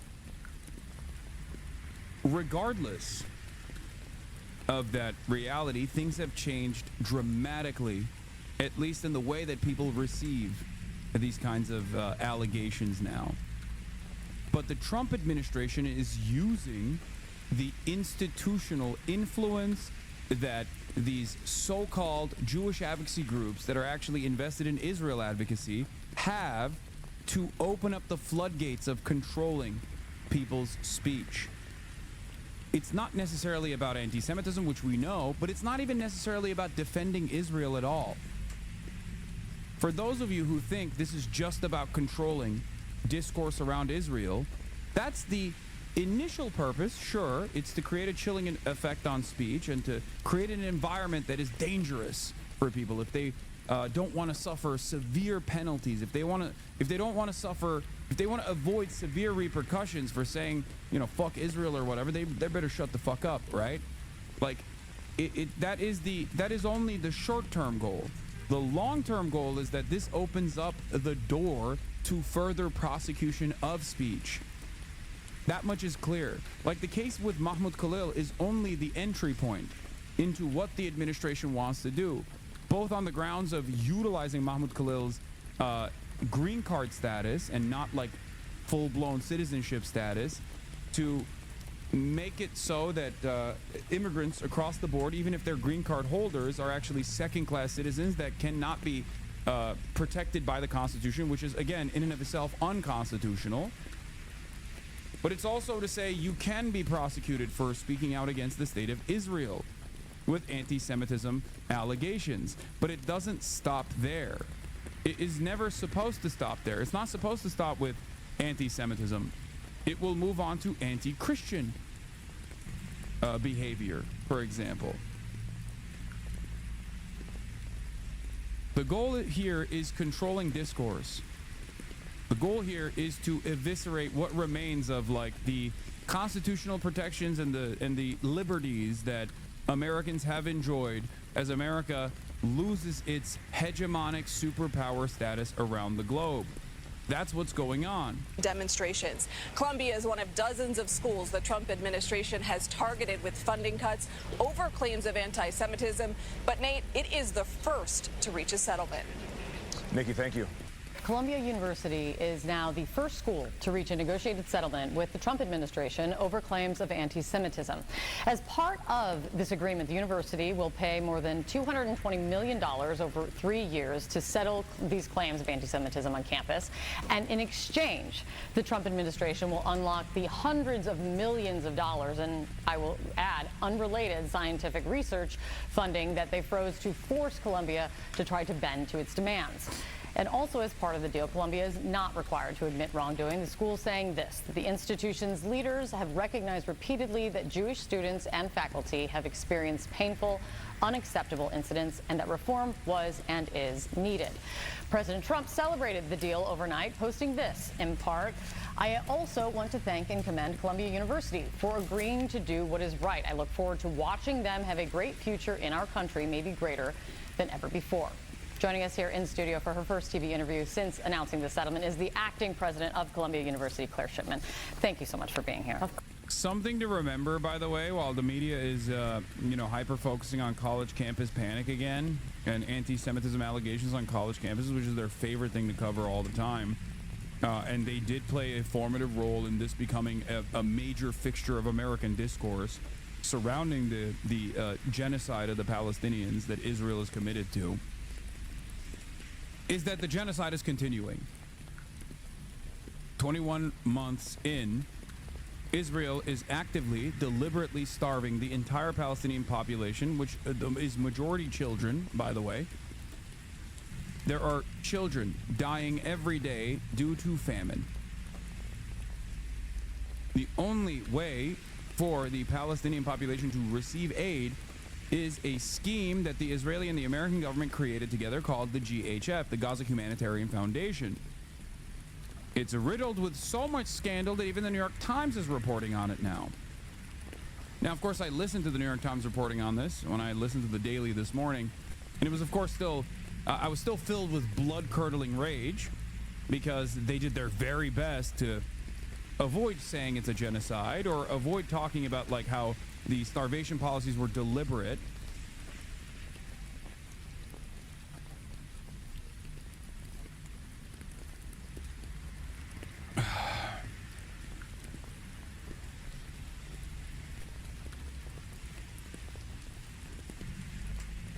But even then, there is an acknowledgement of the harrowing conditions that Israel has placed upon the Palestinian population.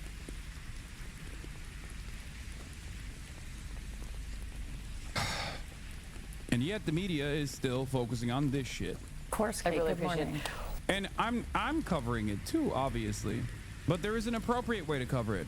And mainstream is not covering it in the appropriate way. Because the appropriate way to cover it is to say, this is fucking bullshit. There is no real major anti-Semitism explosion on college campuses, and it was simply anti-Israel sentiment and anti-Israel protests, which is perfectly valid because Israel is a Nazi state doing a fucking Holocaust in broad daylight. That is the appropriate way to cover the story. This is a very big moment for the school and for higher education and its relationship with the federal government. Absolutely. What was it that it was negotiated for quite some time? What was it that got this over the finish line? So many things. Look, I think in the biggest possible of pictures, this resolution is really going to allow us to turn a page on a period of deep instability for our institution.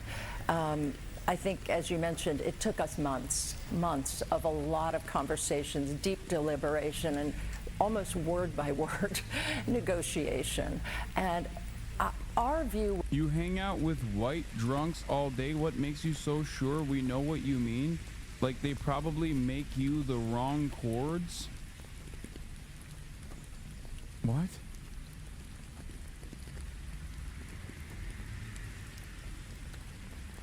Was always we were willing to talk as long as the talks were productive. It took longer in many cases than we had anticipated, but we were willing to keep moving because the stakes were so high. And I think there are a couple of really important things about this agreement from our point of view. One, it doesn't cross the red lines that we laid out. It protects our academic integrity. That was, of course, essential to us. Yeah, no, totally. What they mean is it didn't cross our red lines because we too also fucking hate these pesky students that wanted us to divest from Israel when we have too many financial entanglements with the big, beautiful, bold, brave, most moral nation state of Israel. And our alumni certainly weren't happy either, as you all saw the text messages in the WhatsApp groups. And they even said that they would actually stop funding our endowment. So we wanted to take action regardless. So now the government forced our hand.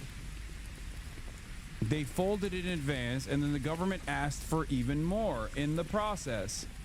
Fuck them. And two, it does reset our relationship with the federal government in terms of research funding. And that's, there's many headlines about foreign... Guys, this is quite literally, this is exactly the same thing that the German deans did when the Nazi government came to their doorstep and said, fire all the Jews.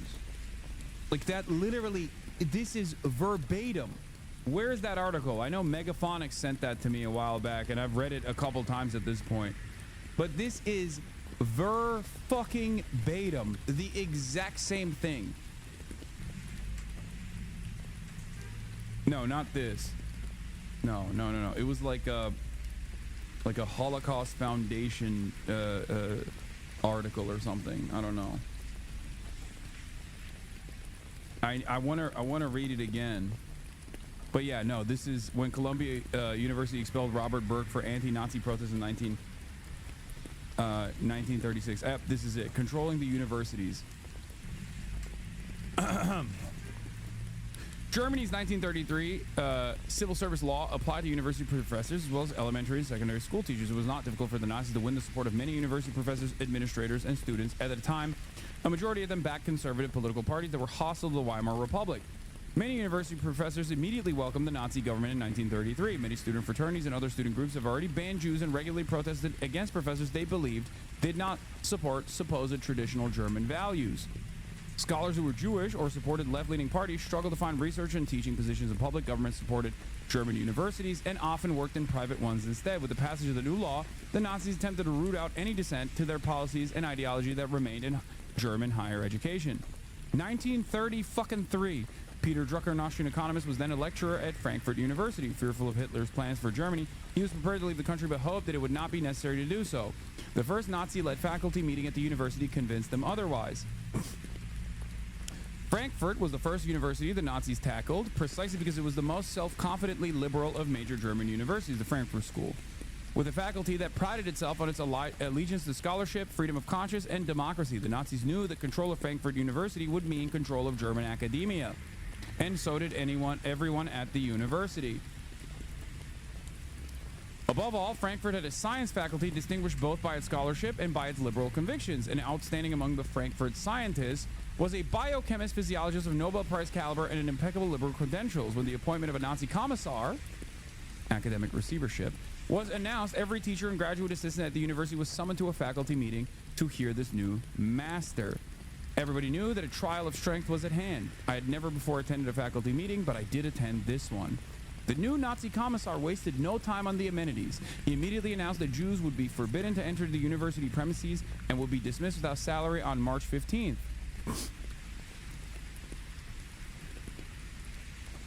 This was something that no one had thought possible, despite the Nazis' loud anti-Semitism. Then he launched into a tirade of abuse, filth, and four-letter words, such as had been heard rarely even in the barracks and never before in academia. He pointed his finger at one department chairman and another and said, "You either do what I tell you or we'll put you in a concentration camp." There was silence when he finished. Everybody waited for the distinguished biochemist physiologist. The great liberal got up, cleared his throat, and said, "This part is very illuminating. Very interesting, Mr. Commissar. And in some respects, very illuminating. But one point I didn't get too clearly. Will there be more money for research in physiology?"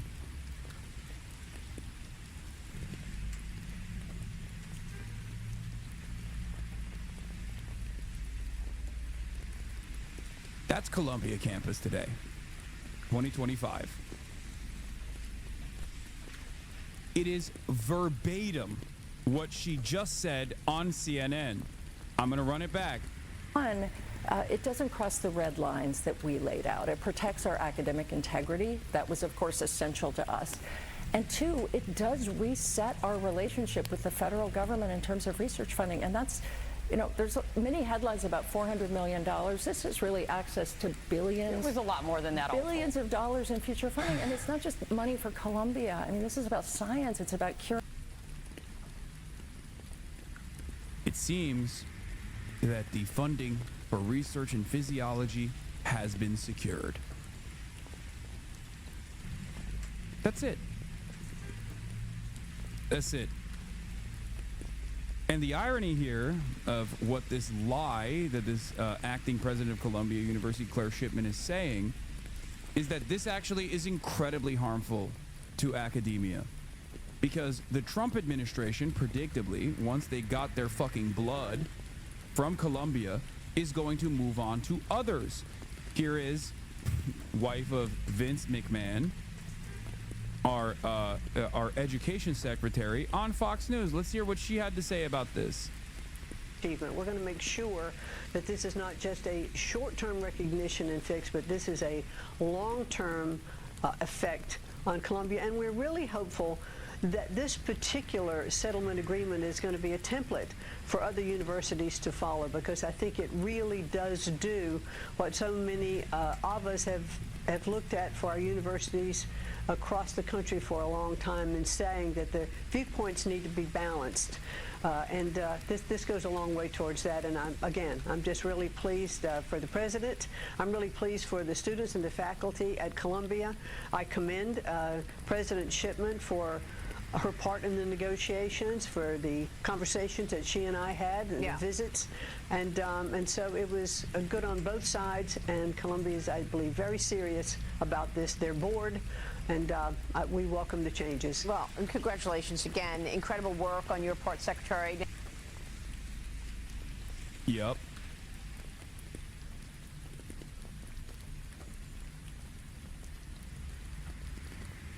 Incredible. Congratulations. Can't wait for more of this, please. So Colombia actually is not only destroying its own reputation and its own freedom, its own integrity, its own interest in continuing to do academic research, and is allowing the Trump administration to completely take control over the Middle Eastern Studies Department, for the record, and even implement certain guidelines and certain boundaries, such as forcing the students to go through re-education, social re-education, if they are not sufficiently pro-Israel. Okay? Isn't that crazy? Yeah, don't let this get lost in the noise. Colombia just inked a deal with the federal government to trigger ICE abduction when an international student gets arrested for any reason. Deeply concerning part of Colombia's capitulation to Trump, foreign students arrested at protests can now be detained by ICE regardless of whether the university's admin punishes them. Significant escalation of efforts to chill speech and protest activity by non-citizen students.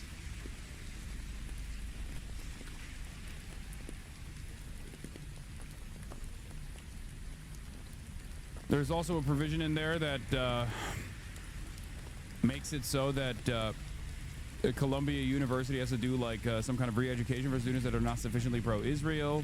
And the Middle Eastern Studies Department is now under academic receivership, which implies that they are not allowed. Yeah, Columbia will develop training materials to socialize all students to campus norms and values more broadly.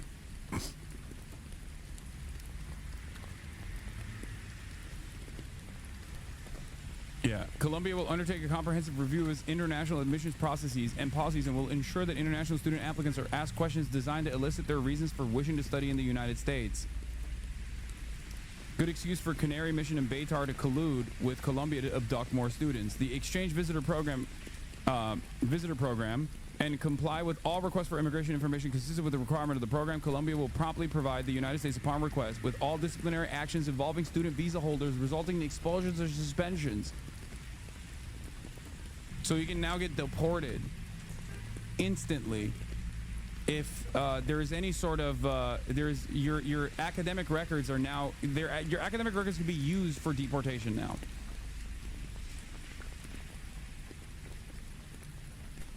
Why would you even go to Columbia now? I recommend people don't do that, but you know, there's still some semblance of prestige, and I'm sure people will still very much love to go to Columbia University. I think it's an evil institution. Cancer. Columbia's admissions have gone down by 11% in the last year, of course. Cutting edge, boundary breaking science that actually benefits the country and humanity. So that was essential. How existential was the threat becoming? When you talk about, I mean, I saw over like $1.3 billion that the school was not losing. Yes. How existential was this threat to the university if it continued? There are lots of ways to measure it. So $1.3 billion. Also, Jerry Nadler has stated, who is the co-chair of the Congressional Jewish Caucus, Representative Jerry Nadler, calls Columbia's settlement with Trump admin embarrassing. This disgraceful and humiliating action will not in any way improve the situation on campus for Jewish students. Today, Congressman Gerald Nadler issued the following statement on Columbia University's $200 million settlement. I am deeply disappointed by reports of Columbia University's outrageous and embarrassing $200 million capitulation to the Trump administration's repugnant extortion campaign. Let's be clear. No investigation was ever conducted by the Department of Education's Office of Civil Rights, the single body charged under federal law with investigating anti-Semitism on campus. Rather, unlike Harvard, my alma mater has allowed a once highly respected institution to succumb to the Trump administration's coercive and exploitative tactics. I'm starting to get Nadler pilled, first Zoran and now this. I know he's an Israel supporter, but it's pretty good regardless. Yeah. I know the bar is fucking firmly planted in hell, so obviously Nadler is one of the people that clear it, which is unexpected because I just don't expect any politician to clear this fucking incredibly low bar, regardless of how fucking low it is. And he has consistently cleared it.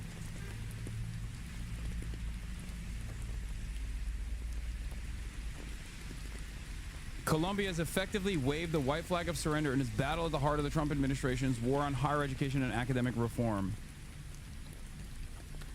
While Columbia needs to do a better job of protecting its students against anti-Semitism on campus, this disgraceful and humiliating action will not in any way improve the situation on campus for Jewish students. Columbia students, faculty, staff, and larger community deserve better than this cowardly decision. Ironically enough, once again, this is, of course, doing, not Nadler's statement, but like Columbia's actions, ironically, add to the fucking pile-on. It creates an environment where people go, why do Jews and the Jewish state get to have this level of control over freedom of speech in America?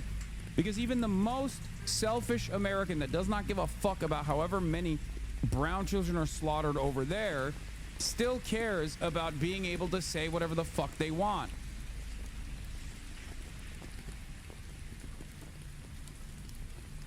They made Israeli a race at Columbia and paid $200 million for it. Those measures include adopting the International Holocaust Remembrance Alliance's controversial definition of anti-Semitism, which some critics said conflates criticism of Israel with anti-Jewish hate, and partnering with multiple Jewish and pro-Israel groups. Columbia has also pledged zero tolerance for discrimination and harassment based on protected traits, including Jewish and Israeli identity. Great. More conflation, more legal codified conflation of Israel, a fucking neo-Nazi state that is roundly despised by virtually every fucking person in America at this point, with Judaism.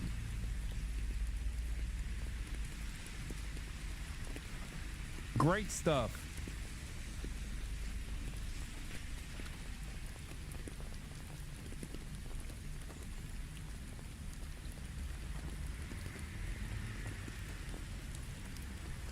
This just like exists in my mind. This statement, very interesting, Mr. Commissar, and in some respects very illuminating. But one point I didn't get to clearly: will there be more money for research in physiology? Like, that lives in my fucking mind permanently. I think about it all the time. 1933, Frankfurt School in Nazi Germany. 2025, Columbia University in New York City. Exact same attitude. A year, billions in future funding. But we are a massive research institution, one of the best in the world. It's hard. We'd have to sit here for hours for me to tell you everything we do in terms of that boundary-breaking research. And that's research really that powers the technology in this country, innovation, and of course, all the biomedical research that so many people benefit from. So I think the stakes were high for us in terms of what we do. And by the way, for our students also, we're an incredible training ground for the future of science. But I think it's... So how long until you get banned and all pro-Palestine creators by that standard, given that if universities are forced to capitulate enthusiastically, what is stopping Bezos from doing the same? I mean, they're too busy with the fucking educational institutes because it melds the young minds of this country that will be future leaders of this country before they move on to social media shit. Fair to say they're existential broadly. Also, social media already has like fairly rigorous, or used to have fairly rigorous standards surrounding anti-Semitism, like actual anti-Semitism, not fucking, you know, anti-Israel sentiment. So we'll see how far they'll go. But remember, the Trump base of support, this is like Epstein for them, okay? Coming after social media and sanitizing speech on social media is one of the most powerful forces that has consistently galvanized the Trump base of support. Like that plays a big role in their minds. So if the Trump administration turns around and starts doing this for a deeply unpopular position, defending Israel unconditionally, they're gonna get reactions. It'll turn into like the Epstein situation where the base will actually push back aggressively.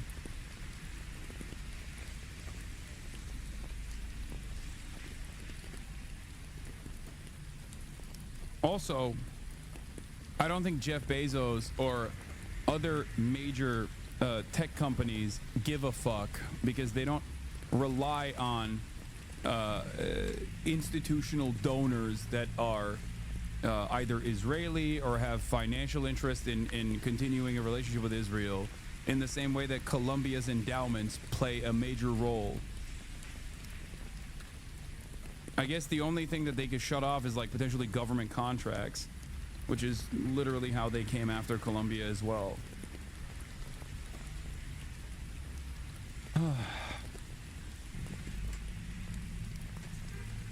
For science in this country as well. We have to get that funding back on track. Was the president himself personally involved in the negotiations at any point?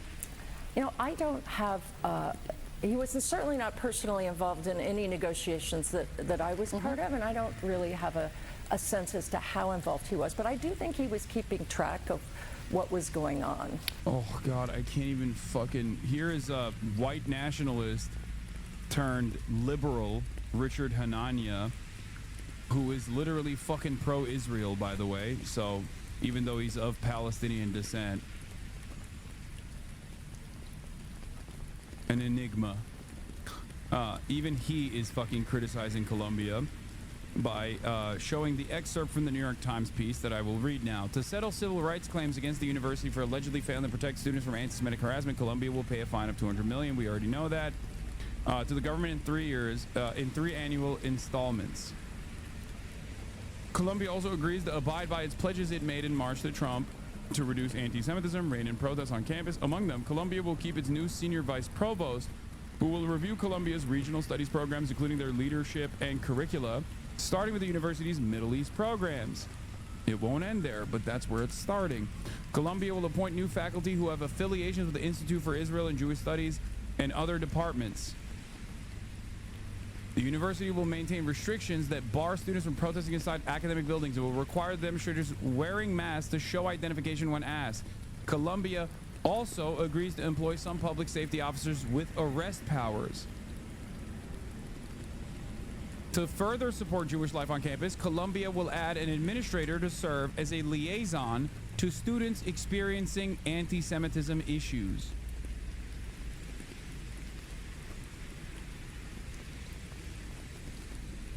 Yeah, Richard Hanania is a fucking straight-up neo-Nazi himself, now winning favor with the liberal intelligentsia for some fucking weird reason. Well, I guess the weird reason is that liberals are also pretty fucking racist and they don't really give a shit. I mean, he is straight up written under a different name, like openly white supremacist things. And up until like, I think a couple months ago was still saying openly white supremacist things. He is obsessed with race and IQ, and yeah, I don't know. He's also of Palestinian descent, ironically enough, and he's a major Israel defender.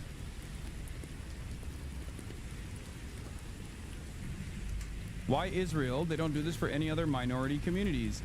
I told you this already. I've said this many times over. it's not because our politicians are either like hypnotized by Jewish mind control or because they have like Mossad blackmail or anything like that, or the most laughable reason, because they really care about anti-Semitism. None of those things are the real reason why they do this for Israel.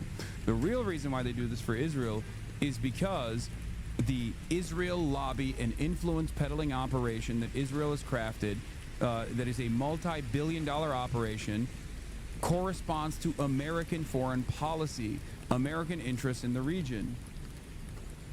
That's it. If there was a similar settler colonial operation in a resource-rich region that America was tied at the hip with, they could use identity politics of this sort to defend that settler colony. You would see, a similar thing for that as well over the course of many, many years. Of course, it would have to become this powerful instrument of American foreign policy.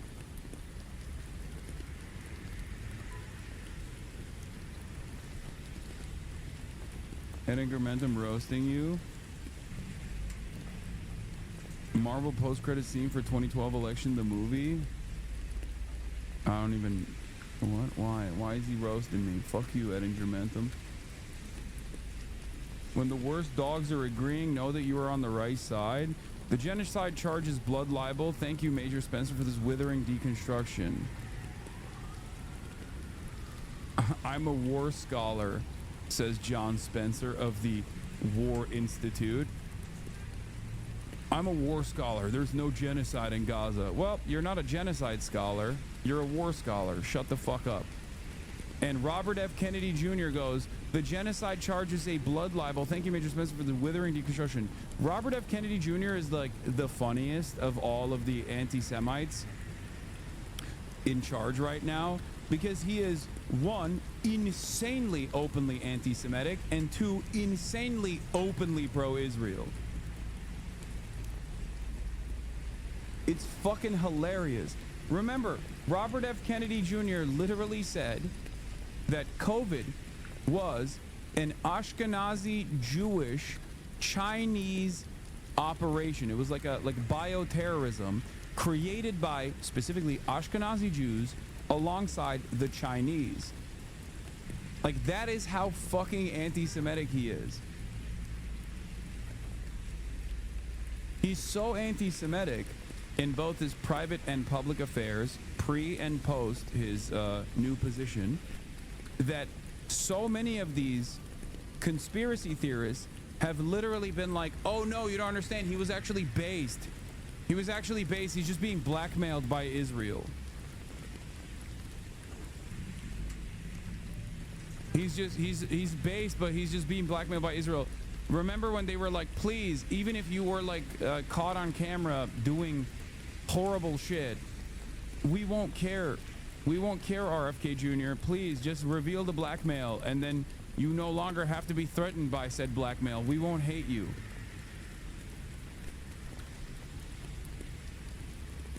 Katie Halper, yes, Israeli-American genocide scholar Omar Bartov and Ross Segal and Holocaust survivor and Human Rights Watch founder Arya Nair are spreading blood libel.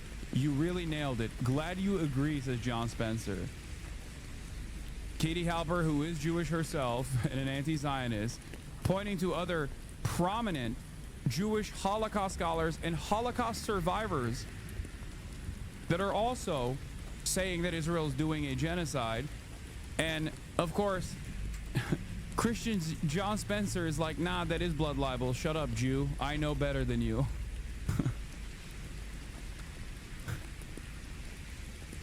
It's so funny. To see the audacity of Christian Zionists who, I guess at this point, have been given permission by Jewish Zionists to feel as though Zionism is a higher state of Judaism than being an actual Jew. That's it. It's just like, that's why you see it so much. You see it all over America, where evangelical Zionists and just Zionists who are Christian, of Christian background, unironically will tell straight up Jewish people that they're bad Jews and that they should shut the fuck up because they know better. deep shame.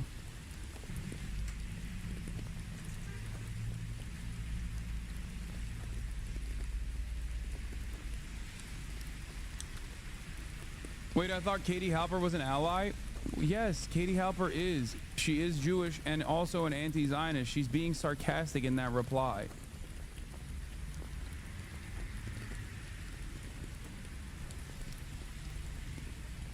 Chris Cuomo did it to Adam Friedland? Yeah.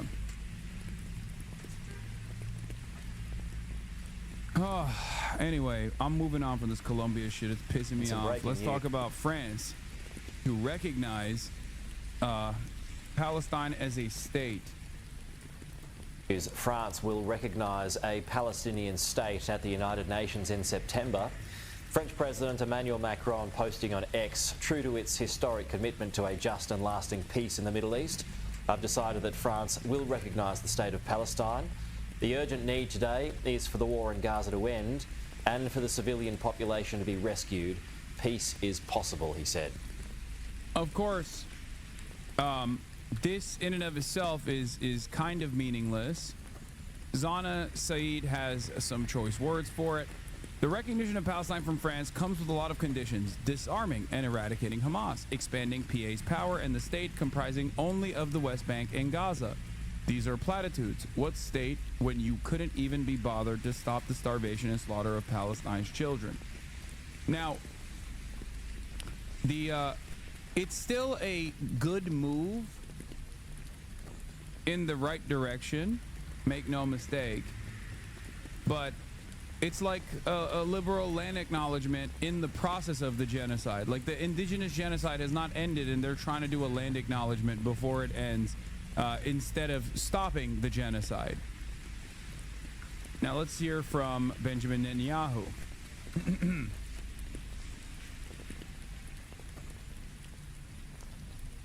Oh yeah, also UK was supposed to join France, but instead they got a meaningless statement from Keir Starmer. Empty words cannot hide the truth. Your government is complicit in genocide.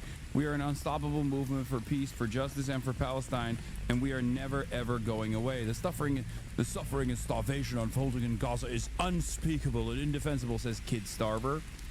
I guess he wants to starve the kids himself. Here's Benjamin Netanyahu's response to Macron, by the way. Netanyahu, we strongly condemn President Macron's decision to recognize a Palestinian state next to Tel Aviv in the wake of the October 7th massacre. Remember October 7, guys? I mean, how could you say that there is a need for a Palestinian state? No, we have to kill all of them. Duh, is basically Netanyahu's response. Such a move rewards terror and risks creating another Iranian proxy, just as Gaza became. A Palestinian state in these conditions would be a launch pad to annihilate Israel. Oh, God. Not to live in peace beside it. Let's be clear, the Palestinians do not seek a state alongside Israel. They seek a state inside of Israel.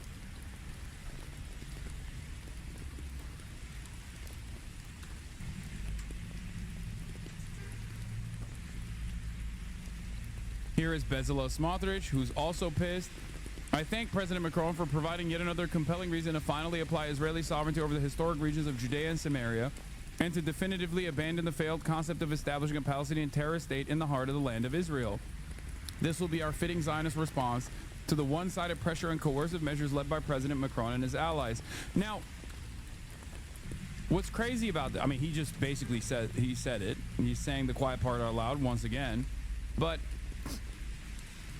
it's interesting because it's not in Hebrew. He's saying this in English, which means he wants the Western audiences to hear it. Israeli Minister Amichai Chikli responds. He says, on behalf of the Israeli government, the President Macron's announcement that the Republic of France will recognize Palestine as a state at the UN General Assembly in September. And then it's a photo of him. I mean, it's a video of him getting slapped by his wife. Here's Israel Katz, Minister of Defense, the new Minister of Defense. Macron's announcement. Dude, I swear to God, Israeli politicians and Israeli media, just like Israel has two speeds: murdering children and fucking crying about anti-Semitism. Like, it's the number one and number two thing that they like doing the most. Murdering children, and then when someone goes, you murdered children so much that we're gonna fucking do this symbolic gesture towards the murdered children, they go, whoa! Whoa! Anti-Semitism! Whoa, whoa, whoa! The entitlement is so fucking insane to me. The entitlement, the arrogance. How does no one, how can you look at this and just not go, what the fuck are you saying?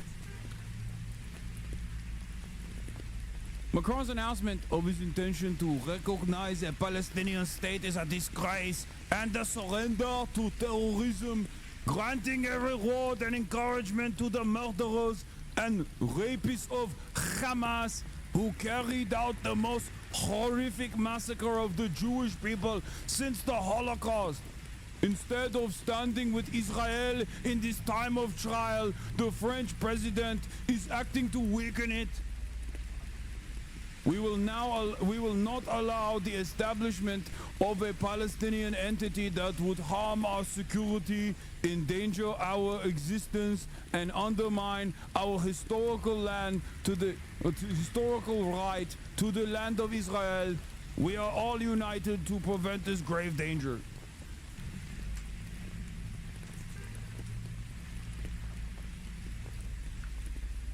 Here is Amir Ohana, Speaker of the Knesset. Macron just awarded Hamas a prize for committing the October 7th massacre. This shameful act is nothing less than a betrayal by one of the so-called leaders of the free world. It sends a chilling message. Terrorism pays off. Macron will be remembered as a collaborator with evil on the wrong side of history. I'm ashamed to have met this man. I love France. It deserves more courageous leadership. It does. France unbowed. France does deserve more courageous leadership than Macron, just not in the direction that he wants it to be. Oh.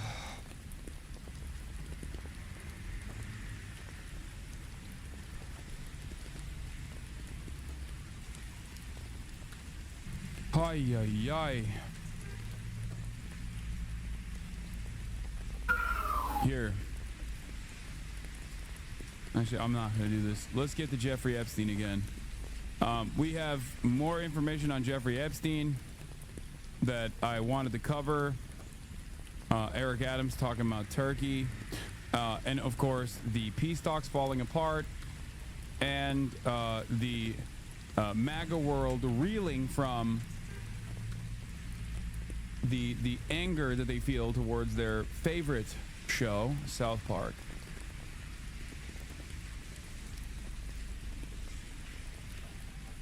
Yes, I did Jerome Powell already.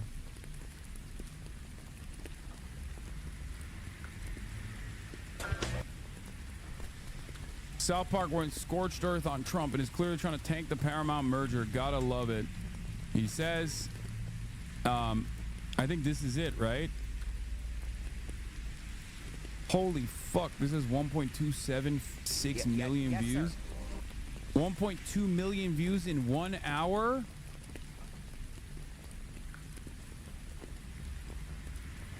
Yeah, merger didn't get tanked, by the way. FYI, there is clips of uncensored nudity on this episode. There's a bare butt and pee-pee. I mean, it's not... I don't think that's ban-worthy. It's like not a real...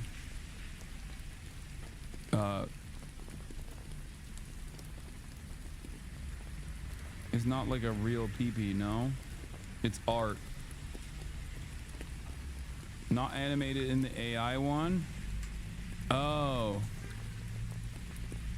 It's a real human pee-pee? Okay, well, let's talk about the fucking fake ceasefire that immediately fell apart.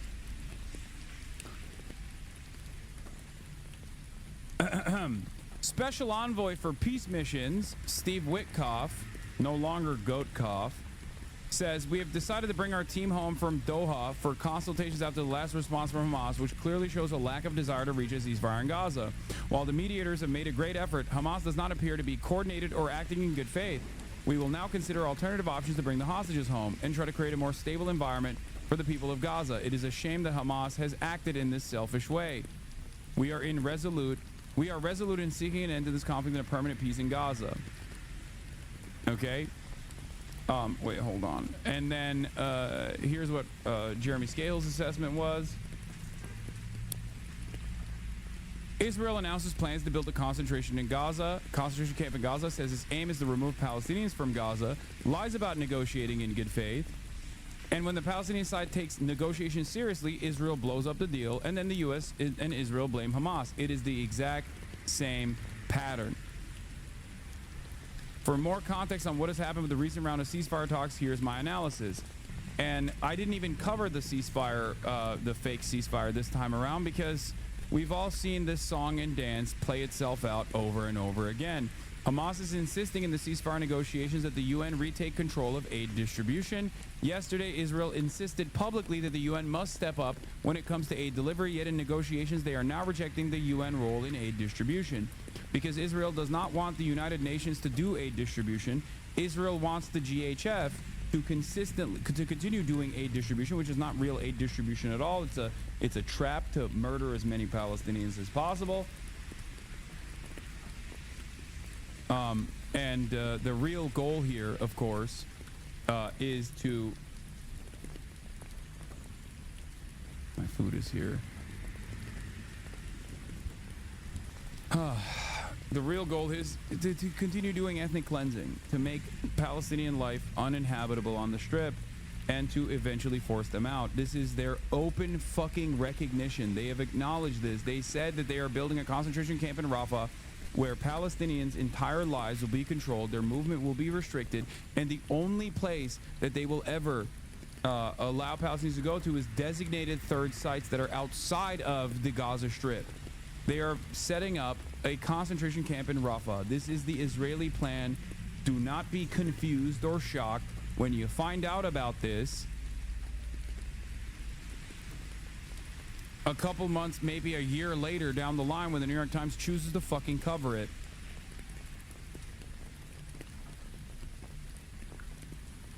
A few notes on the state of the Gaza ceasefire negotiations. Hamas has now submitted its response to the Israeli-crafted framework, and Netanyahu responded by announcing that he would recall his negotiating team from Doha. Israel has been pushing a narrative via leaks, mostly to Hebrew media, that Hamas has taken a hard line in obstructing the deal. This is totally false. Israel put forward a proposal to effectively occupy huge swaths of Gaza indefinitely, including building a large concentration camp in Gaza, in Rafah. Hamas, of course, rejected this because this is not a negotiation. It is a declaration of intent to continue the mass extermination and expulsion campaign. In response, Hamas showed a willingness to agree to Israeli troop withdrawal and redeployment maps that would still allow significant Israeli-imposed buffer zones encircling Gaza. On the issue of aid, Israel has demanded that its lethal aid scheme, the so-called Gaza Humanitarian Foundation, remain in Gaza, which has killed more than 1,000 Palestinians trying to obtain meager food rations from these pitiful sites. The UN used to have 400 sites. The GHF, the Gaza Humanitarian Foundation, has 4. The UN had 400 distribution sites for the 2 million population of Gaza. The GHF has 4. And they're not 4 real sites either. They're 4 different kill zones.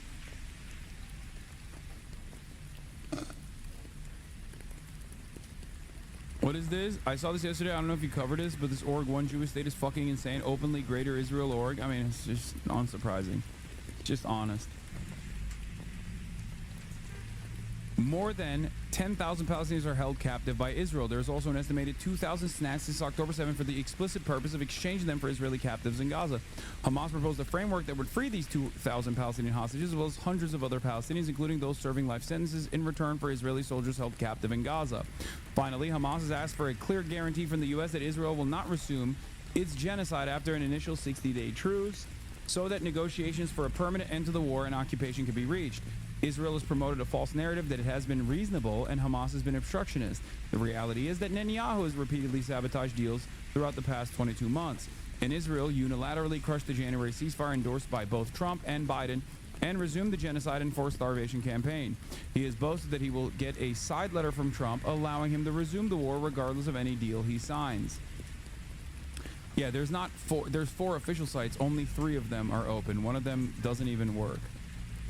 And those aid sites are only open for 10 minutes at a time, multiple times throughout the day, that amount to 20 to 30 total minutes where you can get aid. And once the 20 to 30 total minutes end, they open fire. as opposed to 400 sites where Israel is not supposed to open fire.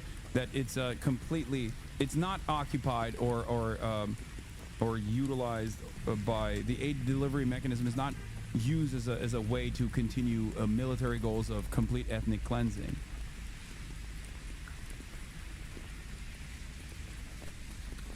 "11-minute race for food. How 8 points in Gaza became a death traps. A visual story." Yeah. Since the GHF's implementation, food insecurity and the catastrophic famine level of food insecurity has increased dramatically.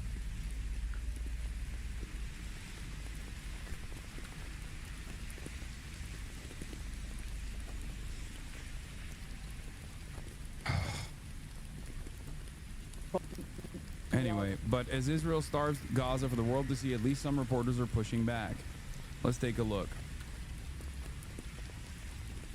Acknowledge, obviously, that Israel controls Gaza's borders completely, and it is limiting food to the population because Hamas has not agreed to its terms. I know this question has been asked in many different ways. I'm going to try this way. To be clear, is the U.S. government okay with Israel allowing children and adult civilians to starve so long as Hamas and the UN refuse to play by Israel's rules for aid distribution? I reject the premise of that question in terms of how that was set up. This humanitarian catastrophe lies at the feet of Hamas, who could end this conflict today by releasing the hostages and laying down their arms. Hamas. That suggests that short of Hamas doing that. Kids are dying, doctors don't have medicine, they don't have fuel. This is something that we have dedicated, the President and the Secretary have been dedicated to getting as much aid as we can into Gaza in a way where it's not being looted by Hamas. It is something that we... Short of a change by Hamas, the U.S. government will stand by. I'm going to answer this question. We have been dedicated to getting those 90 million meals into Gaza in a way where it has not been looted by Hamas. We have been dedicated to getting aid into Gaza. It is something that the Secretary and the President have talked about, worked for. These discussions of getting more aid into Gaza have been part of that ceasefire we are hoping for. But again, the blame of this lies at the feet of Hamas, and that is the fact of the matter. Short of Hamas doing something, changing its behavior, the U.S. government will allow the situation to proceed as is. The U.S. government is supporting an effort to get 90 million meals into Gaza. The U.S. government is supporting an effort to get as much aid as possible to the people that need it without it being looted by Hamas. That is the actions of the U.S. government in terms of supporting that effort, and we call on others to support that effort to get as much aid as we possibly can. Of course, it will never be enough. It is something we are continually working for, to get more and more aid in what ways we can without being looted by Hamas every single day. Last question. Has President Trump seen images of the children or other civilians starving recently this week? What I can speak to is President Trump's comments before that he has said publicly about wanting to get aid into Gaza. Yes. Thank you.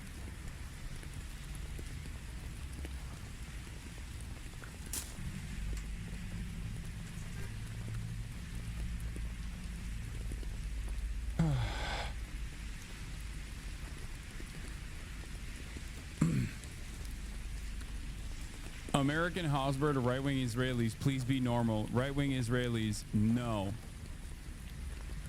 Oh, Cory Walker is like a American Hosberist.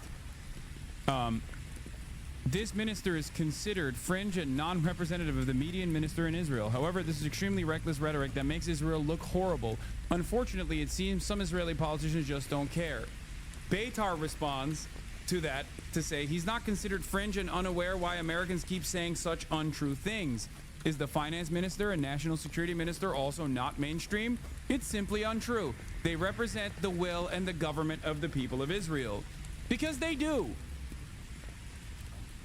This guy is basically like Ethan Klein, okay?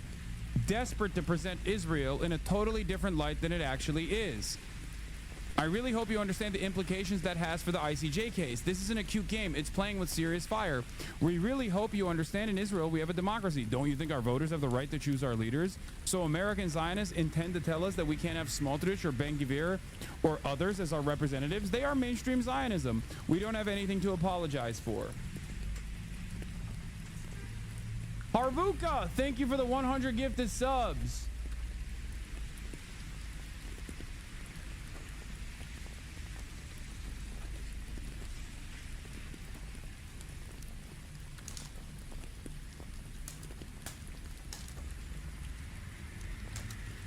It's just funny that they're literally trying, like the defenders of Israel in America, who still have to deal with like people who are not as fucking brain broken as like the average Israeli, are having to explain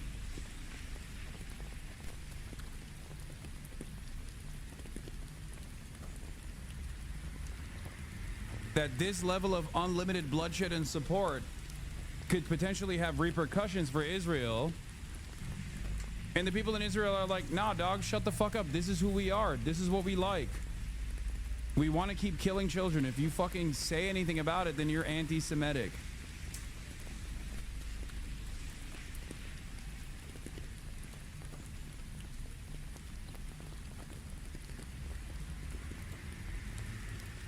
Do you think journalists would still be asking these questions if the Biden admin Harris was still in power? Yes, they did, because those are the same exact journalists who were asking those questions. And ironically enough, the Biden-Harris administration, or the Biden administration's response, was identical, if you noticed, to the response that's coming from the Trump administration.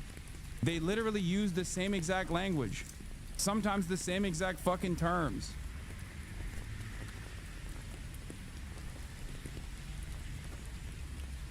There is virtually no difference between the Trump administration and the Biden administration in terms of how they're communicating.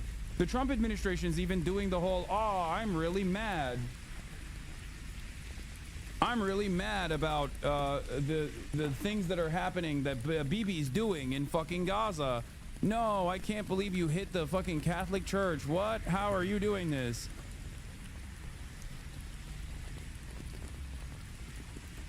And yes, the journalists are the same journalists, and yes, they have done pretty decent work in terms of the NatSec reporters are pretty solid. Some of them are friends of the show. They have tirelessly fucking tried to call both administrations to task for its crime of continuing this genocide. And ironically enough, both of the administrations and their retaliation and their response to these questions have been identical.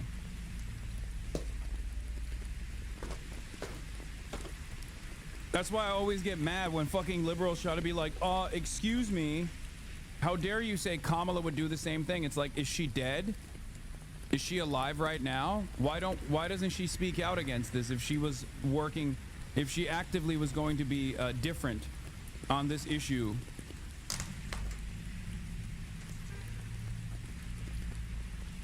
Also, the GHF has literally started utilizing a PR firm.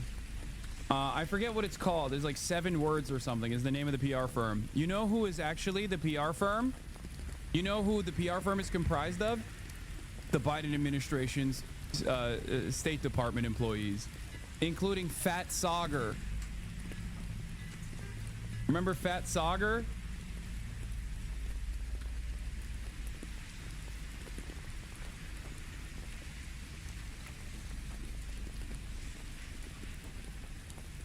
Verdant Patel.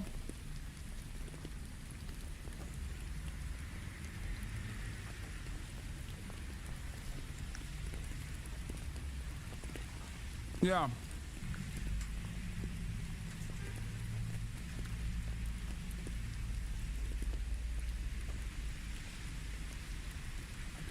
And Sabrina Singh.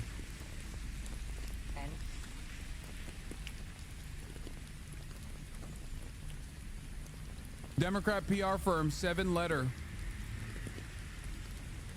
And it's now it's representing as a new client the GHF, the Trump administration's scheme, concocted alongside, it's not the Trump administration scheme, it's the long-standing U.S. policy, it's uniparty, but, you know.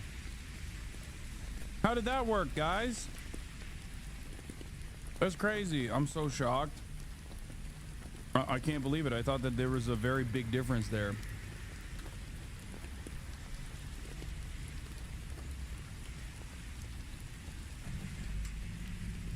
Anyway.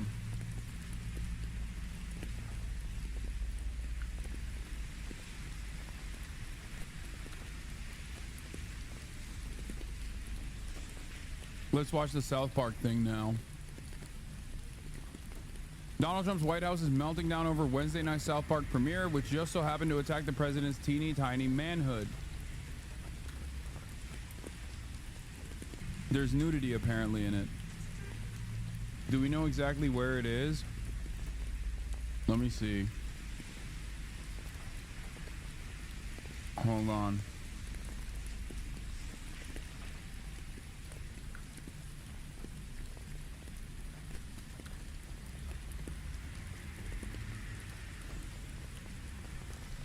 I'm looking to see if his dick can be seen. There's AI. The Trump pee-pee isn't AI generated. It's a finger made to look like a pee-pee. Oh, it is. It's a finger with it's a finger with like a hot dog thing on it. What the fuck? Oh my god, it's gross. Okay. Here. Wait, what is it? This shows some of the bits without nudity. Hey, you haven't been working. South Park mocks Trump in jaw-dropping episode after $1.5 billion Paramount deal. Come on, Satan, I've been working hard all day. You haven't been working. You've been doing your stupid memes and just f***ing around. Give me a game. Come on, Satan. You know you can't resist this. South Park kicked off its latest season by skewering both Donald Trump and its parent company, Paramount. Hours after news broke that Paramount had reached a reported $1.5 billion deal with the creators of the animated sitcom, securing 50 episodes over the next 5 years, the comedy show depicted the president nude in bed with Satan, had his characters sue the town of South Park, and also faced questioning about Jeffrey Epstein. Hey, Satan. I'm not in the mood right now. Another random commented on my Instagram that you're on the Epstein list. The Epstein list? Are we still talking about that? Well, are you on the list or not? It's weird that whenever it comes up, you just tell everyone to relax. I'm not telling everyone to relax. Relax, guy. No, I need counseling. You remind me more and more of this other guy I used to date. Like, a lot. Like, you guys are exactly alike. I love you. South Park has depicted Satan before in a relationship with Saddam Hussein back in 1999. The season 27 premiere also highlighted CBS canceling the Late Show franchise, which is currently hosted by Stephen Colbert. They're so fucking libbed up.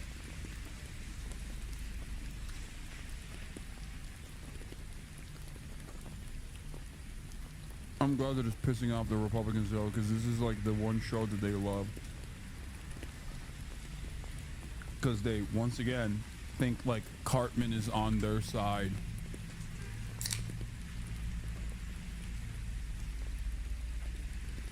As well as Paramount, which is also CBS's parent company, settling with Trump for $16 million over a 60 Minutes interview with then presidential candidate Kamala Harris. The settlement came as Paramount is looking to complete a merger with Skydance, which requires approval by the Trump administration. Now just eat the bread and listen. I didn't want to come back and be in the school, but I had to because it was part of a lawsuit and the agreement with Paramount. The president's suing you? The guy can do whatever he wants now that someone back down, okay? Eat the bread, eat the bread. You guys saw what happened to CBS? Yeah, well, guess who owns CBS? Paramount. You really want to end up like Colbert? You guys gotta stop being stupid. We can't understand you. Just shut up or we're going to get canceled, you idiots. At the end of the episode, the show jokingly displayed a pro-Trump PSA as part of their settlement, which depicted an AI-generated nude Trump wandering in the desert. Okay, we settled. Oh, we settled, thank God. I got the president down to $3.5 million. $3.5 million? That's not so bad. That's really fair. I think that's fair. We'll just have to cut some funding for our schools and hospitals and roads, and that should be that. Yeah, well, that's not quite all. As part of the settlement, we also had to agree to doing pro-Trump messaging. How are we supposed to do pro-Trump messaging? Oh, come on, guys. We're South Park. We can do it. Yeah. He's right. We just gotta work together.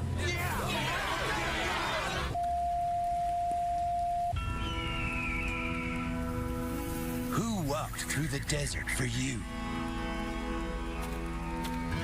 Who survived the wilderness and gave the ultimate sacrifice? When things heat up, who will deliver us from temptation?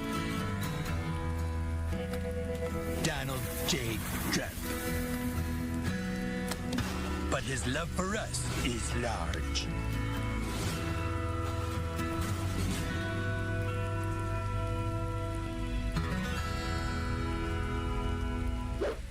The White House slammed the episode in a statement to NBC News, saying in part, "This show hasn't been relevant." This wasn't AI. Well, this is what AI was meant for. I'm so libbed up right now. I mean, look, if you guys like it, then great. For over 20 years and is hanging on by a thread with uninspired ideas in a desperate attempt for attention. Access Hollywood has reached out to Paramount for comment. It's not AI. Matt and Trey own a face swap deepfake company. I feel like that's even worse, but in any case, I have the whole thing here. I'm going to show you, and I'm going to cut the part where the dick comes out. Yes, sir. Oh, okay. Absolutely. Yes, thank you, Mr. President. We'll be happy to pay that, sir. Yes, sir. I will relax, and I'll take a rest. Yes, thank you. Thank you very much. Okay, we settled. Oh, we settled. Thank God. I got the president down to $3.5 million. $3.5 million. That's not so bad. That's really fair. I think that's fair. We'll just have to cut some funding for our schools and hospitals and roads, and that should be that. Well, that's not quite all. As part of the settlement, we also had to agree to doing pro-Trump messaging. How are we supposed to do pro-Trump messaging? Oh, come on, guys. We're South Park. We can do it. Yeah. Right. That's right. We just gotta work together. Yeah.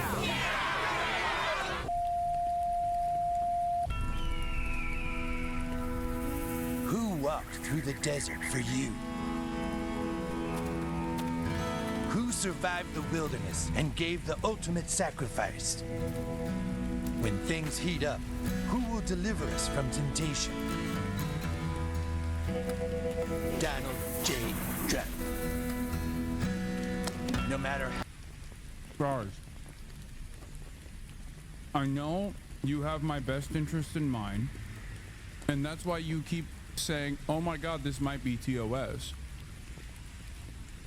But this was broadcasted on television.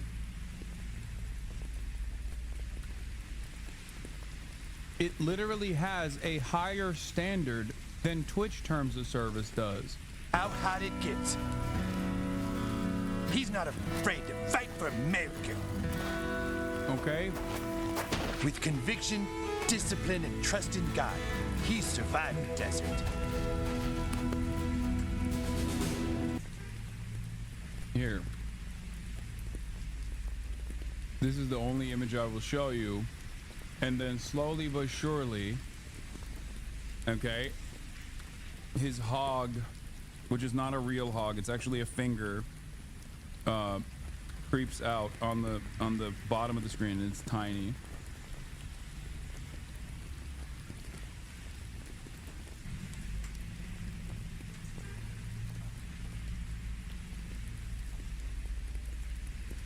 What, you don't appreciate seeing Melania Trump's POV?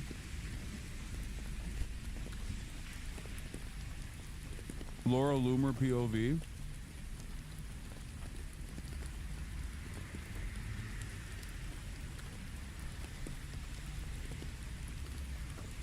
What's the problem?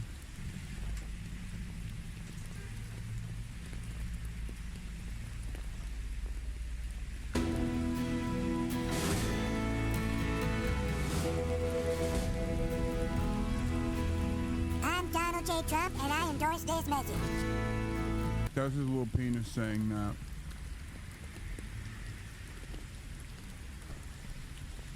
Bro is eating unfazed? Yes.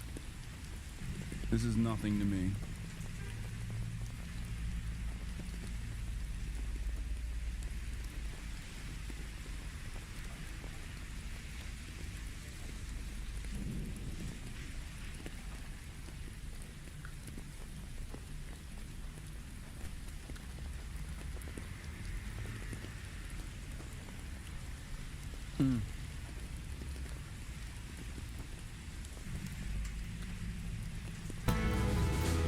Trump. His penis is teeny tiny, but his love for us is large. Yeah. Anyway, you know the rest of it. But yeah, apparently the White House is big mad and said that South Park has not been relevant in 20 years. You're even funnier unintentionally. This entire image of Trump and you eating just makes it hilarious. Yeah. Oh, also the BBC, AFP, AP, and Reuters made a joint statement on Gaza. We are desperately concerned for our journalists in Gaza who are increasingly unable to feed themselves and their families. For many months, these independent journalists have been the world's eyes and ears on the ground in Gaza. They are now facing the same dire circumstances as those they are covering. Journalists endure many deprivations and hardships in war zones. We are deeply alarmed that the threat of starvation is now one of them. We once again urge the Israeli authorities to allow journalists in and out of Gaza. It is essential that adequate food supplies reach the people there. 2 years in, hundreds of journalists slaughtered, some of which were literally working for these companies.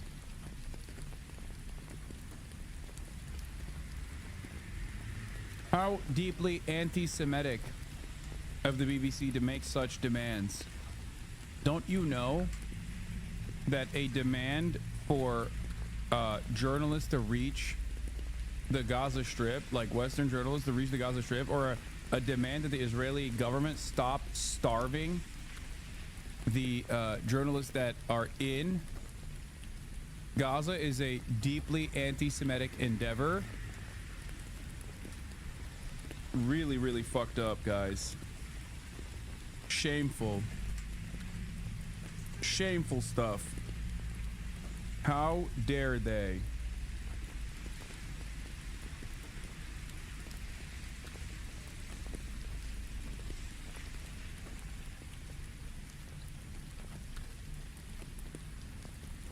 Seems to me like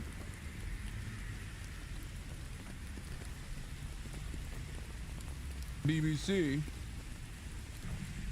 has also joined the ranks of Hamas. Anyway.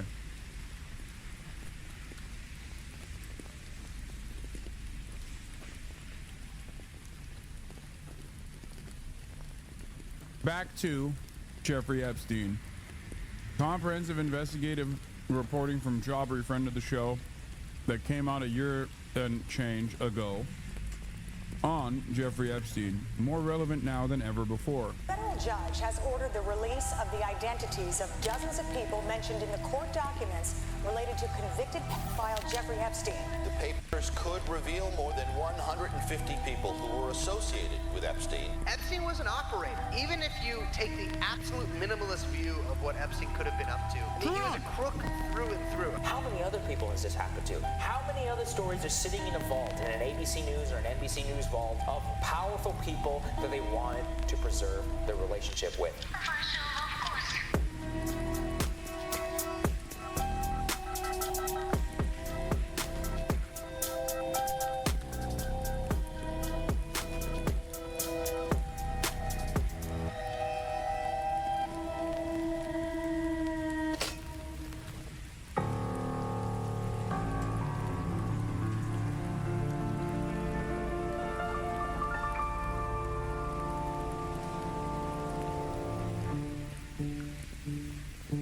On the morning of December 5th, 2010, Woody Allen was photographed here with his wife and stepdaughter, leaving the Upper East Side mansion of New York financier and at that point recently convicted pedophile Jeffrey Edward Epstein. Over a decade ago, I doubt the average American had even heard the name Jeffrey Epstein. Yet, the 57-year-old had just gotten off house arrest for soliciting a minor for prostitution and registered as a sex offender only 3 months prior to to the big celebration he was throwing for the Duke of York, and then fourth in line to the throne, Prince Andrew, as journalist Alexandra Wolf reported all the way back in 2011. While several of his guests that day, which included the ABC anchor George Stephanopoulos, CBS personalities Katie Couric and Charlie Rose, and comedian Chelsea Handler, have all expressed regret for not doing more research into their host, except for Charlie Rose, who was actually pretty close to Epstein and would even meet girls through him. All of these people were convening that day in a $77 million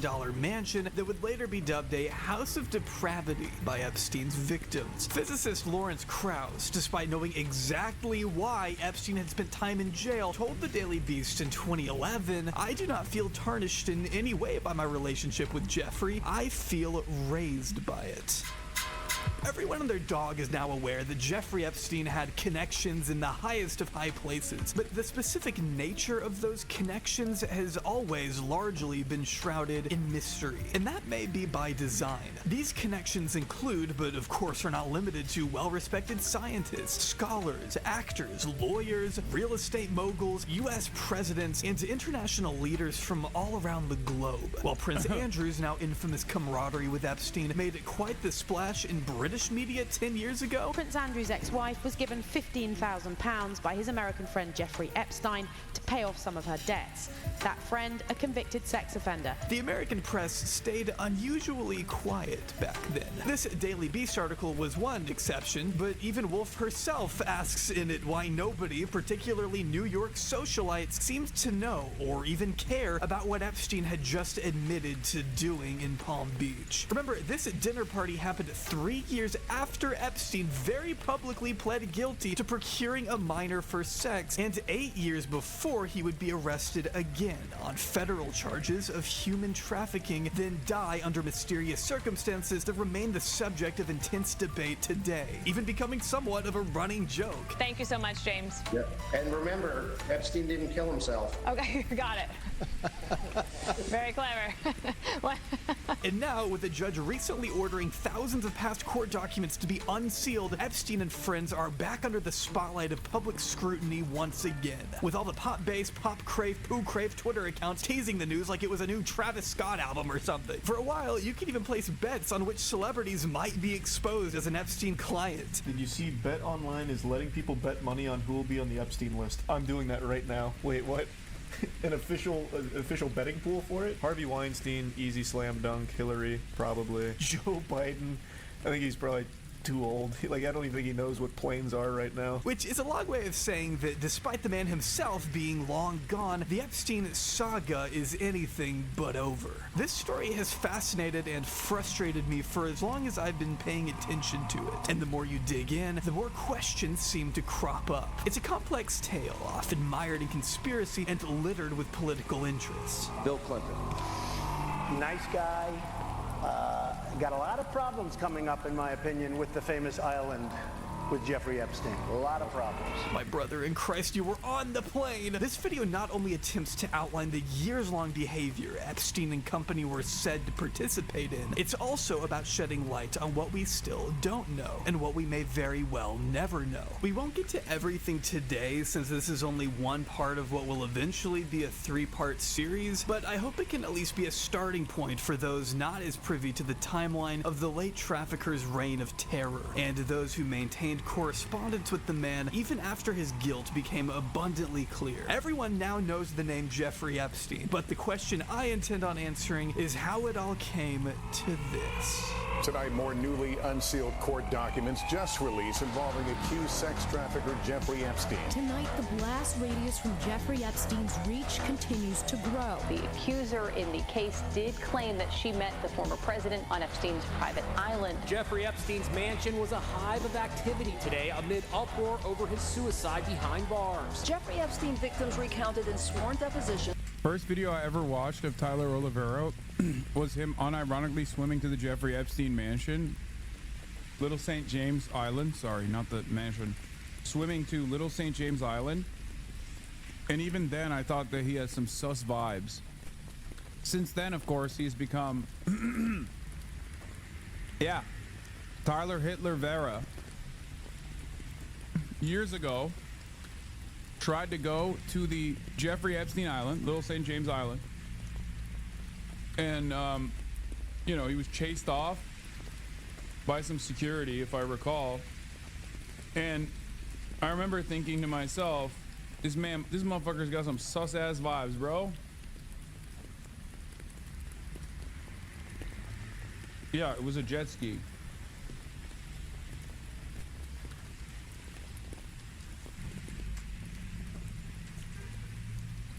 Since then, he's gone full Hitler, of course. About the many powerful and famous men they met in Jeffrey Epstein's orbit. I don't know what to make out of these documents. I don't know how these lists were compiled. And I have nothing to do with that. You know, that's not my business. What I'm concerned about is my brother's murder. I'm talking about Jeff Epstein, the New York financier. Yes! We're talking about the same Jeff Epstein. No. Yes. No. Yes. What? I never heard. Oh, it was a big story in the news. Huge. Jeff Epstein. Yes. I'm pretty sure, with respect, if there was some news about Jeff Epstein, I would have heard. But let's just pause for a moment here and allow today's sponsor, Ground News, to help us understand how Jeffrey Epstein, Jimmy Kimmel, and my mortal enemy as a Cowboys fan, Aaron Rodgers, all wound up in the same sentence recently. See, the Ground News app and website gather related news articles from around the world and provide context about the source of the information for a more accurate understanding of current events. So, it's still Ethical Reacts. It's just, this is a year-old video, so the direct link doesn't work anymore.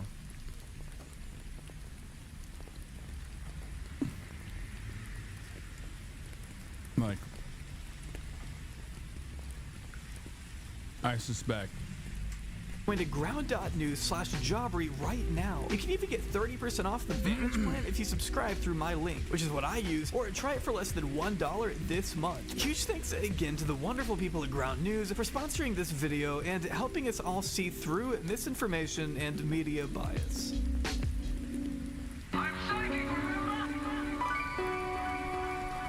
Lots of people doing lots of hard work. And hard work didn't translate into success either. It wasn't what you knew or how hard you worked. Has Ground News ever offered you money? I think not me directly, but Fear and I think we said no. Like, we almost did a Ground News ad, or did we do a Ground News ad on Fear and? I can't remember. I think in the process of, like, I don't know. Don't they list you as unreliable? No, Ground News doesn't list anyone personally. They rely on other media analysts like Ad Fontes Media, which has that famous laughable chart that puts me in the same as like Alex Jones. That puts me as like the leftist Alex Jones, that shitty media bias chart. But it's really funny because that bias chart is not only hilarious because it places me in the same wavelength as Alex Jones, which is so ridiculous, even though all my haters love using that, but it also fucking ranks like MSNBC and Breitbart as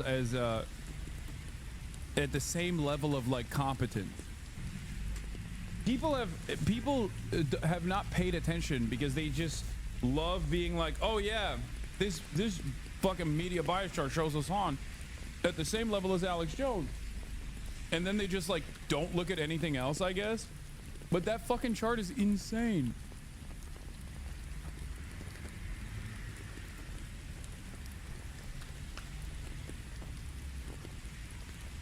Yeah, this is the one. Like, look.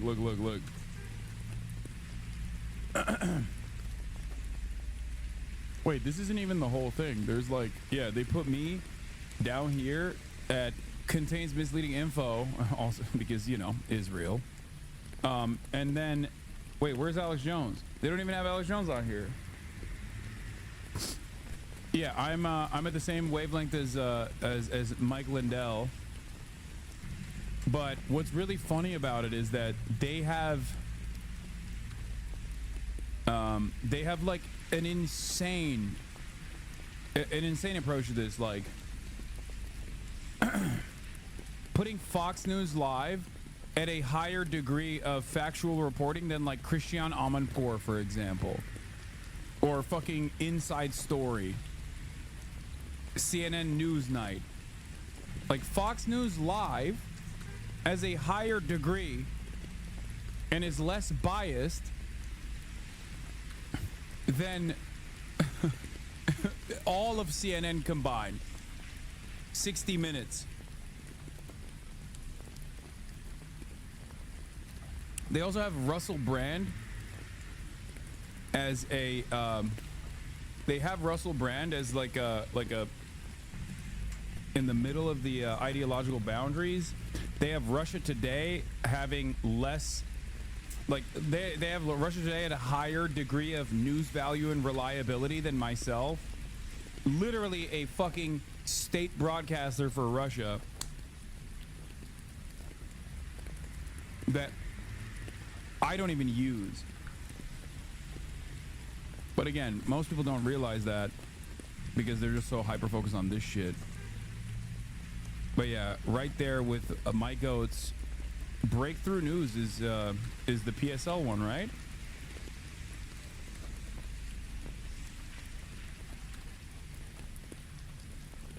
Yep, me and Breakthrough News. Mike Oates over at Party for Socialism and Liberation. In the least reliable and most extreme leftist. Anne, not bad.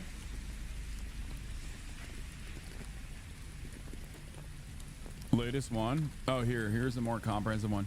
But anyway, I don't think that Ground News does like serious, like they don't conduct their own investigation or like media bias charts. They just rely on like Ad Fontes Media and all these other fucking stupid outlets.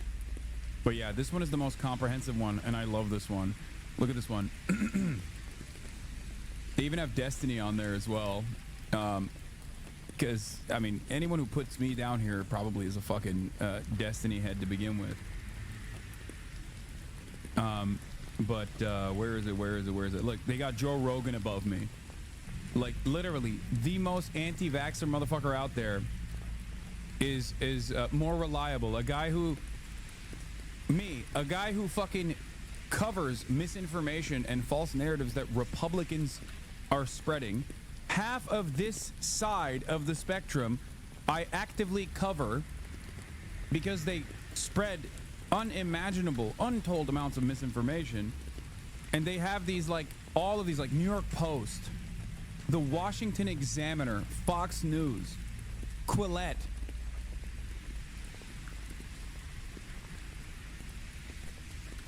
Olivia Peterson, someone clearly that works there has a bone to pick and is, you know, placed me down here, but I don't really give a shit. No one obviously takes this seriously, and I don't even think Ground News realizes that this is like a really stupid list. But it is what it is. I feel like stuff like this is just made by people who don't understand the concept of satire, inside jokes, internet memes, which you employ frequently in the middle of your serious news commentary. Like, people don't watch you in the same way that they watch Wolf Blitzer, and they don't claim to be, and you don't claim to be a Wolf Blitzer style personality. Yeah, but I have more accuracy than many of these other fucking outlets, both on the left and right. This is precisely the reason why outlets both on the left and right come to me when they talk about when they want to cover how I tackle misinformation online.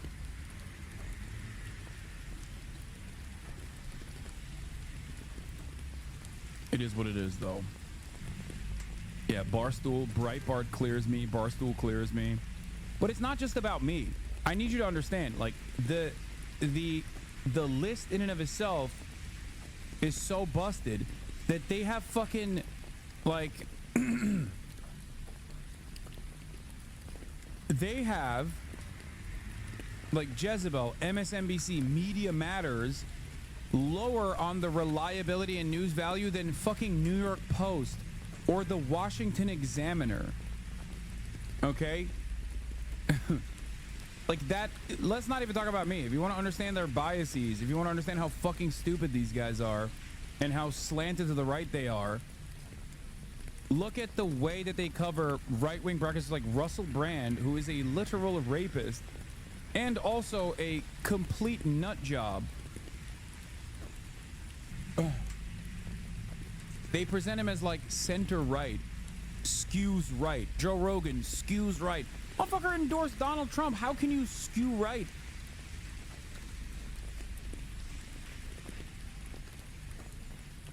You think they don't see you as reliable because of your controversies? No, no. They see me as unreliable because they don't like my perspective. That's why they had breakthrough news in there too last time around. I guess they took them out of the list completely. What are you talking about? Look at Epoch Times. It is a fucking rabid conspiracy outlet. Like, look at this. This is a Falun Gong cult-backed, psychopathic... Like, here. Epoch Times, more reliable than even Destiny. Okay, let's use that as an example. Let's look at fucking Epoch Times. Like, I don't like Destiny. And he is a piece of shit who loves the Israeli genocide of the Palestinians. But even fucking Destiny is more reliable than Epoch fucking Times. However, this outlet, this media analysis thing, has decided that Epoch Times is more reliable and more newsworthy than fucking Destiny. It's just not true. Okay? Epoch Times is created by the Falun Gong, under mysterious, it's funded in a very mysterious way. It is basically OAN, but Chinese.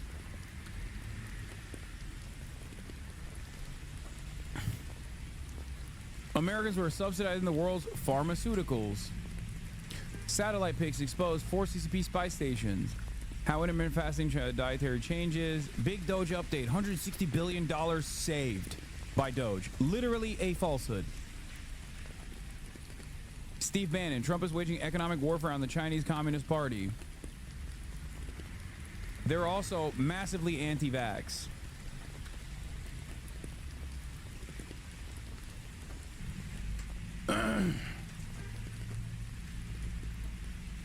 It's crazy that they thought that this was like a reasonable fucking outlet that goes into opinion or wide variation in relatability. Like, they are literally up there with Pod Save America or Media Matters. Are you out of your fucking mind? Okay. So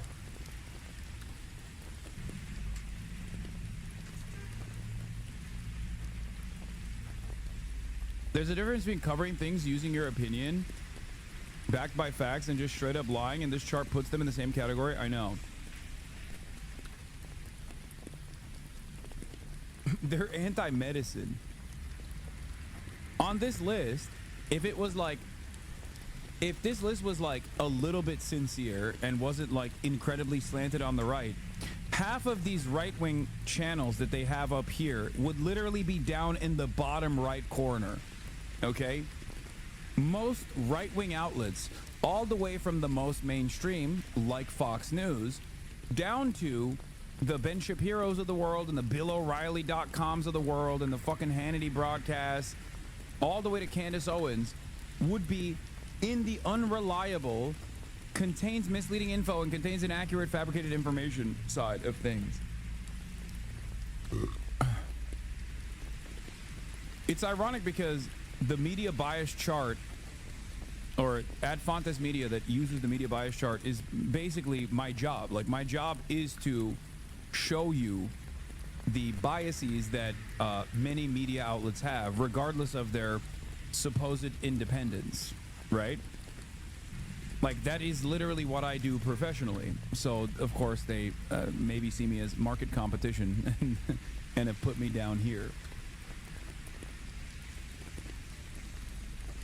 But luckily for us, no one really cares about this, even though Ground News does use it amongst many other media bias charts in their reliability and bias metrics.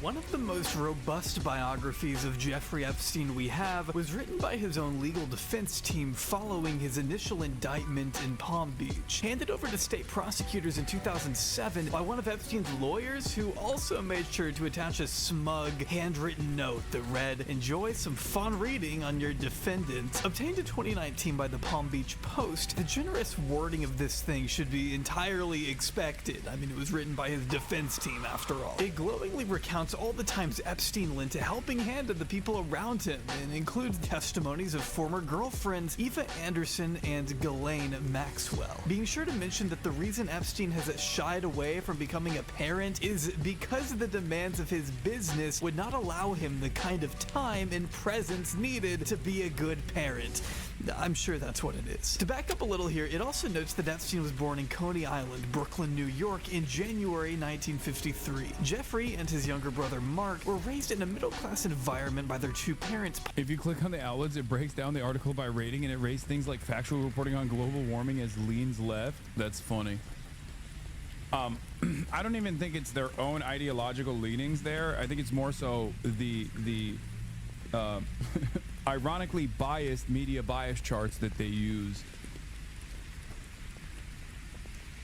Pauline, a school aide, and Seymour, a groundskeeper for the city of New York. It's always mentioned that he liked to play the piano and that he did so well academically that he was able to graduate Lafayette High School 2 years early when he was just 16, before going on to study math and physics at the Cooper Union for a few years. Epstein never graduated, but he did transfer to NYU, where he would just admit you're biased, Lamau. Wait, what? There's never been a moment where I haven't.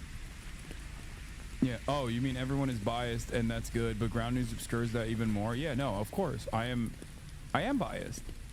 I've never not admitted that. I think it's more honest to admit what your bias is. I wear it on my fucking sleeve, which to the dumbest guys out there, that comes across as like being dishonest. When it's funny because, like, no, I think it's more honest that you say what your opinion is. This doesn't mean that I won't, like, look at verifiable information all of a sudden. My job, a big part of my job is to walk you through the process of going through the news. Is to hold your hand and teach you media literacy. Is to explain to you, how outlets work, with all of the knowledge that I have on the inner workings of many of these media companies.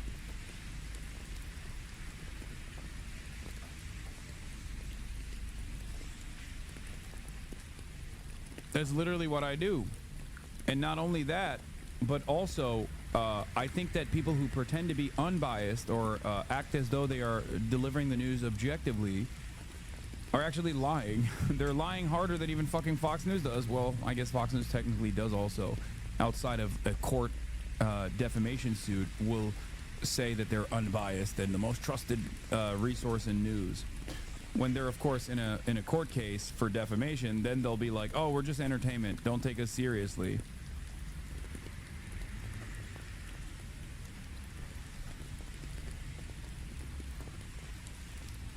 They posted you speaking to your audience of 40,000 people like they've discovered a hidden secret. See, he admitted it. Yeah.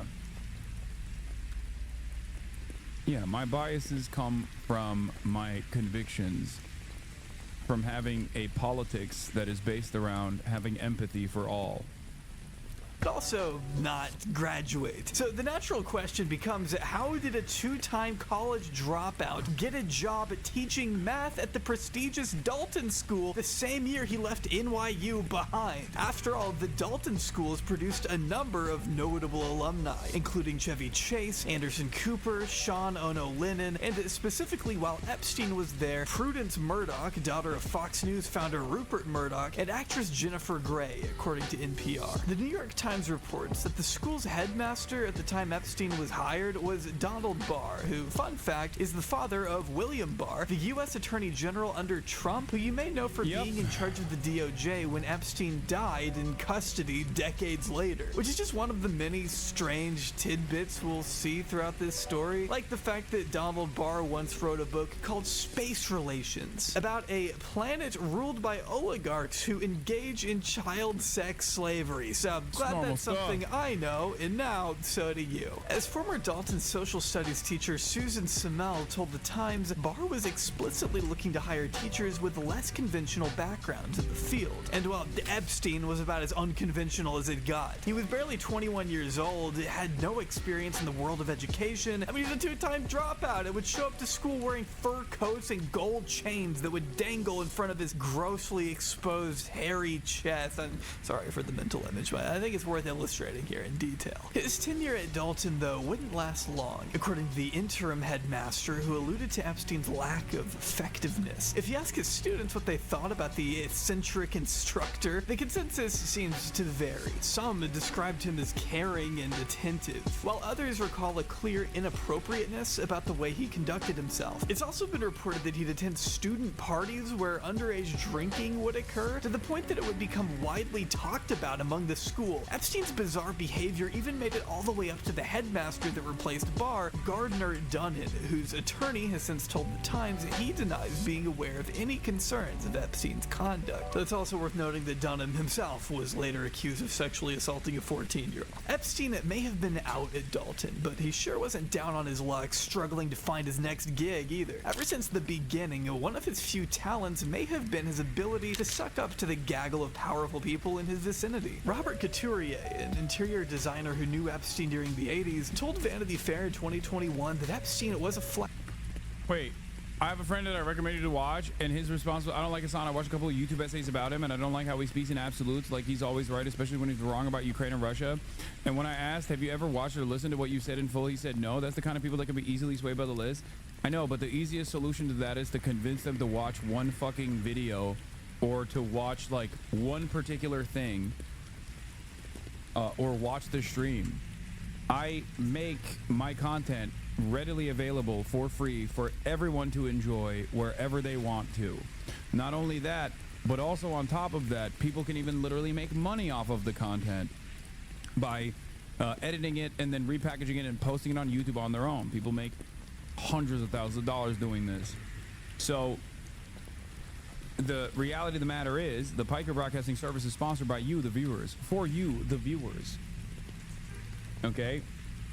To be fair, you can be arrogant. It's an arrogant ass sometimes. Yeah. If it's something as severe as like a fucking ongoing ethnic cleansing campaign that is unfolding in broad daylight, and someone is coming in and being a fucking douchebag about it, and wearing their sociopathy like a fucking mark of courage, then yeah, there are times when I just fucking pop off. But having said that,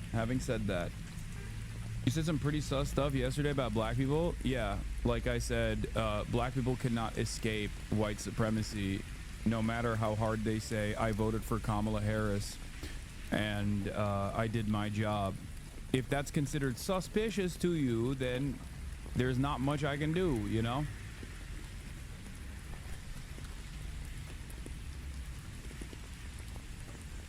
Yeah, in defense of Barack Obama, mind you, because the chatter tried to say Barack Obama is too tired. You said black people can't be tired. No, they can't afford. They got mad at you saying black people can't be tired? No, they got mad at me because I said black people can't afford to be tired. And it's a reality that many black people know anyway.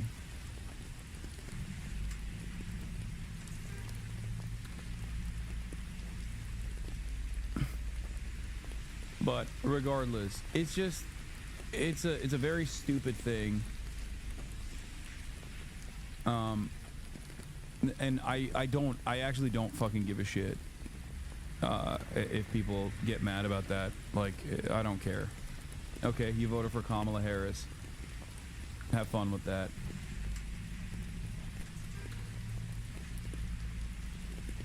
You're wrong on this point? No, you're right.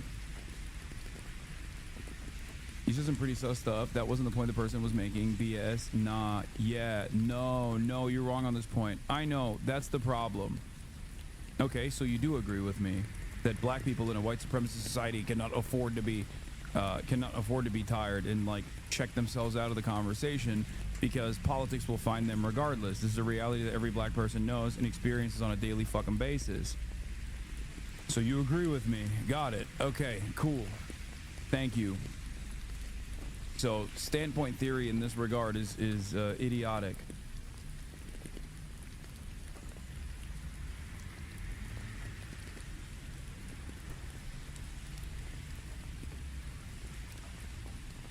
Yes, I do, but I really don't think it's your place to put black people in there. Dude, shut the fuck up, okay? Black people are not a special status, dog. Shut the fuck up. This is what I mean. You can't come in here and do this, okay? You can do it everywhere else. You just can't do it here. And if this actually hurts your feelings, then this is not the place for you. No, that's not the case, okay? Black people experience white supremacy uniquely, okay? This is a reality. This is a reality. But having said that, there is no world where you can come in here and be like, no, you don't understand. Like when you're talking about solidarity, black people have every right to say we're no longer a part of this political conversation because you're not white. Saying that doesn't turn you into a white woman. You know what I mean? So I don't understand. This is like the most shocking thing that I hear all the time. You may never understand what it feels like to be black and tired, so shut the fuck up. I don't care. I don't care. I don't care. I don't know why. I don't care. I don't know why you don't understand this. Okay? This is my point. It's not like there is no rad lib shit here that works. Okay? I don't care. Lock up Obama. That's not my point. Point is, who are you to tell black people they can't be tired? Oh my God. Oh my God. Oh my God. Every single time this conversation comes up.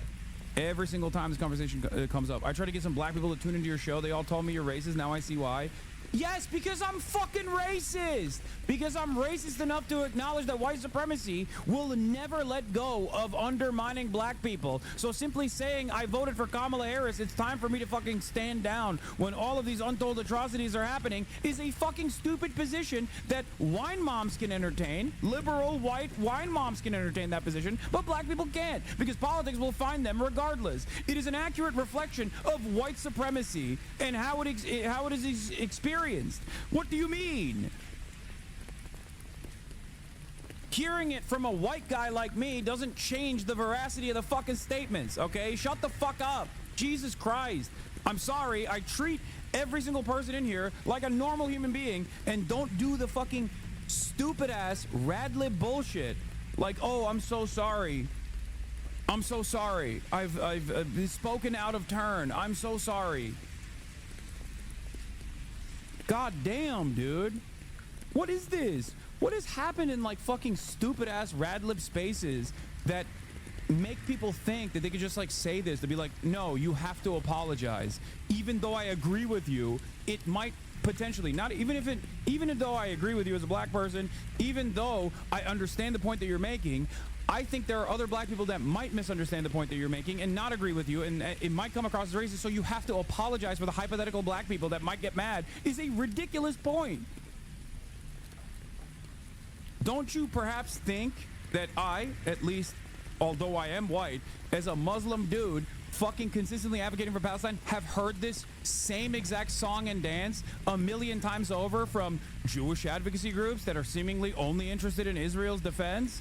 Don't you think that this kind of standpoint theory is just fucking idiotic wrecker behavior that I obviously will not entertain because I care more about fucking building a class first solidarity movement rather than entertaining some dumb psyop shit where I have to tell people, no, actually, it's okay.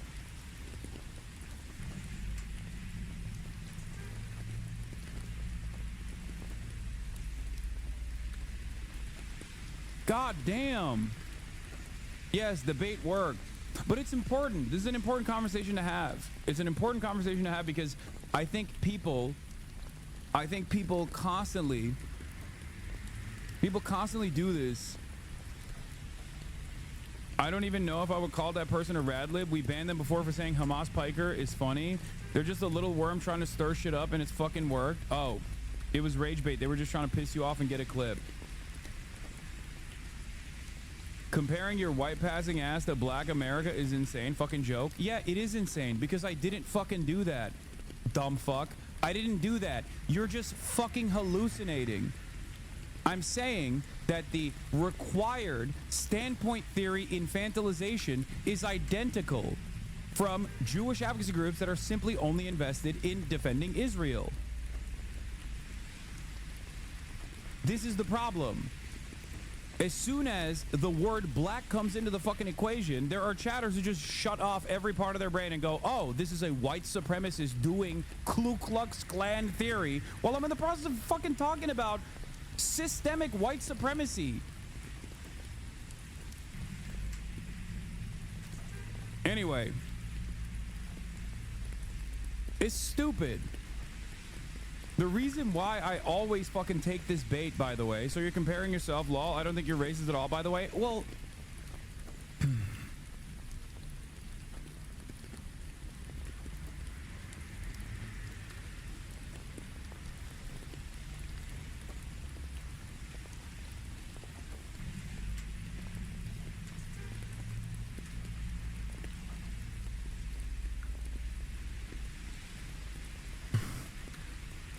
what do I do? I mean, you're just stupid. Like, you what do I do here? What do I do here? I just told you, I'm comparing the experience I get from people that are offering cynical criticisms, which you are doing right now, as a white person, okay? I'm comparing two different groups, two different communities that experience varying degrees of marginalization. Obviously, black people's marginalization is far, far more spectacular than the discrimination that Jewish people experience in America. Okay, something that I've talked about quite frequently, as a matter of fact. I'm comparing those two conversations. Okay, I'm not saying my experience is identical to a black person, or I can understand what a black person goes through. Shut the fuck up. I'm sorry, it is at a certain point, it's your fault. It's not mine. What am I supposed to do? I've like explained it to you in good faith. And even in that process, even in that fucking process, it still doesn't matter. You go, well, you just described it to me, but honestly, I don't even think you're racist. I just wanted to piss you off.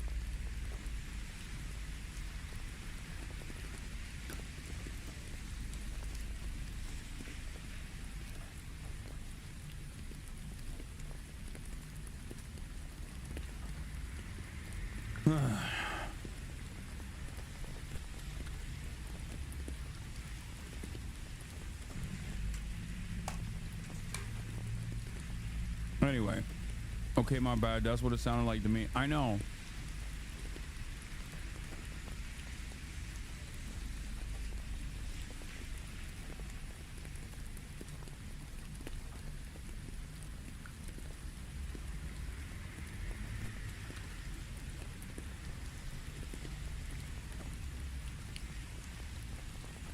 I'm a closet drama frog. Just FYI, there have been marching orders about this kind of thing in a specific Discord server. Oh my lord. I think I entered yesterday's VOD on this exact same topic. You so consistently butcher the messaging on this issue. Your point is correct, but this will never translate in the way that you're approaching it.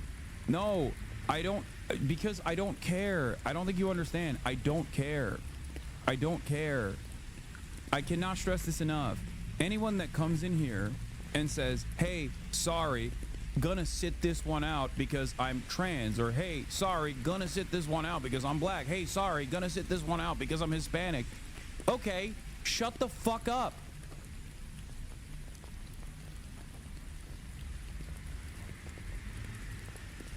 That's it. That's the same point that I make every single time.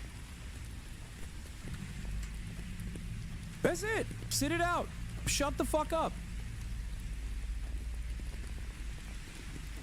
And if you get up in your feelings about it and you want someone to baby you and say, no, you're right, actually. You're right. Like, you're totally right to performatively come in here and talk about how you know, you shouldn't have a, you shouldn't fight back against different forms of oppression or whatever. Okay, you're gonna get yelled at. That's it.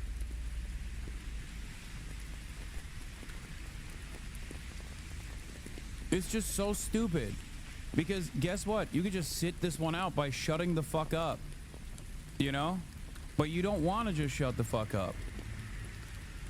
You want to be able to say you're sitting this one out, and you want everyone to go, "Oh my God, I totally understand where you're coming from. I hope you're okay." Now let's get back to the fucking starving children that are being brutalized by our tax dollars. But thank you. I acknowledge your pain. You want me to do NPR style hyper woke nonsense, okay? I don't do that.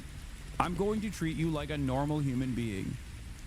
I'm going to treat you with dignity. I'm going to treat you with respect. And if you say some dumb shit, I'm going to tell you you're fucking dumb.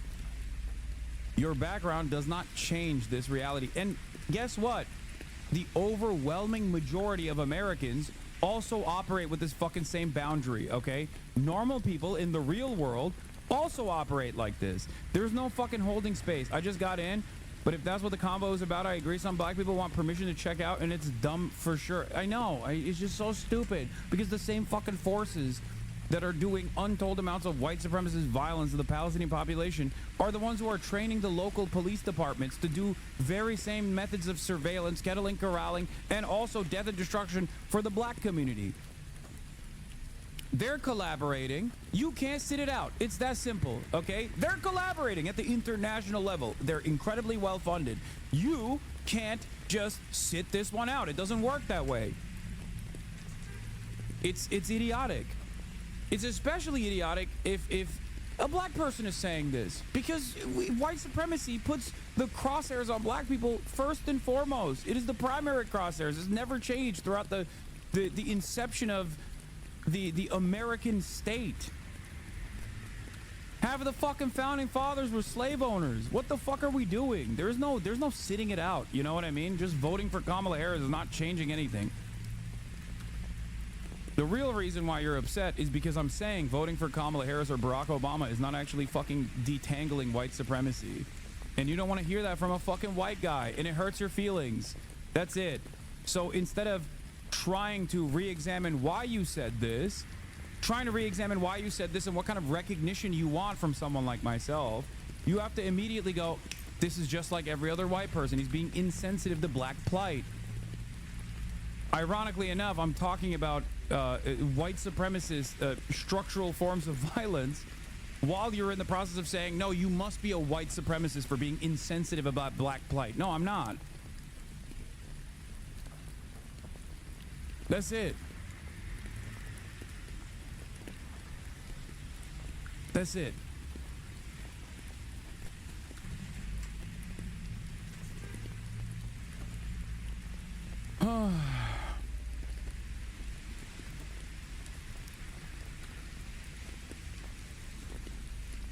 It started when black people are tired, therefore Obama doesn't have to say anything about genocide. Yeah, I know. This is how it started, too. The conversation started because black people are tired. Obama's a black person.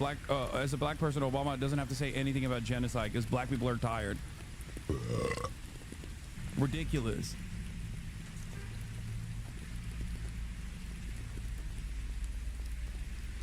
It's like mostly boomer, Gen X, older, millennial shit, too. It's like...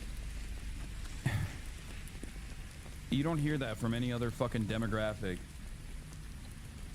It's just people who want permission for saying that they want permission and acknowledgement for all the struggles that they've engaged in.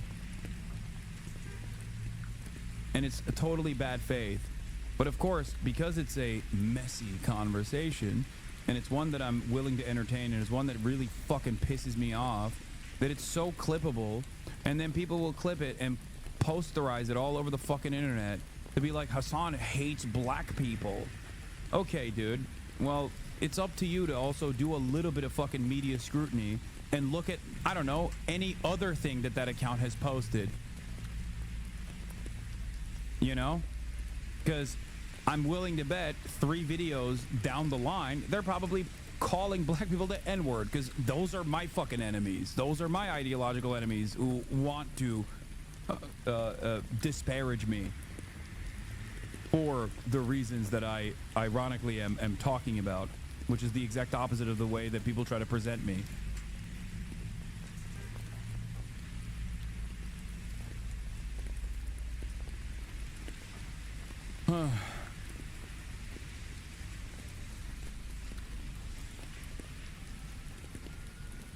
Out of her, with a woman named Leon Koppel telling the Miami Herald to give Jeff credit. He knew how to woo people, how to schmooze, and she would know her father, Ace Greenberg, is the one who gave Epstein a job at Bear Stearns, a now failed investment bank on Wall Street. Greenberg, a Bear Stearns chairman who was reportedly introduced to Epstein through Dalton, was clearly fascinated in the young teacher and saw great potential for him in the economic world despite his lack of experience in, well, anything that wasn't sniffing the farts of the most powerful people in the room. Something I find odd is that Epstein miraculously kept finding himself in these highly desirable job positions when he was less than qualified to fulfill them. He was a lackluster candidate at best, yet he was still, for some reason, being paid by billionaires like Leon Black extraordinarily well, better than most money managers would have been getting paid, in fact, begging the question, what exactly made Epstein so uniquely appealing to these people? I mean, they could have hired anyone in the world to do a better job for a way lower rate. It doesn't make sense. But Black and Greenberg weren't the only fans of the underqualified 20-something. Even the future CEO of Bear Stearns, James Kane, was happy to take Epstein under his wing during his time at the firm, as Time magazine reported that Epstein worked his way up from a lowly junior assistant to a floor trader before becoming a limited partner in 1980. The same crazy. year, Cosmopolitan... Motherfucker had a 4-year tear, dude. 4-year tear. Didn't graduate college, 2-time dropout, gets fired from his previous job as a math teacher, is being fucking weird. And in 4 years, he goes from junior assistant, lowly junior assistant, to freaking partner. No degree. Just a fucking crackpot at doing numbers, I guess. He's just that good. Floor trader before becoming a limited partner in 1980. The same year, Cosmopolitan crowned him Bachelor of the Month with this little magazine. The thing is, like, I don't think he was already an asset at this point. I think about this all the time. I've thought about this quite a bit.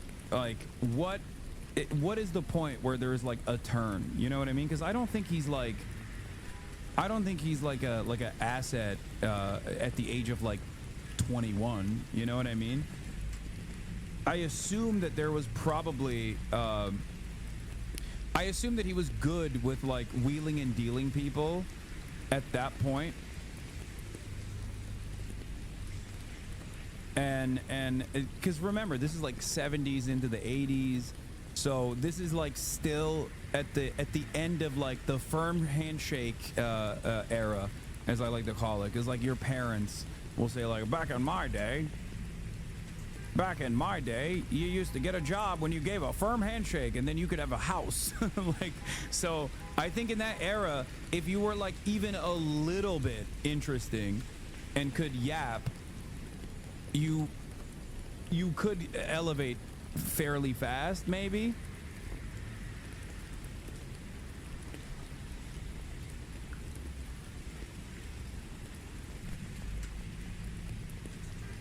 Maybe. Or maybe he was like a sleazeball that was willing to do things that others weren't, you know?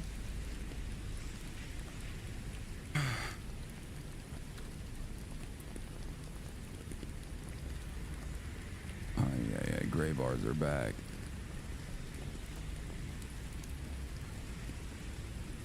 snippet, they claim the 27-year-old talks only to people who make over $1 million a year. If you're a cute Texas girl, write this New York dynamo at 55 Water Street. All I can hope now is that no Texas girl actually did that. He left the next year to start his own thing, but continued trading with Bear Stearns until their collapse in 2008, around the time Epstein was experiencing somewhat of a collapse of his own. But don't worry, he'd still have plenty of ways to move massive hordes of money around all the way up until his death. But let's just put all of that to the side for a second. First, talk about one of Epstein's more lucrative connections he made up until this point. A peculiar little character by the name of Les Wexner, whose real-time net worth hovers around a humble $6 billion, is the 86-year-old founder of a global retailing empire. Launching the clothing company The Limited all the way back in 1963, Wexner went on to make a series of business acquisitions that allowed his influence to expand exponentially over the following decades. He acquired Victoria's Secret in 1982, Abercrombie & Fitch in 1988, Bath & Body Works in 1990, and by 2003, Fortune magazine considered Limited Brands the most admired specialty retailer in the world. And at that point in time, Wexner's financial manager was none other than Jeffrey Epstein. His ties to Columbus native Wexner have been brought into the national spotlight. The genesis of Epstein and Wexner's decades-long close friendship is somewhat of a debate due in part to how murky Epstein's life became after leaving Bear Stearns, but also thanks to Epstein's conflicting answers as to which year the two buddies officially met. First bragging about the investment advice he gave to Wexner in 1986, only to seemingly backtrack and say he didn't begin advising him until 1989, actually. Regardless, Wexner didn't shy away from describing to Vanity Fair just how close the two were, calling Epstein very smart with a combination of excellent judgment and unusually high standards.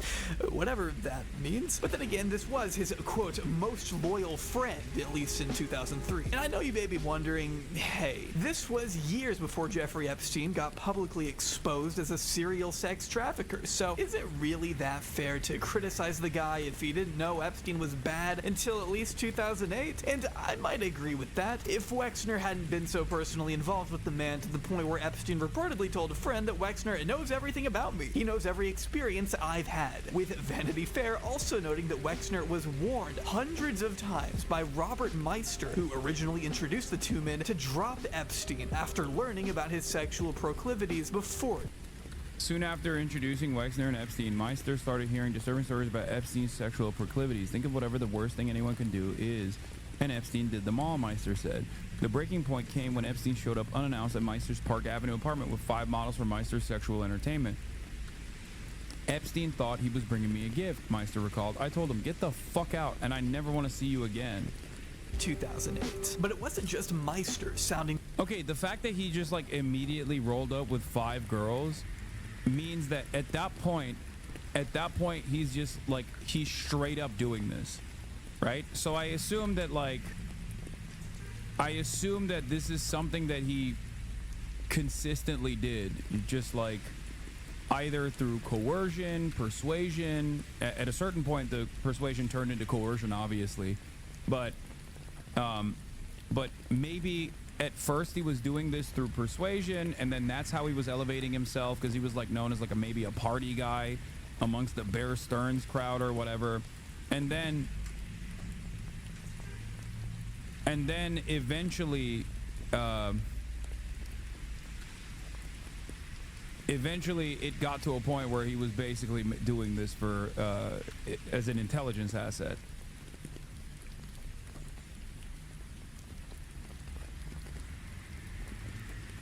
You know what I mean? The alarm bells. Harold Levin and Jerry Merritt, who both worked for Wexner, told Vanity Fair they too warned their boss of Epstein's shadiness. Yet, despite it all, to this day, Wexner denies knowing anything about his former best friend's criminal behavior, telling employees he was never aware of the illegal activity and would never have guessed that a person I employed more than a decade ago could have caused such pain to so many people, even though he would have known exactly that. In fact, I find it basically impossible normal for Wexner to not know that his, quote, most loyal friend had been going around and lying to women about his relationship with Victoria's Secret by falsely labeling himself a modeling recruiter, according to one police report, which also included the claim that Epstein had groped model Alicia Arden in 1997. And that's not to mention when a year prior, an artist named Maria Farmer reached out to authorities claiming Epstein had assaulted her while working on Wexner's Ohio property. She filed a police report, but somehow Wexner never caught wind of any of that, I guess, and didn't cut ties until 18 months after charges were brought against Epstein in Palm Beach. In fact, Epstein not only remained Wexner's power of attorney for almost 2 decades, he also served as a trustee on the board of the Wexner Foundation, oversaw the construction of his super yacht, and even drafted a prenup for Wexner and his wife. And if that wasn't enough, Wexner would reportedly sell Epstein a Boeing 727 for $10 million in 2000, and also allow Epstein to take possession of his multi-million-dollar Upper East Side mansion for the low price of free, which is a long way. Yeah, I mean, Les Wexner is like the guy that gave him the unlimited amount of power, finances. Like, he is one of the primary responsible parties here.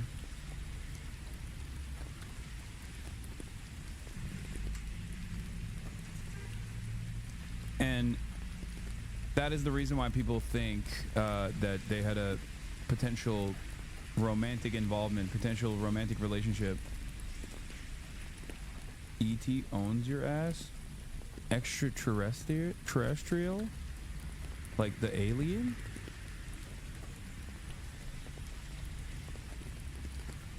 What? What does that even mean?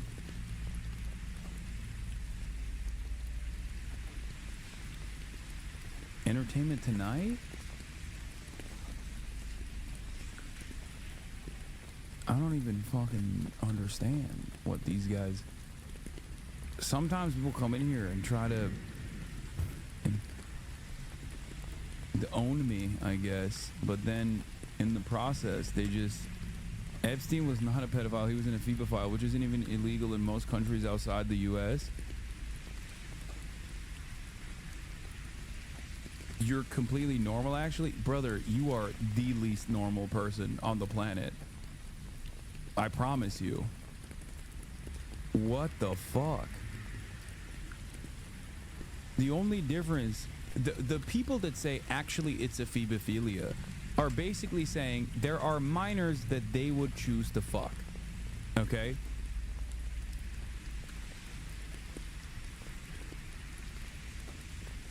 Oh, maybe he means Epoch Times owns your ass.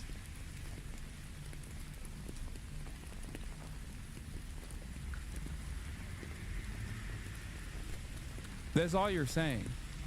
Gaia, place. Thanks, Mom.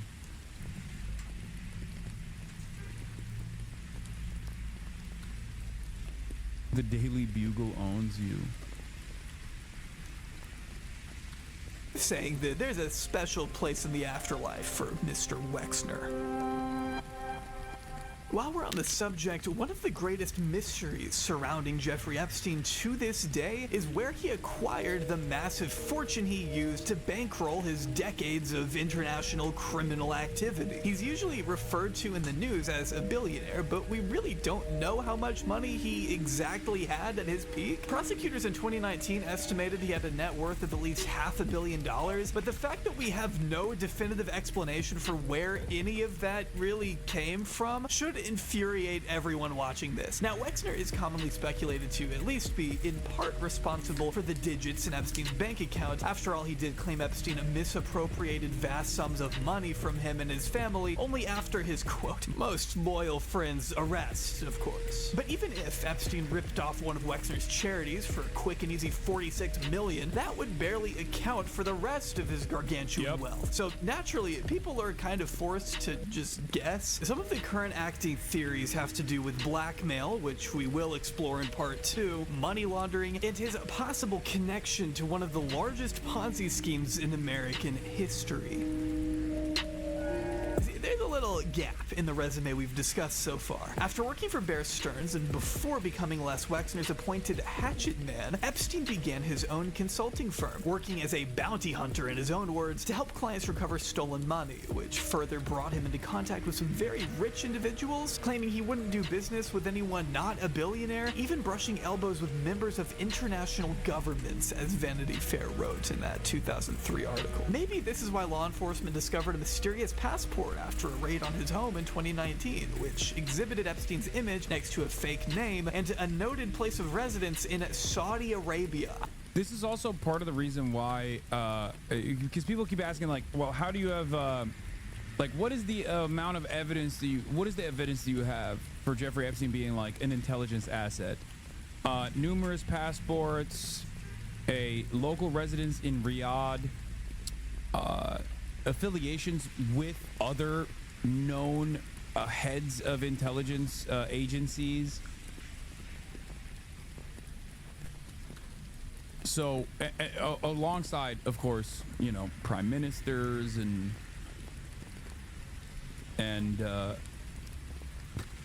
numerous heads of state. Also, the little bit about Alexander Acosta, who said,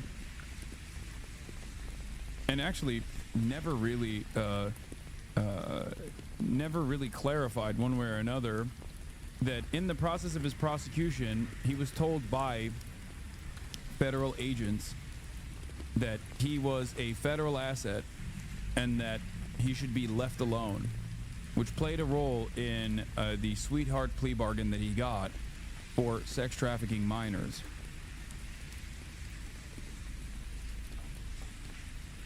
I promise we'll get to the Ponzi scheme thing in a second. Okay, we're almost there. His lawyers at the time said he needed this fake ID for protection as a Jewish person traveling regularly to the Middle East. Why was he going to the Middle East, you ask? Well, one of Epstein's clients at this time was identified by journalist Vicky Ward as Adnan Khashoggi, who, among other things, was a middleman in the Iran-Contra scandal who helped smuggle cash for the Marcos family out of the Philippines. During his travels overseas is where Epstein was reportedly introduced by alleged arms dealer Douglas Leese, known for his involvement in a multi-billion-dollar weapons deal between Saudi Arabia and the United Kingdom, to American businessman and future convicted fraudster Stephen Hoffenberg. Hoffenberg, over the next several decades, would spend 18 years behind bars for his involvement in a $475 million financial scheme that he now says Epstein masterminded. Okay, see, I told you we'd get to the Ponzi scheme thing eventually. It just took a minute, but thanks for sticking by. Hoffenberg told NPR. Yes, Adnan Khashoggi is the father of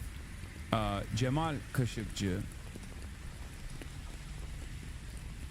Yes, or uncle. Is it uncle or father? It might be his uncle. But yes.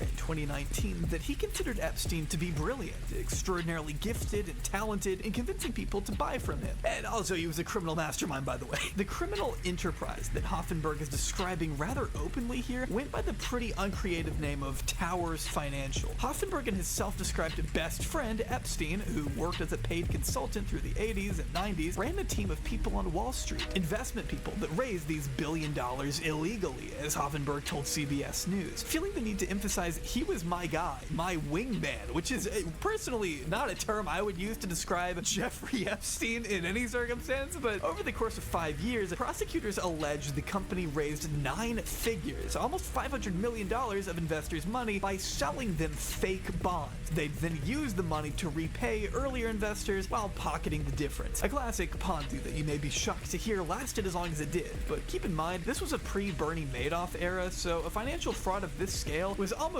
unheard of in the early 90s. The strangest part of it all, however, is that despite multiple parties being so able to recall Epstein as a prominent component of the Ponzi scheme, Epstein himself was never charged alongside his buddy Stephen Hoffenberg, who pled guilty to 5 criminal charges in 1995. As Terrence Corrigan, a lawyer representing over 2,800 people defrauded by Towers, told CBS, as I understood, Epstein was sort of a senior VP. If he was not the number 2 guy, he was certainly the number 2, or number 3 person at the firm. I know we saw organization charts, and yes, Epstein's name was on them. With another attorney, one representing Towers Financial, reinforced.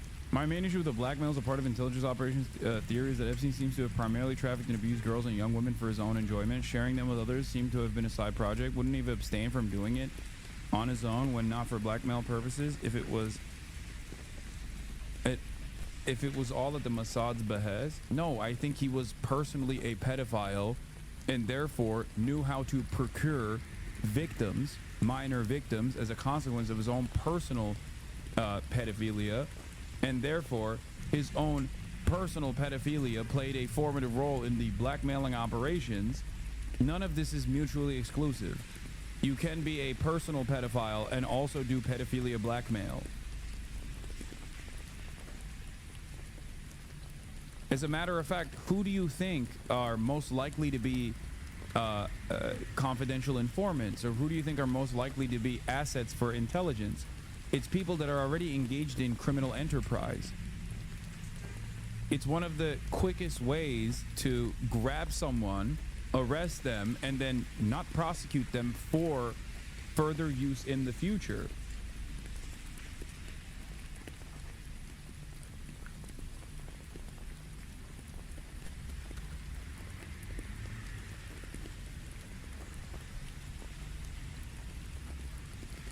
But yeah, as far as the primarily of trafficked, abused girls and young women for his own enjoyment, I think I call bullshit on that as well. That's just Ghislaine Maxwell's testimony, and she's not dead. So I assume that testimony is part of the reason why she's not dead. Do you understand? Because I feel like anyone who would uncover the connective tissue between Jeffrey Epstein and all of these other like intelligence communities, or anyone who even entertains that discovery, that revelation, will most likely no longer be alive. Numerous affiliates of Jeffrey Epstein and Jeffrey Epstein himself are no longer alive.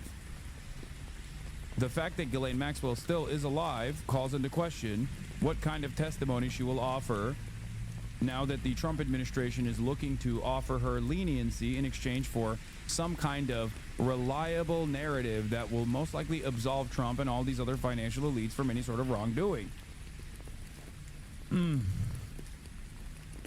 Corrigan's memory. Epstein was a consultant at Towers Financial. I met him there and I drafted a consulting agreement as I was an attorney at the company. I remember him. Epstein was even mentioned in a lawsuit against the company filed by the Illinois Department of Insurance, who, now you're probably wondering, why was Illinois involved? Well, they claimed Towers had carried out an illegal transfer that violated Illinois law. As you can see here, Epstein's name appears in their documents multiple times, yet for whatever reason, Epstein never once appeared as a defendant in the 1993 federal case against Hoffenberg. Although Hoffenberg's testimony to the grand jury included mention of Epstein being the mastermind behind the whole thing, as reported by Julie K. Brown, Epstein was nonetheless dropped from the case for reasons that are still unknown today.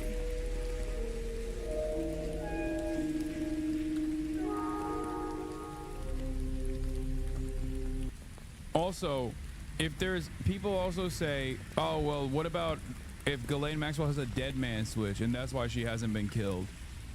I think if there was someone who was most likely had a dead man switch, it would be Jeffrey Epstein.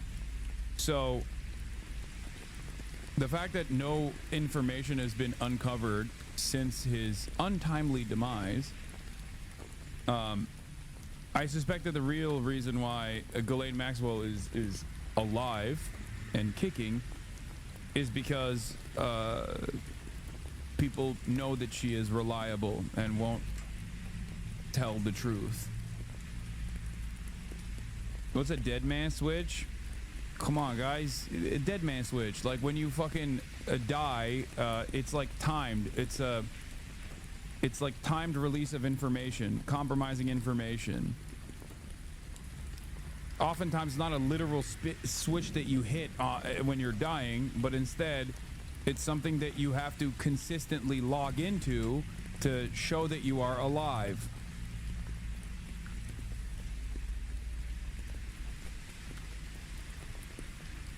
Yeah, it's either a third party that would reveal information, or like if you want to leave matters in your own hands, like most likely something that you would have to routinely check in to make sure that it doesn't actually reveal information.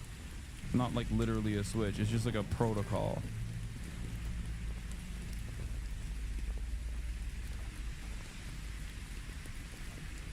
Here's why Ghislaine Maxwell was charged with perjury. One of the claims that she was not aware that Epstein had sex with anyone else, which she repeated when asked again.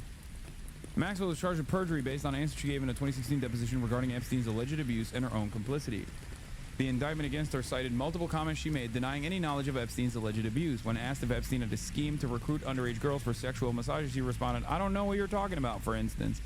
And she said she was not aware of anybody that I interacted with at Epstein's properties being underage other than a plaintiff involved in a civil lawsuit. Maxwell also testified under oath she was not aware of any sex toys or devices being used at Epstein's properties, and that she had never personally given Epstein or any of his victims a massage, which is interesting to say because there's literal photographic evidence for, one, the sexual toys in all of Jeffrey Epstein's properties, including Ghislaine Maxwell giving a massage to Jeffrey Epstein on the plane. The image lives in my mind. A foot massage specifically. She also claimed she was unaware of Epstein engaging in sexual activities with anyone besides herself and two women she and Epstein had a three-way sexual activities with, saying in her deposition, "I wasn't aware that he was having sexual activities with anyone when I was visiting him other than myself." When asked again by attorneys to confirm that her testimony was that she was not aware of Epstein having any other sexual partners, Maxwell doubled down, saying that that is my testimony, that is correct. Her statements conflict with charges in the indictment that Maxwell was later convicted on, which alleged Maxwell conducted massages and was present for and participated in the abuse of minor victims, among other allegations. Maxwell got the perjury charges severed, which would require a separate trial. DOJ eventually dropped the charges to avoid re-traumatizing the victims.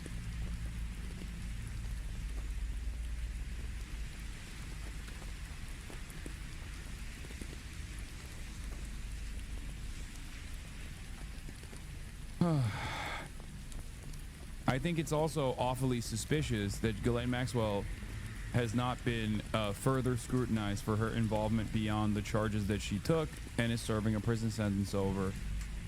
That's another thing.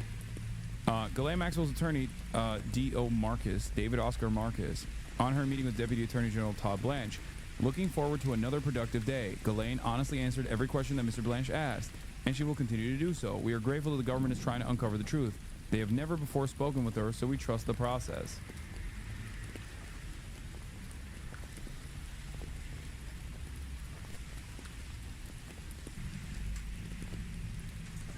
Apparently, she had boxes and boxes of material.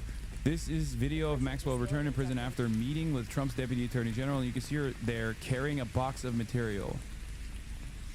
Meeting with Trump's Deputy Attorney General, and you can see her there, actually, if you look closely.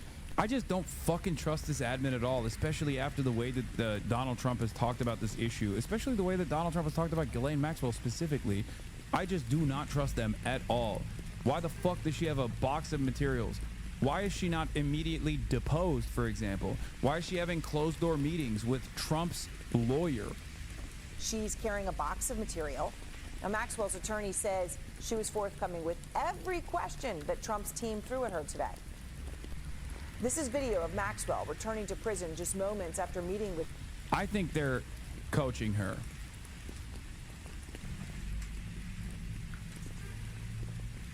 I think her testimony is going to be entirely fabricated. And given that we don't have access to the actual information that was uncovered during the trial, a lot of the information that was redacted, we have no way of knowing. The public has no way of matching her testimony to the information that was discovered in the trial that was heavily redacted, also in the trial. So even if she were to turn around, even if she were to fucking turn around and be like, oh, well, Trump was certainly infallible here. I mean, he was morally uncorruptible. He's never been around young women, ever. especially given that she is an unreliable narrator to begin with. She committed perjury before in depositions. It's obvious to me that they're going to present Ghislaine Maxwell as like an exit ramp to try and shut this conversation down, and then the dumbest fucking propagandist for the administration will consistently point to her to be like, what, you don't trust her?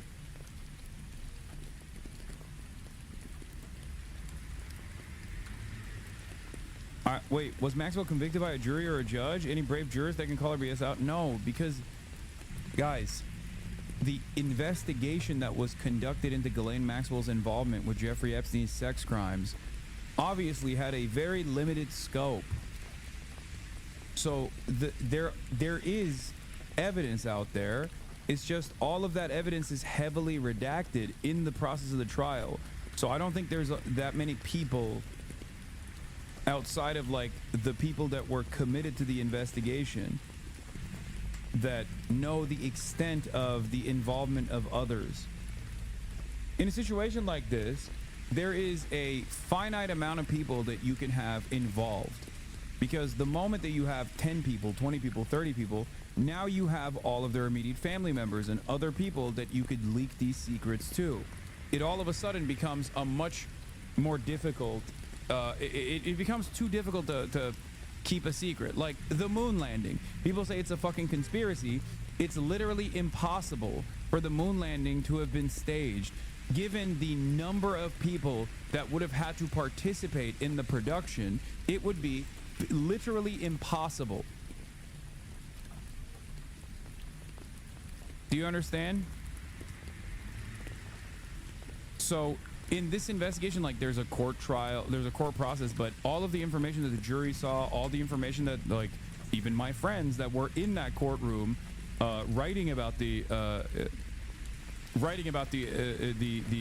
process in and of itself, like, they had very limited information. All of that information is basically public knowledge at this point.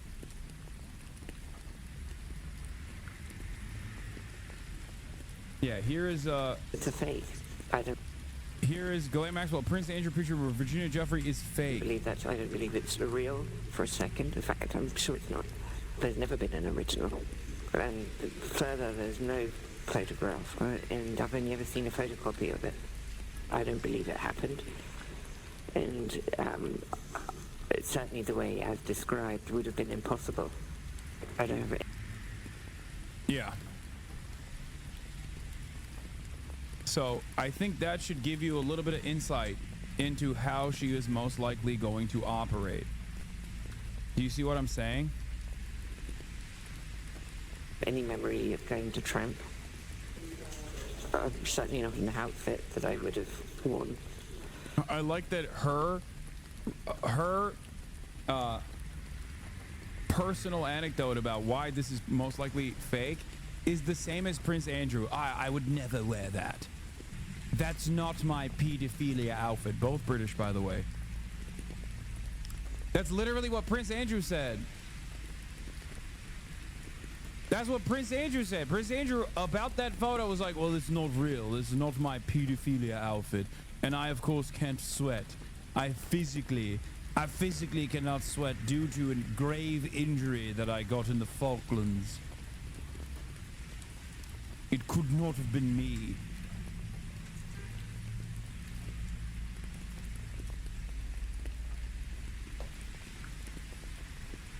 So, without gaining access to all of the evidence that was unearthed through the investigation, which there is also a limitation to like how much they uncovered and how much they followed through on the financial entanglements of Jeffrey Epstein and many of his affiliates. I suspect that they didn't I suspect that whoever was conducting this investigation didn't follow it too closely, right? There's a certain point where you stop, especially if this is an intelligence asset. So there's evidence out there that is heavily redacted, so there is nothing to match her testimony against either. So this will be kept within the limited confines of what we already know because this court process took place already. She's already convicted and behind bars. Do you see what I mean? At that point, her first-hand testimony, because it's not a real deposition, has nothing to match up against. While Hoffenberg was awaiting a jail sentence, Epstein was busy frolicking around the White House and schmoozing power brokers at dinners and events like the White House Historical Association fundraiser in 1993, which included such beautiful guests as Clark Clifford, a man responsible for establishing BCCI in the United States. BCCI, which we definitely don't have enough time to dive into here, was an international bank used to transfer dark money between international governments later found to be involved in a litany of shady activity ranging from money laundering to illegal weapons sales to human trafficking. Clifford himself had charges brought against him that would be dropped not because prosecutors thought he was innocent all of a sudden, but because of Clifford's poor health the same year that he attended this fundraiser with Epstein. Frankly, the idea that a man accused of helping to facilitate one of the biggest Ponzi schemes in American history could avoid prosecution and immediately pal around with some of the wealthiest and most powerful people in the country at an exclusive White House fundraiser is enough to turn anyone into a conspiracy theorist.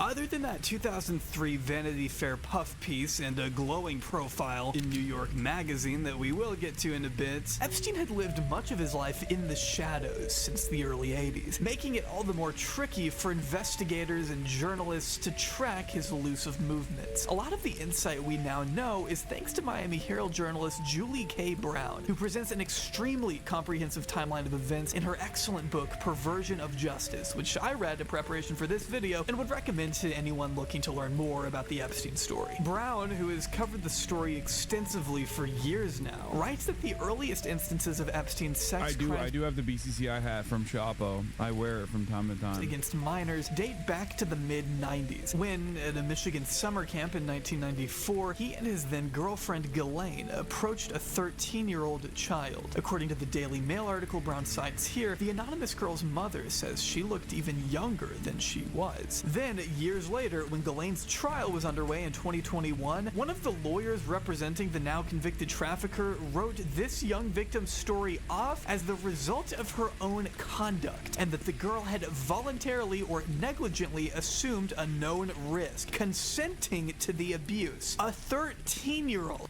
Dude, defense attorneys are such nasty little freaks. I mean, straight up.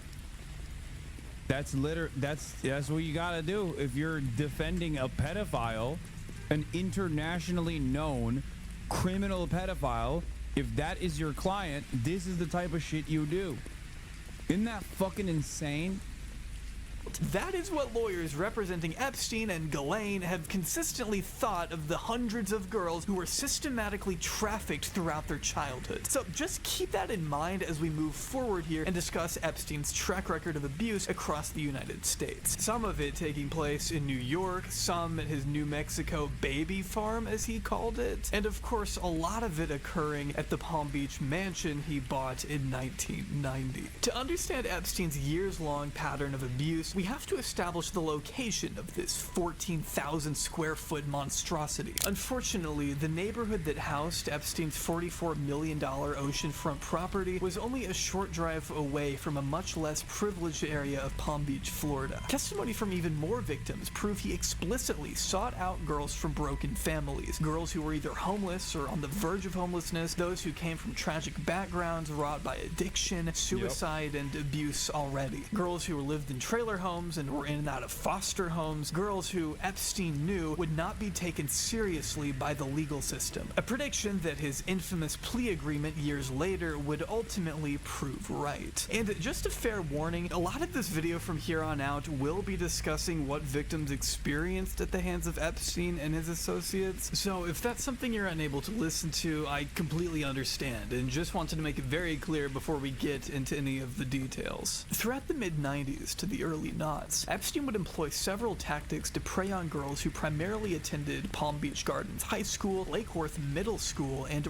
Royal Palm Beach High, which the Palm Beach Post named Ground Zero in Epstein's operation. One of those girls was Michelle Licata, who was just 16 years old when she was approached by a friend at school in the days leading up to Christmas, 2004. Michelle, who recalled to ABC working at a supermarket and being strapped for cash at the time, was looking to earn some money in order to buy her family gifts for the holidays. According to her friend, all Michelle needed to do was massage an old guy and she'd get $200. This made Michelle curious, and because she was led to believe the massage would take place in a professional environment similar to the spas she had seen in the past, she obliged. It was only on the drive there that Michelle realized they weren't going to a professional facility. They were going to a house. And after finally arriving outside a sprawling mansion in a neighborhood she had never seen before, her friend hastily remarked that the man who lived inside might ask her to undress during the massage. Before she knew it, Michelle was whisked inside and led upstairs by several other women she had never met to a cold, dark bathroom where she was forced to encounter Jeffrey Epstein, lying face down on the massage table, talking on the phone. In that moment, Michelle was lost, confused, and left all alone with a man old enough to be her father. She then goes on to recount how Epstein molested her, noting that his face was enough to terrify her for the rest of her life. After the incident was over, Epstein paid her $200 and asked her to deliver another $100 bill to the friend who had brought her there. She got back in the car and told her friend what had happened, to which the friend responded, "Oh, that's okay. He tried to do that with my other friend too," as Michelle told Brown. Interestingly though, as Michelle told ABC, there were in fact other adults present at the estate. Gardeners, butlers, housekeepers, etc. It's just that they did nothing, as if they were used to seeing such girls come and go all the time. And as everyone knows now, that was the case. He did this frequently. When Palm Beach police began interviewing teenagers in 2005, they were astonished at what dozens told them about Jeffrey Epstein. Every girl that meets Jeffrey starts off with giving him a massage.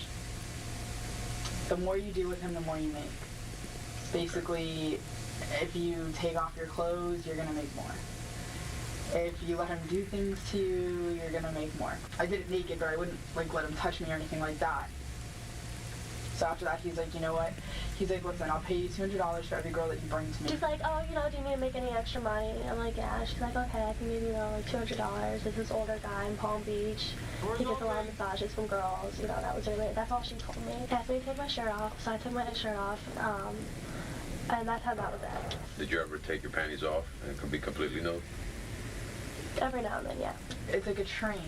It's like, I introduce them to all my friends, she'll bring her friends, and then she'll bring her friends. It goes on and on. Having underage girls come to his house to abuse was like a constant need for him, which unfortunately drastically impacted the trajectory of these young girls' lives. One victim by the name of Carolyn, who was abused by Epstein starting in 2001, testified in court that she had become addicted to pain pills and cocaine in an effort to block out the abuse she endured at 14 years old. She claimed to have visited Epstein upwards of 100 times growing up, and that she was at his Palm Beach residence multiple times a week for years. Carolyn tragically passed away of a fentanyl and methadone overdose in October 2023. Although police were able to identify a little over 30 victims in 2015, Julie K. Brown later discovered through her own research around 80 girls abused by Epstein just in Palm Beach alone. And those are only the ones we know about. Considering the wealth and the powerful connections Epstein would use as leverage over his young victims, it's no surprise that these girls were reluctant to speak with anyone about what had happened to them. Some, like Michelle, didn't even tell her parents until the police came knocking at her door a year later. Even now, there are victims who understandably don't want their identities out there. One anonymous woman in particular outlined these feelings to ABC in 2019. "I almost felt scared to talk. Like, was I going to get in trouble? Did I do something wrong that I could be arrested? I was young.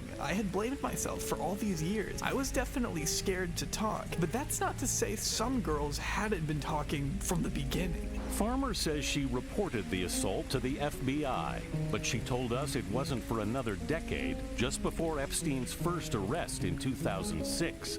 that an agent finally appeared at her door. Remember Maria Farmer, who I mentioned earlier, how she told police that Epstein assaulted her in Ohio? Well, unfortunately, that wasn't a lone incident. That same year, her 16-year-old sister, Annie Farmer, was also abused by Epstein and his then-girlfriend Ghislaine at their New Mexico ranch, with Annie writing in her diary at the time of how weird it was that Epstein had rubbed her hand and lower leg at a movie theater, before later being instructed by Ghislaine Maxwell to give Epstein a foot massage, with Ghislaine later touching the 16-year-old inappropriately in front of Epstein. Epstein also got into bed with Annie at one point during the trip. Maria's experience in Ohio was similar, with the couple essentially trapping her in the house and groping her in unison, mirroring each other's movements, as the New York Times put it. Maria claimed in an affidavit that Les Wexner's security staff essentially kept her there against her wishes for 12 hours after the assault took place. It was at this point that Maria and Annie realized what had happened to one another and tried to take action. Both sisters reported their experiences first to police, then to FBI, who did nothing, prompting the sisters to instead speak with Vanity Fair journalist Vicky Ward on the record in 2002. Being tasked with writing the now infamous profile The Talented Mr. Epstein for the magazine, you would think that Ward would obviously publish. It's a really weird it's a really weird situation, because like on the one hand you're like, well, that's odd that they didn't do anything. On the other hand, when you look at like these sorts of incidents, like whether it be domestic violence or whether it be sexual assault, cops, not even the FBI, but cops are notoriously bad at dealing with this stuff. The FBI, on the other hand, is supposed to be a little bit better at dealing with this stuff, especially considering that he's been dinged before. So that's part of the reason why it's like, I don't know, was this incompetence or was it deliberate?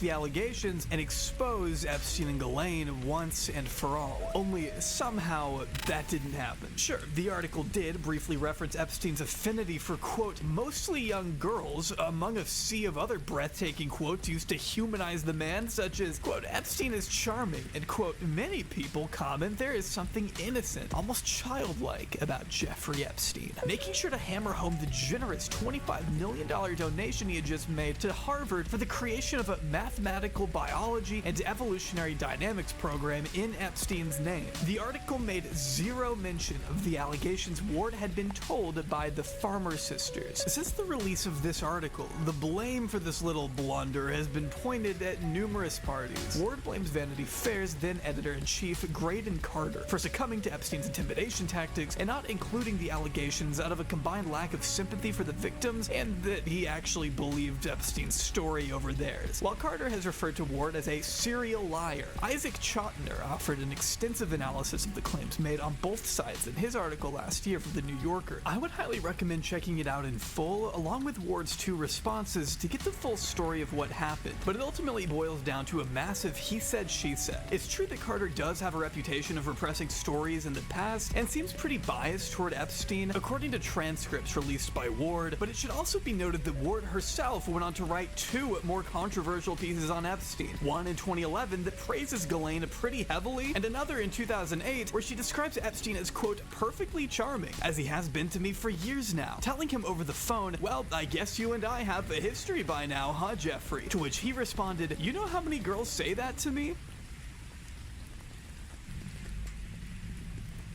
Brother.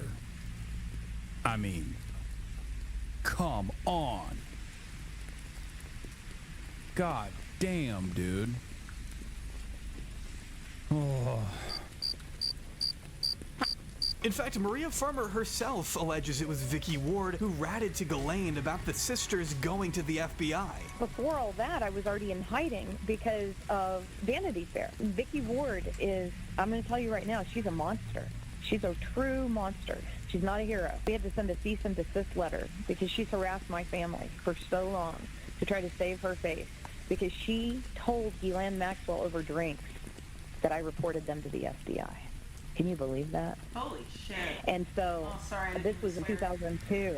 Wow. In 2000, no, please, I cursed my head off. She, for a year, promised us our safety. For a whole year. And See, I didn't meet with Graydon. I met with Vicky. And so Vicky's the one that's responsible here because she was the person who promised us our safety, and she promised us that she would protect us. The person that she's talking to is Whitney Webb, who famously wrote the book One Nation Under Blackmail. I think there's 2 volumes, but One Nation Under Blackmail, which heavily talks about Epstein as well as like a serial blackmailer too. Story, right? Since then, she calls and threatens. I own your story. I can write your story if I mean, she's a real piece of work. Many of us have long suspected that Vicky Ward is a highly suspicious player in the Jeffrey Epstein saga. Now, thanks to Whitney Webb's interview with Maria Farmer, we know for sure that Ward was protecting Epstein, Ghislaine, and her cohorts. Given all of Daily Beast's coverage of the Epstein scandal, this is pretty interesting. Ghislaine Maxwell at a 2008 party at with the Daily Beast founder Tina Brown's home, co-hosted by Vicky Ward, the journalist who wrote about how she tried to warn us about Epstein in 2003 for the Daily Beast. I discussed Ward and many other Epstein protectors in the media, such as John Connolly, who seems to have played as similar a role as Ward last year with the great Porkins policy, who has been on the Epstein beat before practically anyone. This is just one of the revelations contained in Maria Farmer's statement. So much more in this hugely important interview. This is from all the way back from 2020.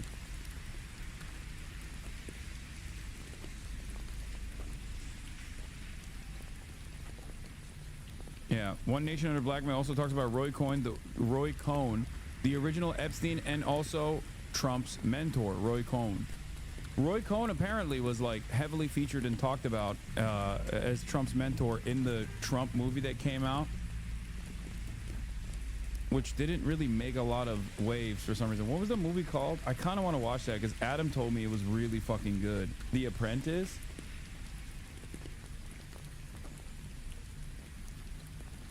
Yeah, Vicky Ward still gets play in the media as like someone who uncovered the scandals of Epstein.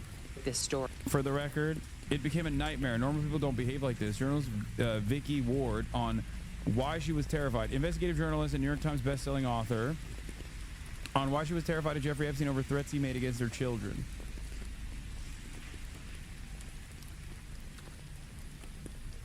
I said, what's the name of the movie? This person said Baki the Grappler, I believe.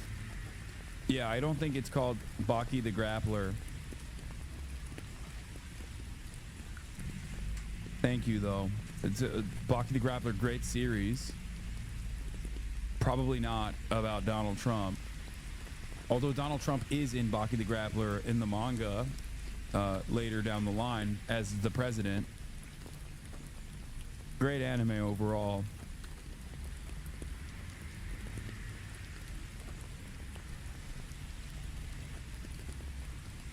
Do you know what Baki is even about?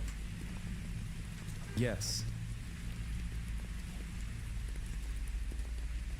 I will not be mentioning what his involvement in Baki the Grappler is. Trump's mention in Baki. What it looks like.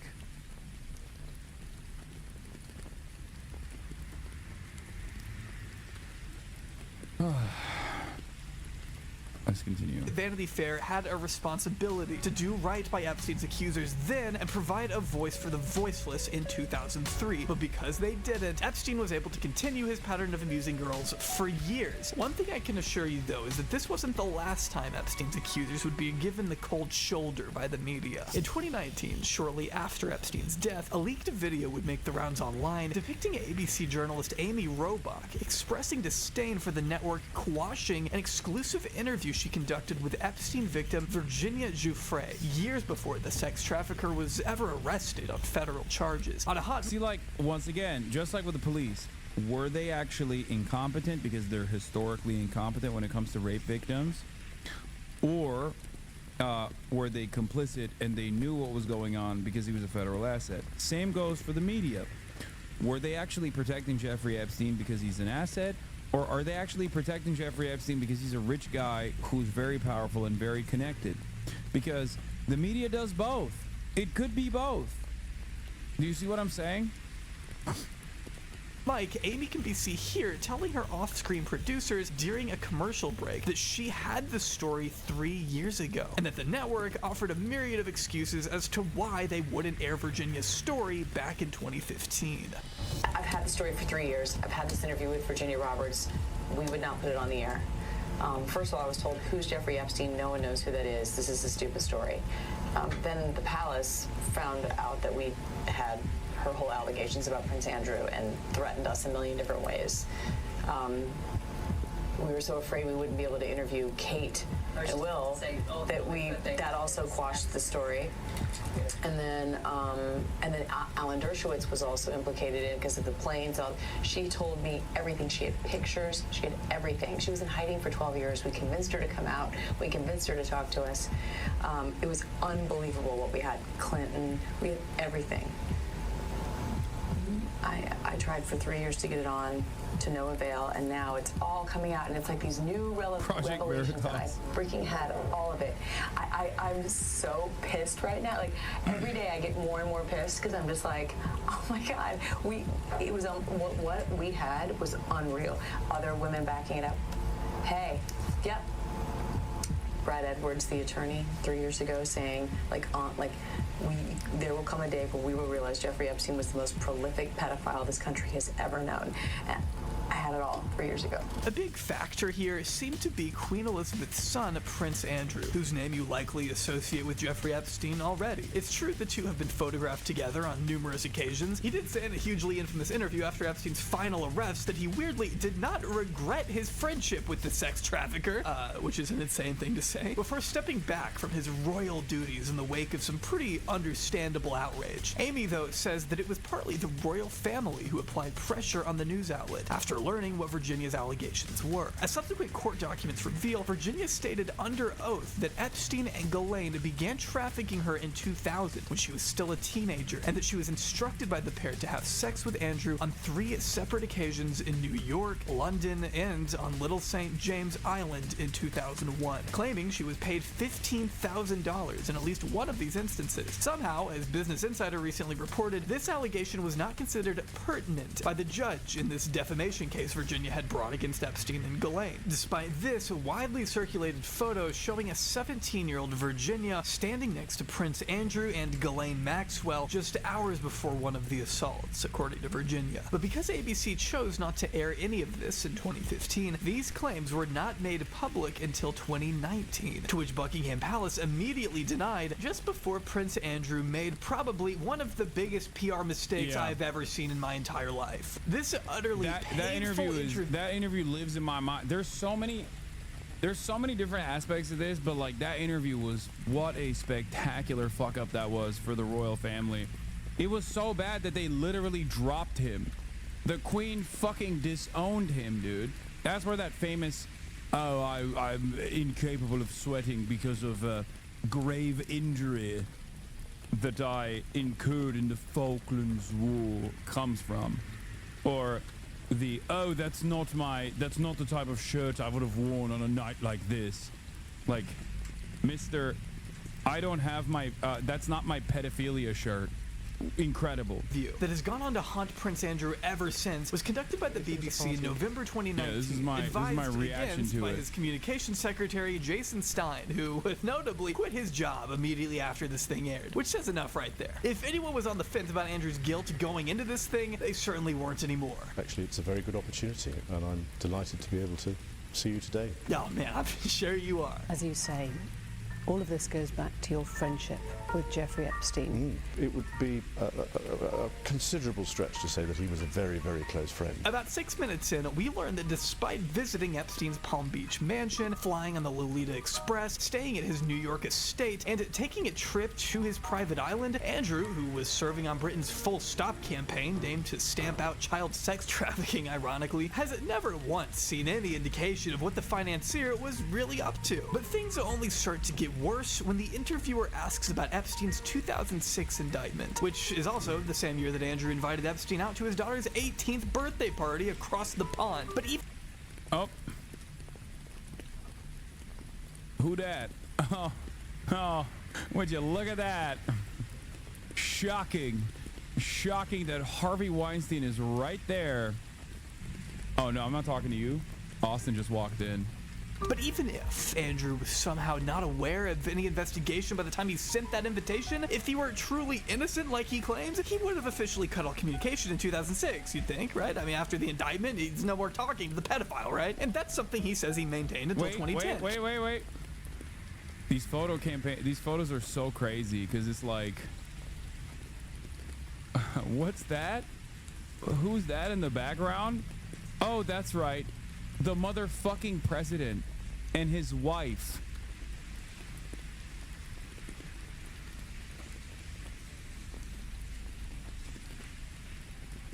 Every photo, dude. It's like, you know what's crazy? It's basically like Hunter Biden and his affinity for doing crack. He has to take a photo every time he does crack and wave his gun around. Donald Trump seemingly had to be in every photo with Jeffrey Epstein. Anytime this motherfucker was photographed at a party, Donald Trump is right there, dude. Right there.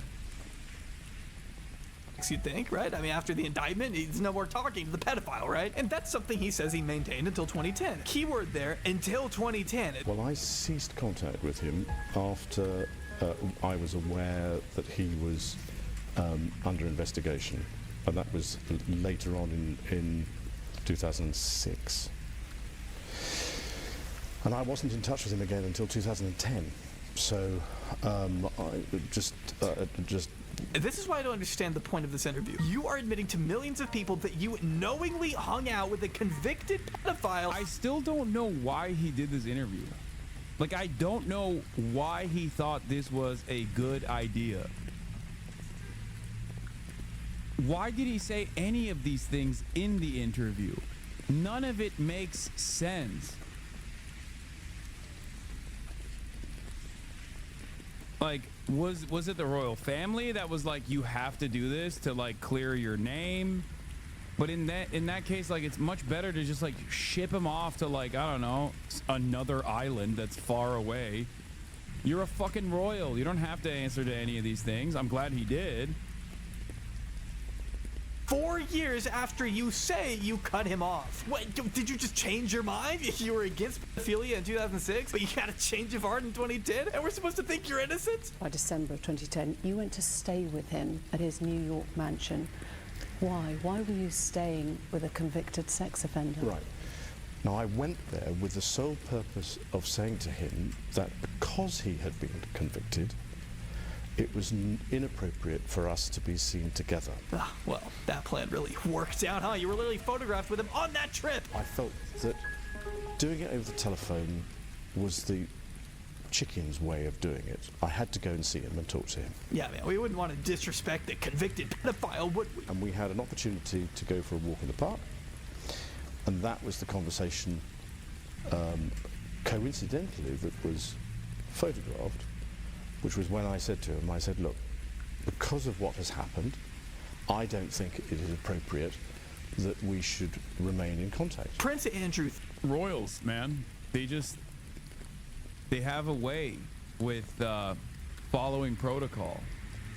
Yes, you see, as a royal, as royalty, it would be dastardly to not tell my former best friend that I could no longer establish contact aside from going to his house and doing a little bit of pedophilia for good old time's sake. You see, you have to do it. One last job, if you will. Ha ha ha ha. Thinks you are stupid enough to believe that someone just happened to snap a picture of him during the exact moment he was telling Epstein, hey man, you're a pedophile, we can't hang out anymore. Now, does anyone on the face of the earth believe that? You let him throw you a party with all those guests I mentioned earlier. We decided that we would part company, and I left, I think it was the next day. Yep, just had to get one more night in at the pedo palace, huh? He didn't go into any great depth in the conversation about what I was doing, or what he was doing. Very, very unfortunate Freudian slip there. Who advised you then that it was a good idea to go and break up the friendship? Did that come from the palace? Was Her Majesty the Queen involved? No. dinner. You can tell he's extremely careful in this interview not to implicate the rest of his, well, slightly important family. Almost like he knows he massively messed up and probably did some heinous things behind closed doors, which again begs the question, why did he agree to this interview? I mean, don't get me wrong, I love it. I wish everyone involved with Epstein did an interview like this. I keep going, Andrew, this is great. He threw a party to celebrate his release, and you were invited as the guest of honor. Oh, it was a small dinner party. There were only 8 or 10 of us, I think, at the dinner. If there was a party, then I'd know nothing about that. You were invited to that dinner as a guest of honor. Well, I was there, so there was a dinner. I don't think it was quite as you might put it, but yeah, okay, I was there at a dinner, yeah. Okay, let's say it was a dinner, okay? You moron. It doesn't matter. It doesn't matter how many people came. You were still... That's the most innocent man, dude. That's the most innocent man on the planet, okay? What do you mean? What do you mean? It was just a dinner party. I was there. I was dining. What do you expect me to do? I was famished. Having a ball, yucking it up with your friends, the sex traffickers. You said you went to break up the relationship, and yet you stayed at that New York mansion several days. I'm wondering how long... But I was doing a number of other things while I was there. But you were staying at the house of a convicted sex offender. It was a convenient place to stay. Oh, man, I'm reliving the experience, the mind-melting experience I had when I first watched this live, okay? If you want to see my reaction, the Honorable Prince Andrew, it's back in November 21st, 2019. It's right here for those of you to watch if you would like to. Wait, what is this? Like, he's like the Justin Trudeau of, you know what? That last fire. I wonder if he f***ed a little girl that last time too, which wasn't even the last time they saw each other. You know what I mean? Like, I think this guy is just addicted. Like, he's like the Justin Trudeau of f***ing little girls. You know how like Justin Trudeau can't stop doing blackface? Like, I feel like he just can't stop f***ing underage girls. You know what I mean? Like, what other reason should there be to ever meet Jeffrey Epstein? Unless he is an intelligence asset directly tied to like either the CIA or even Israel, which is not even a f***ing unique proposition or an anti-Semitic conspiracy, considering Ehud Barak was pictured coming out of his f***ing house like last year.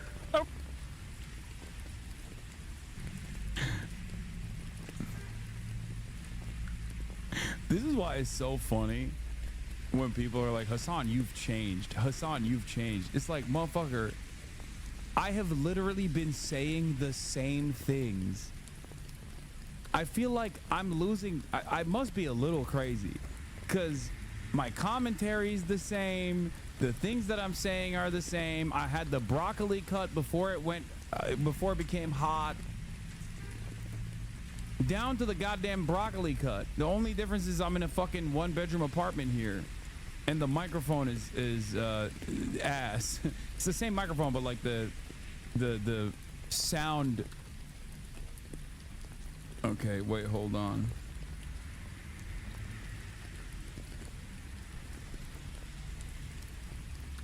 You were skinnier here too? No, I wasn't skinnier then. Okay. Anyway, love sorry. The spirit of justice. Why else would your voice definitely change? No, my voice didn't change. The microphone, the audio balance changed a little bit. That's it. A fucking Prime Minister of Israel, the ex-Prime Minister of Israel, leave the house of a convicted international child sex trafficker. Who knows? She described dancing with you and you profusely sweating. You don't and love that she the went spirit on of to justice. Bath, possibly. Oh, this is the big one. With the sweating, because I have a peculiar medical condition, which is that I don't sweat. Well, I didn't sweat. You don't love the spirit of justice. Wait. You love your father. Wait. I thought this was a meme, dude. When Will explained this to me, I was like, oh, that must be a joke. Like, he's like, Will is joking. My man didn't just say I was unable to sweat at that moment in time. No. He didn't say I don't sweat, because he's obviously sweating. He's sweating right now. So it's insane for him to say I don't sweat. I have a medical condition. He should have said I couldn't sweat at that time. Yeah, he didn't sweat. He got cured. Oh, thank God. Thank the Jesus. Thank the Lord. All of our prayers have been answered. He wasn't able to sweat, but now he can. I have never seen such bad defense. Never do an interview, dude. You are a part of the royal family, you fucking moron. Why would you have... Even I said the same thing I literally said the same take.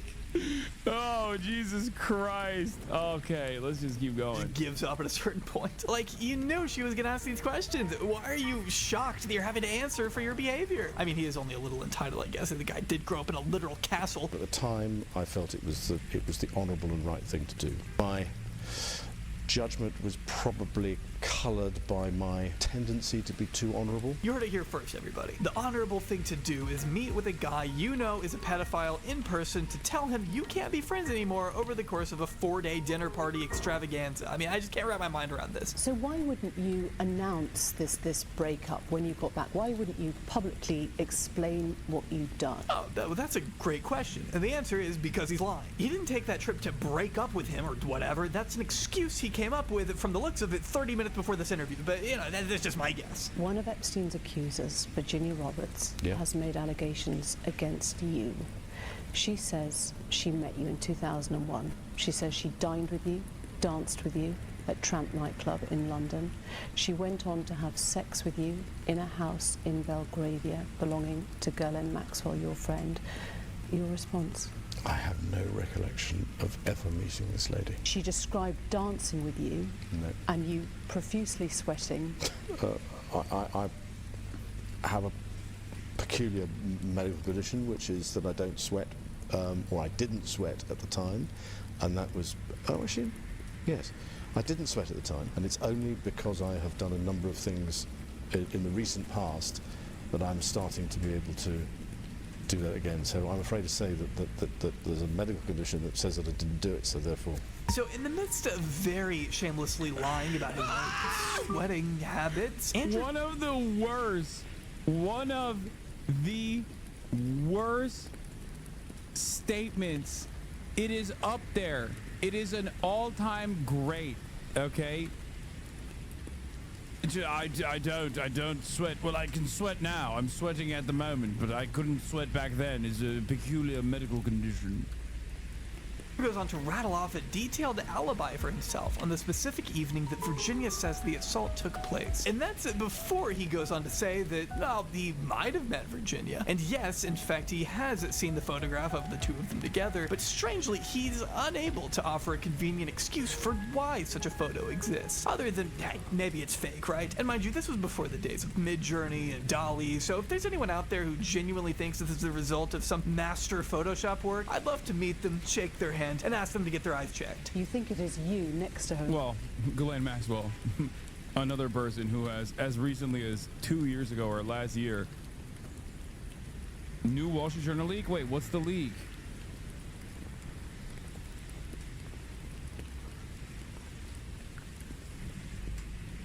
The photo. Would they leak now? Well, it's definitely me. That's a picture of me.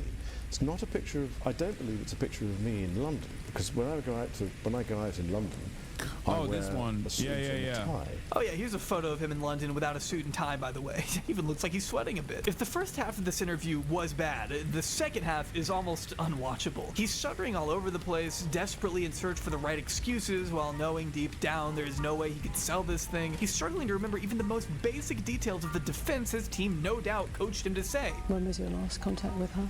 It was earlier this year, funny enough, in the summer. So even though he had by then been arrested and was facing charges of sex trafficking?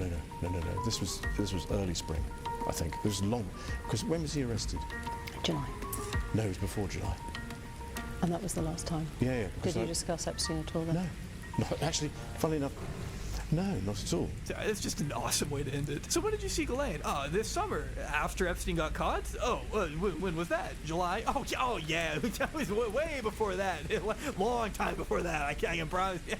Now, I'm sure you already knew, at the very least, that this interview existed. I mean, it's one of the most infamous pieces of television as far as I'm concerned. But what you may not know is that in response to Andrew's claims, Virginia spoke out in her own interview with the BBC the following month. In it, she recalls in vivid detail the traumatizing encounter with the prince, and that all she could remember at the time was that she had just been abused by a member of the royal family. These powerful people were my chains, adding, he knows what happened, I know what happened. There's only one of us telling the truth, and I know it's me. Over the following years, Virginia would file a lawsuit against Andrew specifically, accusing the prince of sexual assault, leading Andrew to hire the same lawyer who went on to work with none other than Colleen Bollinger just last year. But by February 2022, Andrew was forced to pay Virginia an out-of-court settlement, possibly, reportedly, financed in part by the Queen of England herself, who is also said to have contributed millions to her son's civil suit against Virginia, according to the Daily Telegraph. But Virginia's story doesn't end with Prince Andrew. In fact, an entire handful of Epstein's buddies were also implicated in the deposition released in 2019, along with a 139-page memoir written by Virginia, linked in the description below in full. If you take the time to read through all of it, you'll be presented with a first-person account of life inside Epstein's trafficking ring, and how she was first approached by Ghislaine Maxwell as a teenager, assisting her dad over the summer at Mar-a-Lago. With her hopes set on one day becoming a massage therapist, Virginia worked near the spa and would often read books on anatomy when business was slow. Virginia describes her first encounter with Ghislaine as follows: a lovely-looking woman in her late 30s who spoke with a proper English accent approached me. I assumed with a general question like, where's the ladies' room? And was that a fancy model? Oh yeah, Virginia Jeffrey was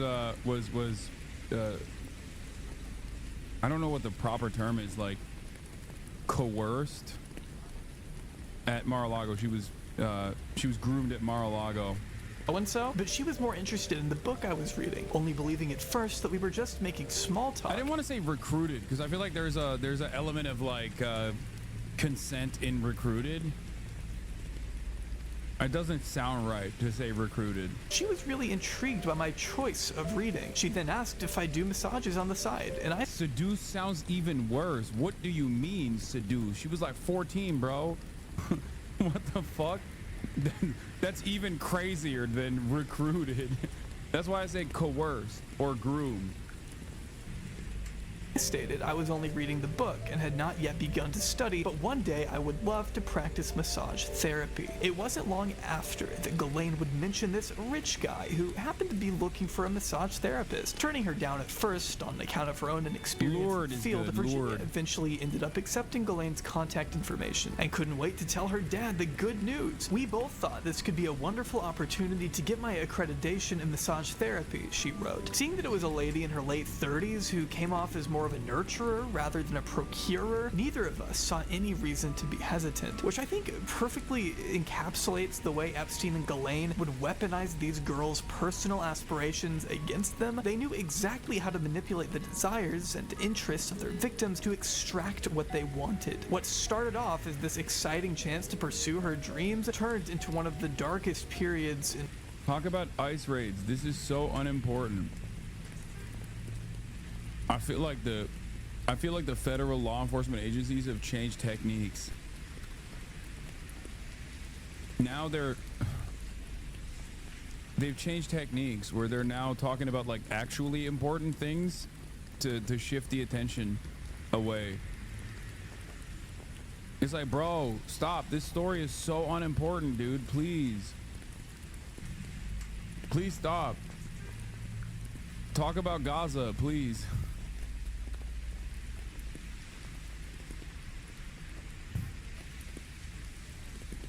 It's like spent the last 6 hours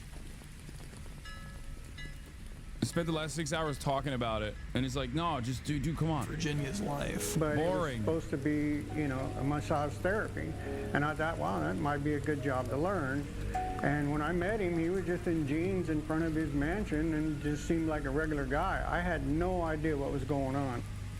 Virginia describes in vivid detail her first encounter with Epstein, along with her second, her third, her fourth, and so on. Before long, Virginia realized she had become one of Epstein's favorite, quote, new little toys, as she put it in her memoir, and went on to accompany him on frequent excursions all across the world. It was during her 2 years of being trafficked that Virginia claims she was forced to have sex not only with Epstein and Prince Andrew, which on one occasion involved the prince using a puppet look-alike of himself to grope another victim while he touched Virginia with his other hand, but also named a slew of other powerful clients. The list included a Harvard professor named Stephen, another prince whose name she couldn't recall, a Nobel Prize-winning scientist, and an owner of a hotel chain who she described as a short, balding man with straggling remnants of curly brown hair. This owner, she claims, offered to pay her triple to work for him instead of Epstein. It's important to note here that Virginia was also being given high doses of Xanax during these years, unfortunately obscuring her recollection of certain specific names. One person she did mention by name, though, was former Senate Majority Leader and Disney Chairman George Mitchell, who obviously denies the claims, though according to Virginia's memoirs, as well as her sworn deposition, Mitchell was just one of many recognizable figures of the high society that became added to my list of clientele. Of course, being introduced to for a lot more than just a client of massage. It's important to note here that most victims have testified that massage to Epstein and Ghislaine was code for sex. First meeting Mitchell at a dinner party attended by other esteemed...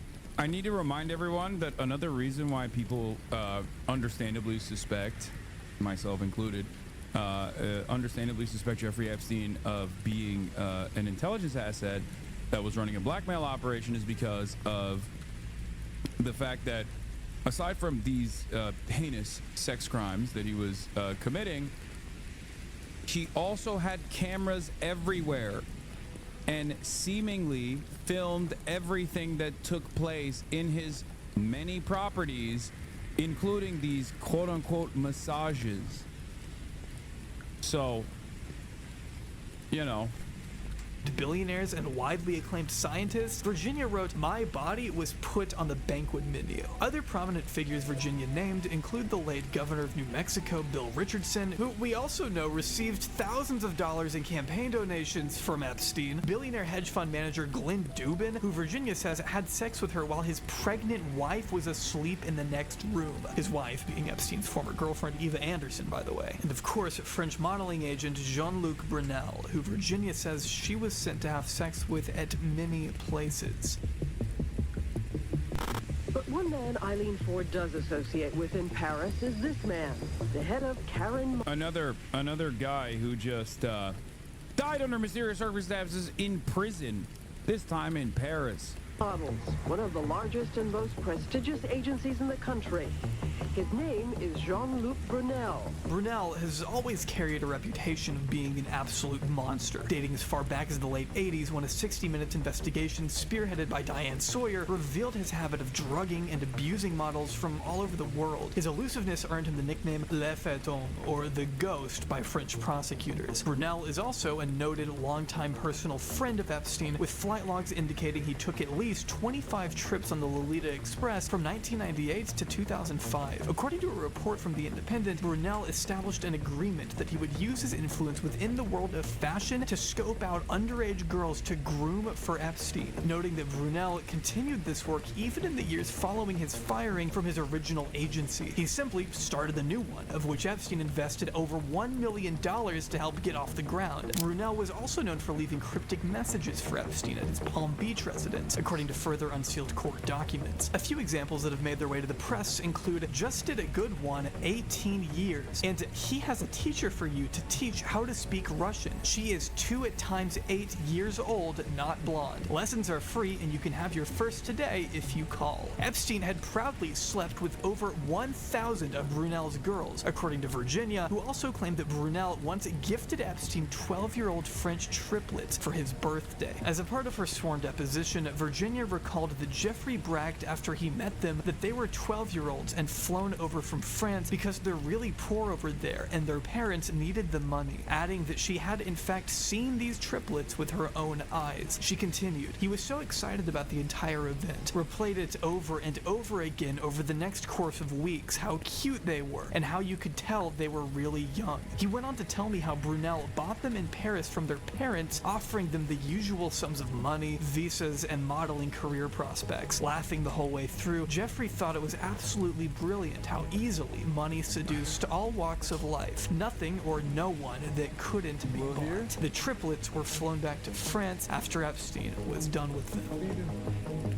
Getting another drink? Brunel unsurprisingly denied all allegations in 20... You have an appetite that needs to be stopped, okay? I need caffeine.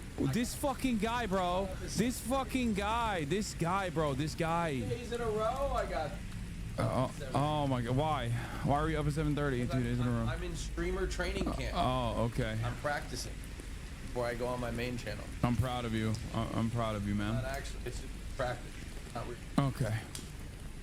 15. But following Epstein's arrest 4 years later, a new French investigation was launched into the disgraced modeling agent. And in December 2020, Brunel was finally arrested, taken into custody on charges of rape, sexual assault against minors, sexual harassment, criminal conspiracy, and trafficking human beings, while awaiting trial in February. Interesting hat. Interesting hat from Jean-Luc Brunel. Odd hat, dude.